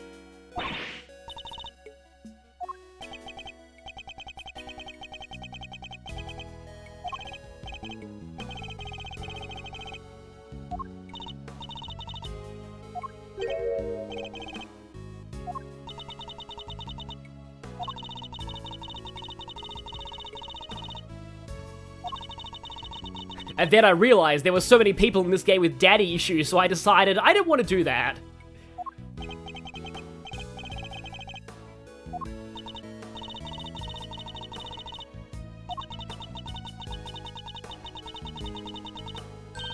Or what I could say is literally not a joke, but actually true. She specifically took a look at all the daddy issues and was like, no, you know what, I'm not gonna get in, I'm gonna escape that.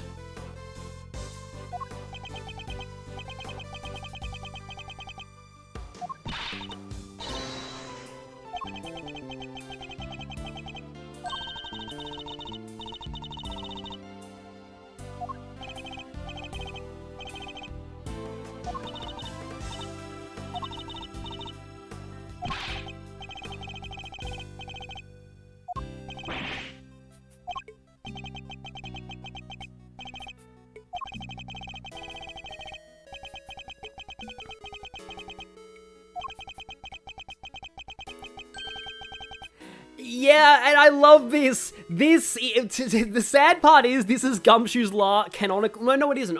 Oh, I guess, you know, this is. In terms of chronologically order of the game's releasing, this is Gumshoe's last appearance. He does appear later in the timeline for Phoenix's trial, but still. Like, Gumshoe's technically last appearance, he gets his salary raised for once. Gumshoe finally gets a raise. After all this time. And you said no more plot twists. Wow, that's a great chat comment.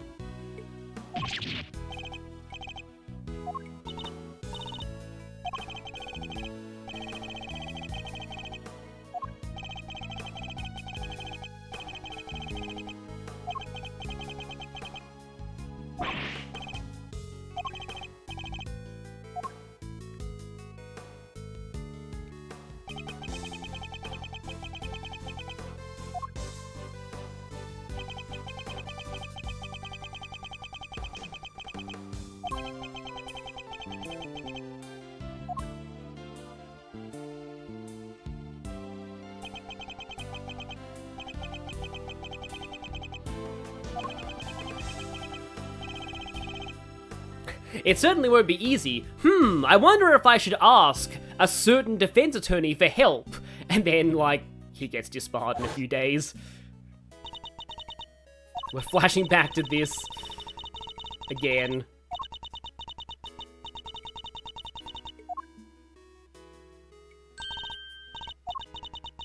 Couldn't have an epilogue without flashing back to dialogue we already had 10 minutes ago.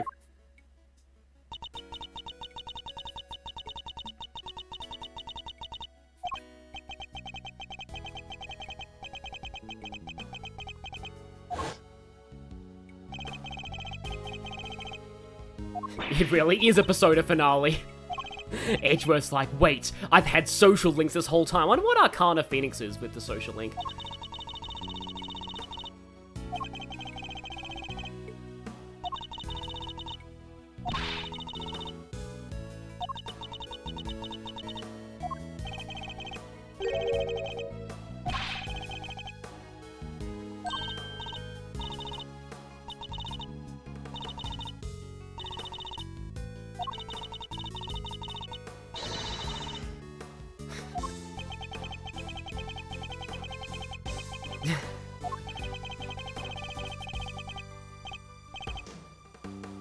As long as the three of us stick together, and, you know, it's not like Gumshoe and Kay never appear at all after this in any games in the future.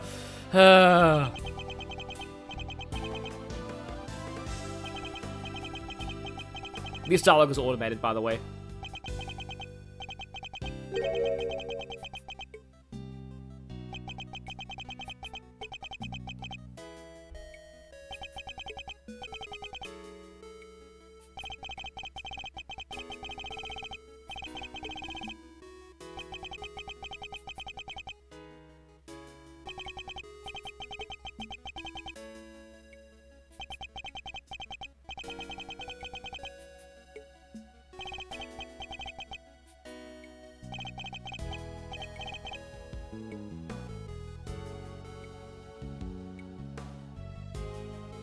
And we end on this artwork.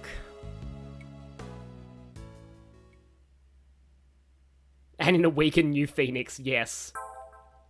And of course it's the Lion. Of course it's the Lion Lilies. I'll explain what I'm gonna do after this game. But yep, that is it. We've where do I look at my achievements? So yeah, that's it. That's Investigations 2. This game is absolutely amazing. And did I get every accolade for Investigations 2? Trigger, I got all those. Okay, unlocking everything in the gallery. I got that one.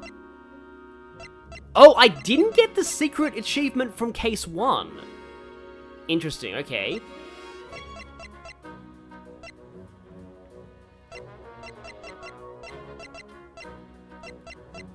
Okay, and then the rest of those are for, all of those. So yeah, I have most of them.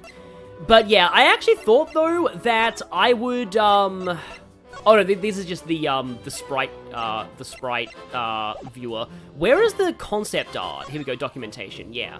So I just thought that I could show off some of the concept art here, because, unfortunately, these don't have, they don't have the developer commentary that the gallery in in Great Ace Attorney had. I didn't use story mode. I used story mode once, and then I removed that taint from the file by reloading and repeating everything. I don't have any of the Investigations 1 achievements, because I haven't played Investigations 1 in this collection. I went straight into 2. But yeah, so like that's just pretty standard. Oh, it's the R button. Here we go. Oh look, there's artwork of Edgeworth with his vest off. And with his hair in different... Yeah, that's interesting, but okay. Oh yeah, there's the trio. There's Gumshoe. The coat being a different color is past Gumshoe, even though his face doesn't look any different. Oh yeah, there's Child K. You won't know about... Oh, you do see Child K in Case 4 of Investigations 2, at least. But yeah, doesn't look like K changed all that much, except that. That's interesting. The version of her with, like, the... Why is she carrying an axe or something? Is that an axe or a staff? I don't know, but the hat is kind of cool. That one's... Oh, that one looks almost... That looks like somebody. From, like, Yu-Gi-Oh, maybe? From an anime, but yeah. This is even more K concepts. Yeah, that looks like Gina Lestrade. See, I wonder if they reuse some of these designs for, like, other characters. That one looks a little bit more like Athena, I guess? Oh, there's one with glasses, too. Wow, okay, that looks more Trucy than K, in my opinion. So, yeah, like, I like seeing, yeah, that looks more like the K we know. That one's pretty funny. Yeah, like, I like seeing all of the, like, what the concept arts, like, they go through. Yeah, here's Francisca, young Francisca. Was she gonna have, like, an eye patch? That looks like she was supposed to have an eye patch. Interesting. Oh, here we go. Here's Lang. Yeah. So, yeah, partially shirtless Lang. There. Yeah, Lang with bare chest, it looks like. Like, his face stayed pretty much the same. Like, it didn't really... That one looks very piratey, though. That's kind of interesting. Why is there a Lang in handcuffs? Maybe the design for Simon Blackquill, like, as a rival who was a criminal, was originally meant for Lang. That's interesting. And that's very different with the glasses. Oh, that's a character that we won't know. Lang and Sheena. Okay, here we go. Yep. Emma. So yeah, at this point they knew who Emma was, but like that almost looks a little bit more like her sister. Yeah, but they had some different ideas for Emma, I suppose. Here we go, Verity. So Verity could have worn green. They had like, yeah, it looks like they had, yeah, a few different. Like, although these look more like palette swaps for a fighting game, honestly. Oh wow, yeah, this is very. To me, this looks very almost. Who does this remind? This reminds me of someone. I don't know if it's Mitsu, but it's definitely somebody. There's a character this really reminds me of. Oh, and hey, thank you, Kwang, for the 5,000 won. Trucy was meant to be a ninja girl. Originally that changed. Yeah, that's what the... This is kind of interesting. Again, like, I can't put my finger on who this reminds me of. I know it's someone. Oh, Bayonetta, that's it. Yeah, Bayonetta, obviously. She looks like Bayonetta. Oh, yeah, I never played Bayonetta. That's why I didn't realize. But yeah, like, that looks very Bayonetta. Oh wow, there's a lot of... Okay, that's a little bit more Mitsuru, but still very Bayonetta. That's interesting, having a hat, like a... Yeah. Like, the hair... Oh, that one's different. So yeah, there's a lot of... But again, it's funny how Bayonetta... I wonder if they intentionally changed it, because that did look probably too much like Bayonetta, and they maybe could have got sued for that. But this is the one that I'm really interested in. So, Eustace Winner concepts. Was he originally going to use a Rubik's Cube? It would have been funny. He probably would have got the Rubik's Cube wrong constantly. But yeah, look at this. Look at this early version of you. This looks very The World Ends With You to me. I don't know. This just looks very World Ends With You. Like, it always reminds me a bit of Beat, but like, if the Rubik's Cube was going to be his thing, that would have been kind of funny. Like, I can... So it's the same poses, despite the different design. That's a kanji for, like, heaven, or, like, genius. So that's pretty funny. And that's him, yeah, pointing. Yeah, a lot of, like, this design easily could have been its own character. Like, some of these are pretty cool, but yeah.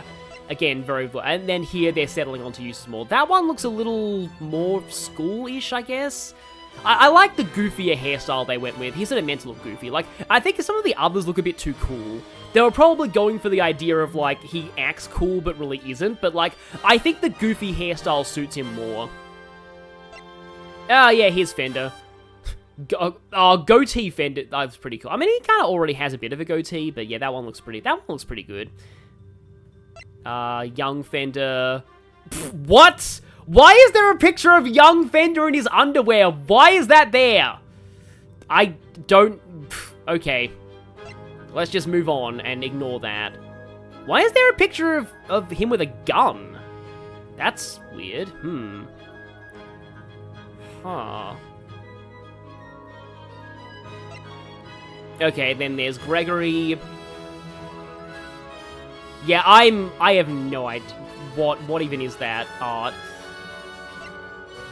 Because, yeah, they knew what Gregory would have looked like from his profiles in the first game, so his design was already, like, thought up, so there wasn't really a whole lot to do with him conceptually, except maybe the hat. Oh, right, okay, that's a character that is not relevant. Yeah, these are all just Investigations 1 characters. Investigations 1 characters. Okay, here we go. Let's look at some Investigations 2 characters.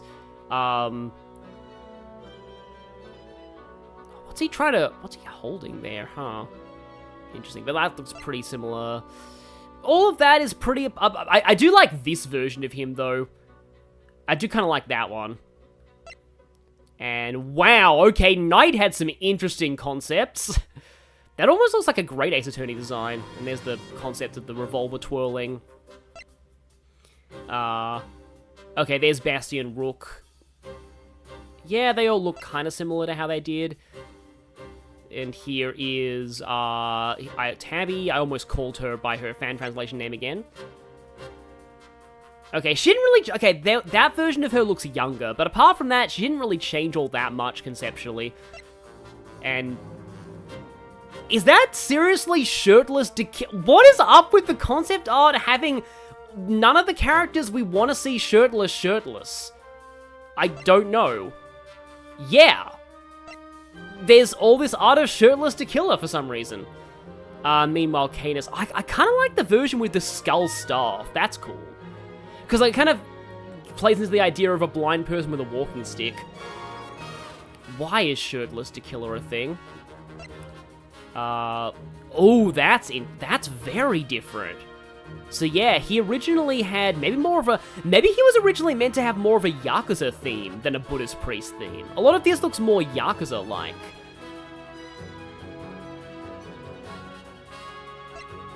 Okay, here we go.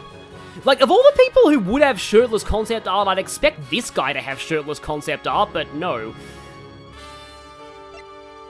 Okay, yeah, here's... Yeah, it looks like Fifi didn't really change all that much. There's like a sort of a less bulky outfit version of her, I guess. But, like, that one looks more stereotypical police officer-ish, I guess. She still had the fox, though. You and Frank saw it. Tangaroa's pretty... Yeah, he looks like they settled on his design quite quickly. But, wow, those are a little different, though. Those look a little bit more Apollo Justice-like. Okay, Judy... Yeah, these are like, is that somebody wearing, like, a literal crown of thorns? That's kind of weird. But, yeah... Okay, there's more of her here. Yeah, she didn't go through many changes at all. It looks like they had her design locked down very quickly. Like, yeah. I suppose no concept art for Frank because he was already a character from the first game.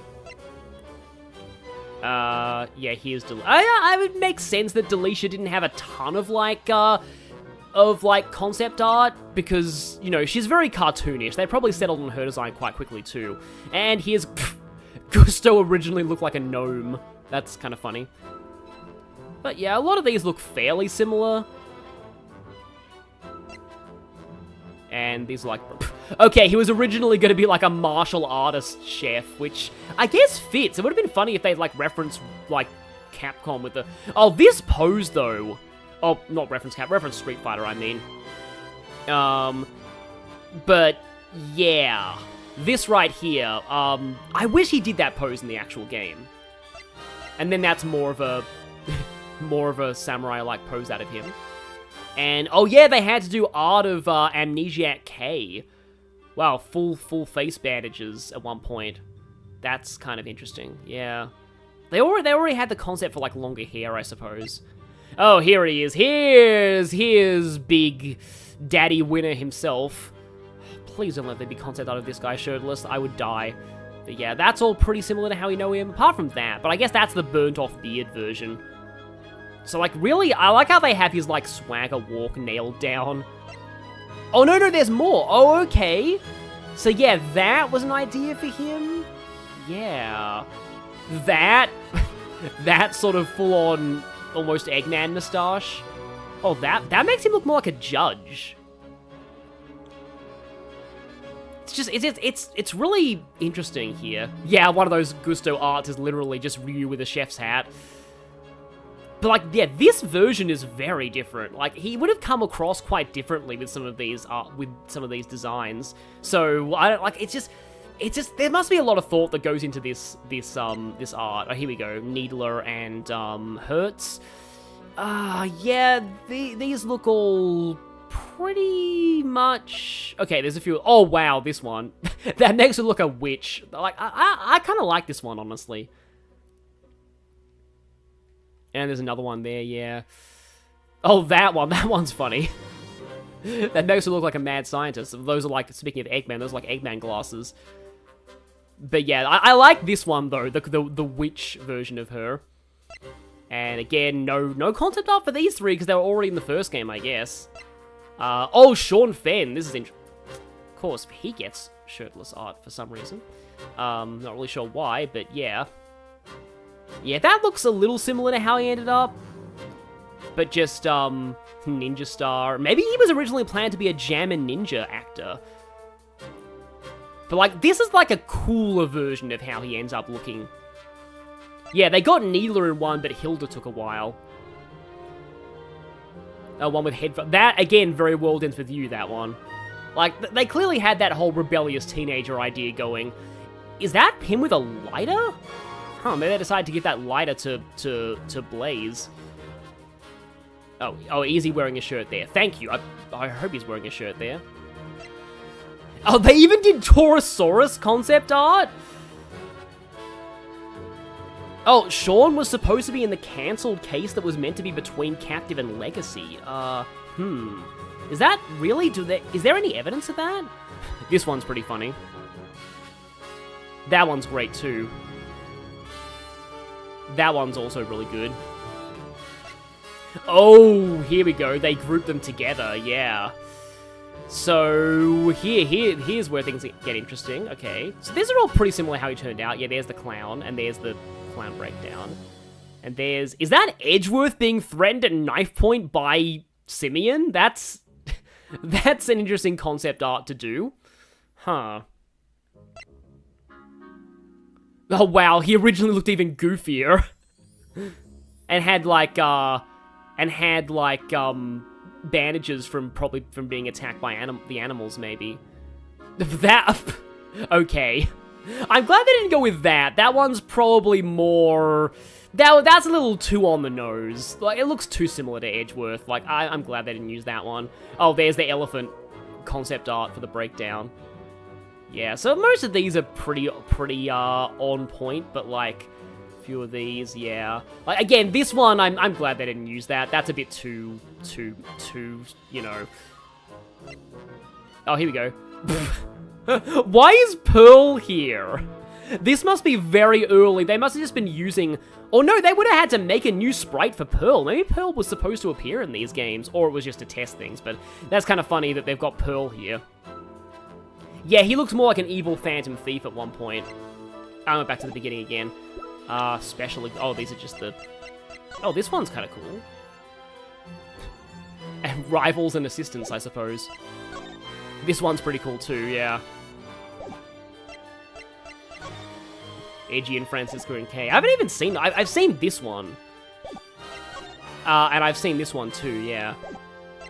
And that's the... This is the box art, I believe, for Original Investigations 2. This is the box art for Original Investigations 1.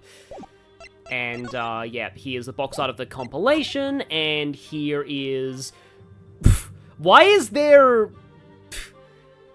Edgeworth being woken up in the middle of the night, I guess, and Gumshoe has a sleeping bag with patches in it, because of course that's how he sleeps. And he smashes his own alarm clock. I don't know where that's from, but it's pretty funny. Yes, soundtrack art. Why is there a plus here? Oh, that's just the music. Oh, can I actually check this here? A Deadly Gentleman's Delight? Okay, that's not the Whim of Murderous Gentleman again. Oh, that's the credits theme? Oh, the puppeteer of the game. That's the localization for the final boss theme, I suppose. Winning Independence, yeah. Mind Chess Endgame. It's still called Fall of the House of Lang. Nice. Bullheaded Teenager. That's a really good name for the theme. A Flash of Taste. That's pretty good.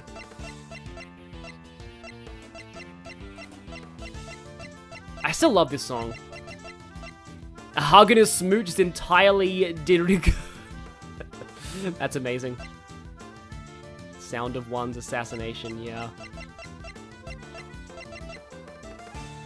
I believe there's, yeah, Stone Cold Justice. There we go. It's funny because, like I added an entry for this song, under creepy circus music on TV tropes, but, yeah, it's, I can't really talk about, like, what it is without giving huge spoilers, but anyway. So, yeah, on that note, yeah, sorry to go over a whole bunch of concept art, but I just wanted to, show that off, because, although, why were so many... Why so many shirtless characters? I guess they sometimes have to draw people like that so they know about the anatomy and, like, bodily proportions, but still, why? We did not want to see shirtless To Killer today, but unfortunately we did, and it scarred us all. But yeah, so yeah, thank you all for, watching. Okay, yeah, in terms of what I have planned, I'm sure that some people have probably left by now because I'm not really doing more of the game, but, I do want to talk about what I have planned for next week because, I actually have a sponsored stream coming up. Surprisingly. Someone got in contact with me and gave me a review code for something, and also it wasn't, so it's actually not Pro Philosopher. I did get a code for Pro Philosopher due to these streams. I need to play that on my own time. I got a review code for something else, kind of unexpectedly. And so next Sunday, we will be doing this sponsored stream. And I'm going to leave you in suspense on what that is, but it's a little related to something that I have done in the past, let's just say. So yeah, that'll be next week. And here's the thing. I'm not making many more plans for the future because I'm actually thinking of going away on holiday in early December. I've got flights booked in, so the second week of December, I'm going to be out. And that's what concerns me about starting, like, Thracia. I may even do an update video at some point explaining, like, what I want to do. But, yeah, I almost have the Super Boss of Digital Devil Saga 2 edited. That will be up within the next few days, and I'll be premiering that, so I'll be able to hang out live then. And also, I've got maybe some things planned, but like regarding Thracia, I'll have to think about whether to start that or whether to, because I don't know how awkward it will be to start that and then go away on holiday for a week. But I really need a vacation, to be honest. I really need one. So I am looking forward to this. But yeah, thank you everyone for tuning into these streams. It's kind of a shame that there's not really much else I can do with Ace Attorney. Considering that, I've already played all of the main series games. Like, if you want to see me play an Ace Attorney game blind, on this channel, I did Spirit of Justice when that came out. So, it's old. The videos are old, my mic quality's worse, my video quality's worse. It might not have aged very well, but that's there. I played through the start of Great Ace Attorney with my sister because she actually is, blind on the game. But then she had a baby, so she has no free time at all to do those anymore. So I'm not really sure what's going to happen for the future. And that's the thing, if you come here and subscribe because of investigations, I can't really promise that I'll be doing more Ace Attorney unless Ace Attorney 7 comes out. Please let Ace Attorney 7 come out. But please stick around because I do the same approach to basically everything I cover. I've got more ideas for streams, I've got more ideas for video series, and again, I just like to thank as well everyone who worked on the fan translation of this as well. Choki, N, Fosra, Tanaka Horji, Bad Player, I remember a lot of you. Thank you to those who, Mr. Kristen, has been in the comment section of these videos. And he worked on the fan translation too. I've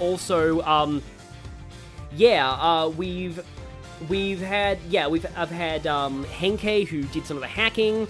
Yeah, it's nice to catch up with you people that I haven't known since the fan translation, and it's been great. Like, these streams did so much better than I expected. I never thought that people would watch me for Ace Attorney, but, like, people have been really loving my insights into the fan tran. I'm sorry that I couldn't give as many of them later on, because we split up the work. Most of my work was early on, but, like, I did do the final confrontation with Simeon, so all of that, I remember a lot of that stuff. Glad to hang out for that. I'll need to, if any of you are watching this who were on the fan translation team, please leave a comment, because I'm sure many people here would love to thank you. Because, like, this was just, I've always loved being a part of this. It's one of what I consider the greatest accomplishments of my life, and I love working with all of you. So, yeah, everybody who, like, again, please, if you have found this and you worked on the fan translation, leave a comment so people can thank you for your work, because you need more, you all need more recognition. You deserve all the recognition. But also I'm really glad they finally officially localized this game, gave it a modern touch-up with the graphics, new arranged soundtracks, like this menu theme is amazing. I'm glad that, you know, this incredible game is finally more accessible, because, like, you now probably realize just how I say it's criminal that, this was never officially localized until now. Because this is one of the best games in the series, Investigations 2 specifically. Investigations 1 is alright, but 2 is amazing. And so, I'm glad more people can play this. I'd love to see more people playing this. Yeah, also voice actors for the fan translation. I can't believe that ProZD was involved in was a voice Gregory Edgeworth. Yeah, I think that's all I have to say here. I kind of don't want this to end, but it has to sometime. I don't know if I call this the best game in the series. Trials and Tribulations is probably above it for me, but it's probably second best in the series, in my mind. So, like, and that's very high praise given how good Trials and Tribulations is. Yeah. For anyone who's watching this and hasn't played the other games, please play the other games. Play all of Ace Attorney, it's all amazing. I rag on some of the cases, but bad by Ace Attorney standards is still fantastic. Like, even the worst cases are still better than most mysteries out there. So, play them. And, wow, it took longer to localize this than SS5s took to solve. That's actually amazing. Yeah, I haven't replayed Trials and Tribulations in years, so I'm gonna need to replay that and see if it holds up. I do like it a lot, but anyway. So thank you all for watching, and I need to stop my rambling, but yeah, I will see you all next time. So until then, this is Big Clinky signing off.